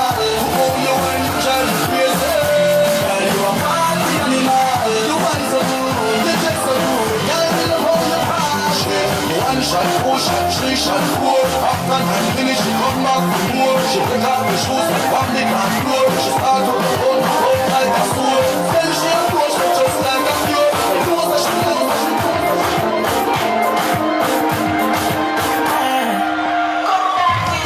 Can't seem to keep my eyes off you, especially your bite and move. The way you hold that thing, and you hold that thing, baby. Let me take a look. Oh Lord, me want all the girls in the whole world. I know what I'm doing so wrong. My sister, I can focus. You definitely don't need a fuck. She said she made me like a boyfriend. I'm so wet, make it fun, make it fun, make it fun, make it fun. She said she made me like a woman and me love her. Make it fun, make it fun, oh no, make it fun, make it fun. I'm not a phone. More from the way she bum bum. Then you're not a flirty fun. Boy, me and I can't even better get on. Dirty, go, let's go. Oh, the damn man, I'm a bunny go. Take it easy, look up, look at my bone. I go up to body when you can tell my son. You make me now comprenda. Bring your body closer. You make me shiver. Nakupenda. Bring your body closer.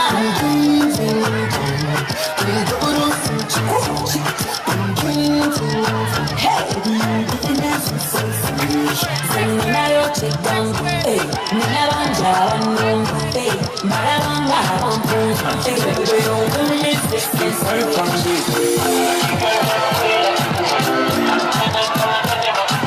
We have to make more dance for the team. We can have to feel alone. We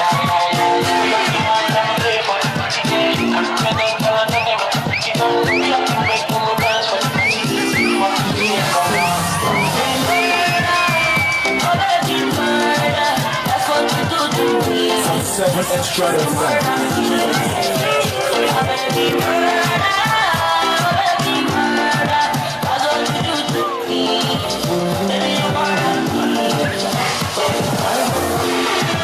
Open the door, let me, make me know. Make your feelings be sure, that's how you do my side. Stay, make me show. Now I need to find the flow. Whatever leave you follow, let it go.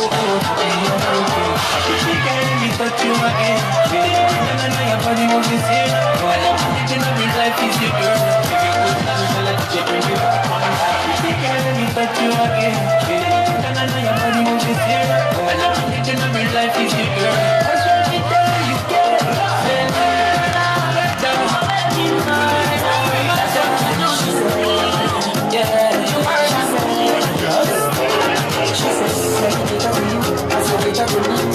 She acts like no, no, no. She said, take it easy, I will do it. You don't have to wind up yourself. You don't have to wind up yourself. She said, take it easy, I will do it. You don't have to wind up yourself. You don't have to wind up yourself. I let you go, I let you go, I let you go. Push back, then she gave this man. Push back.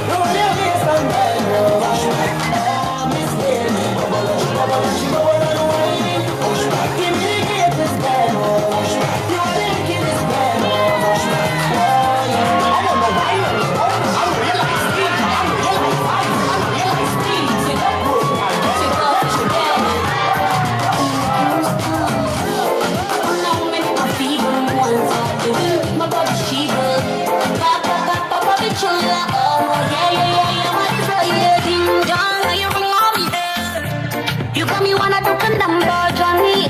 You know you want me from the baby, baby, baby, my Fernanda. When you wanna me, baby, you make me my Lisa. You make my temperature rise, you make me that Keisha. Nihitajina langu wawi right there. Nigo setela, baby, take it down tonight.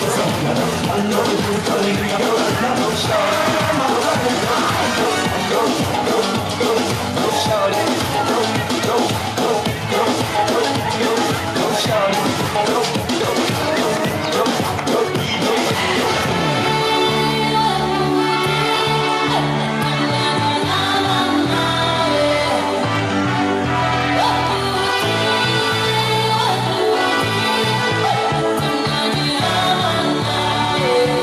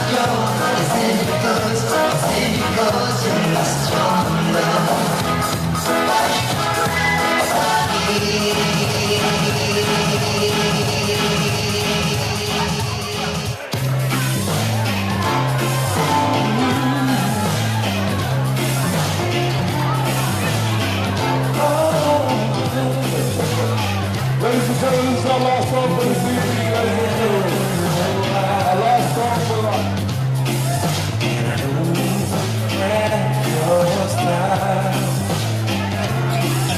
Sometimes I wonder just how things happen this way.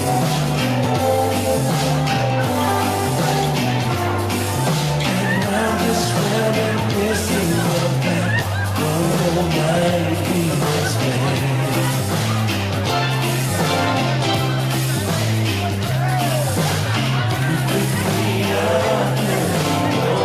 Ladies and gentlemen, I'm just announcing this is our last song for tonight, ladies and gentlemen. Sing along if you know this one. I never thought that a girl could find a man to smile.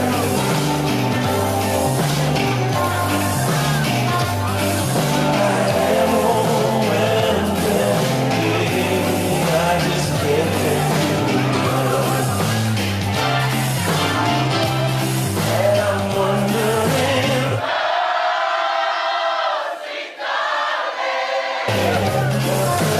what did I do to deserve you? What did I say to make your angel eyes turn my way? If only I had the world, I'd give it all to you, babe. Now I'm about to leave on the road. I'll take you with me in my heart. And I've been praying the Lord my soul to keep.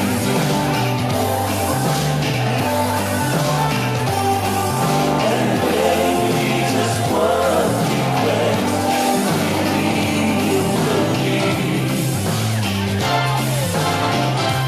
and I'm wondering,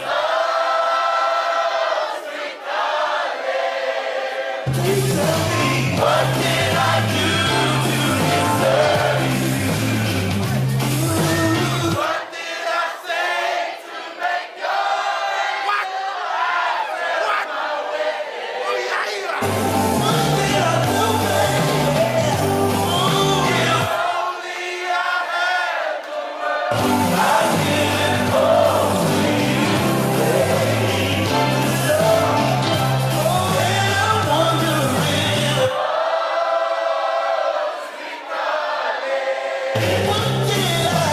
what did I do to deserve you?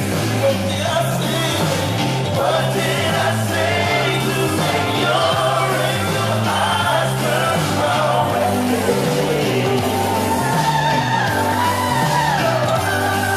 If only I had the world, I'd give it all to you, babe. And I'm wondering,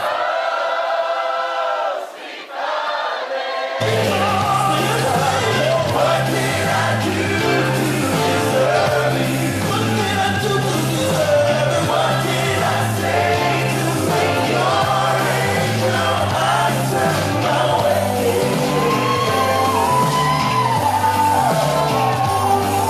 If only I had the world, I'd give it all to you,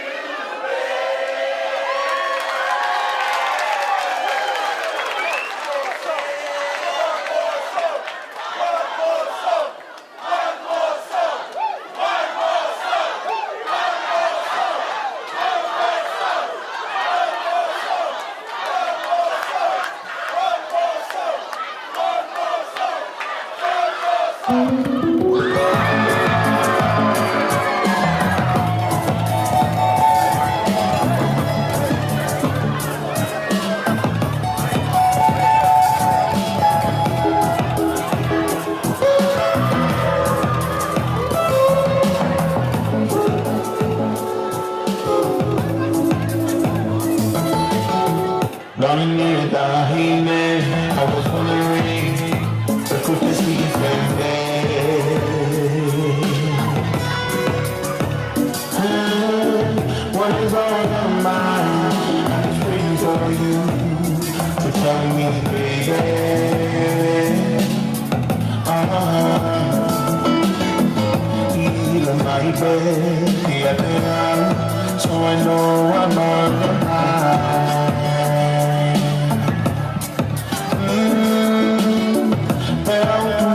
onu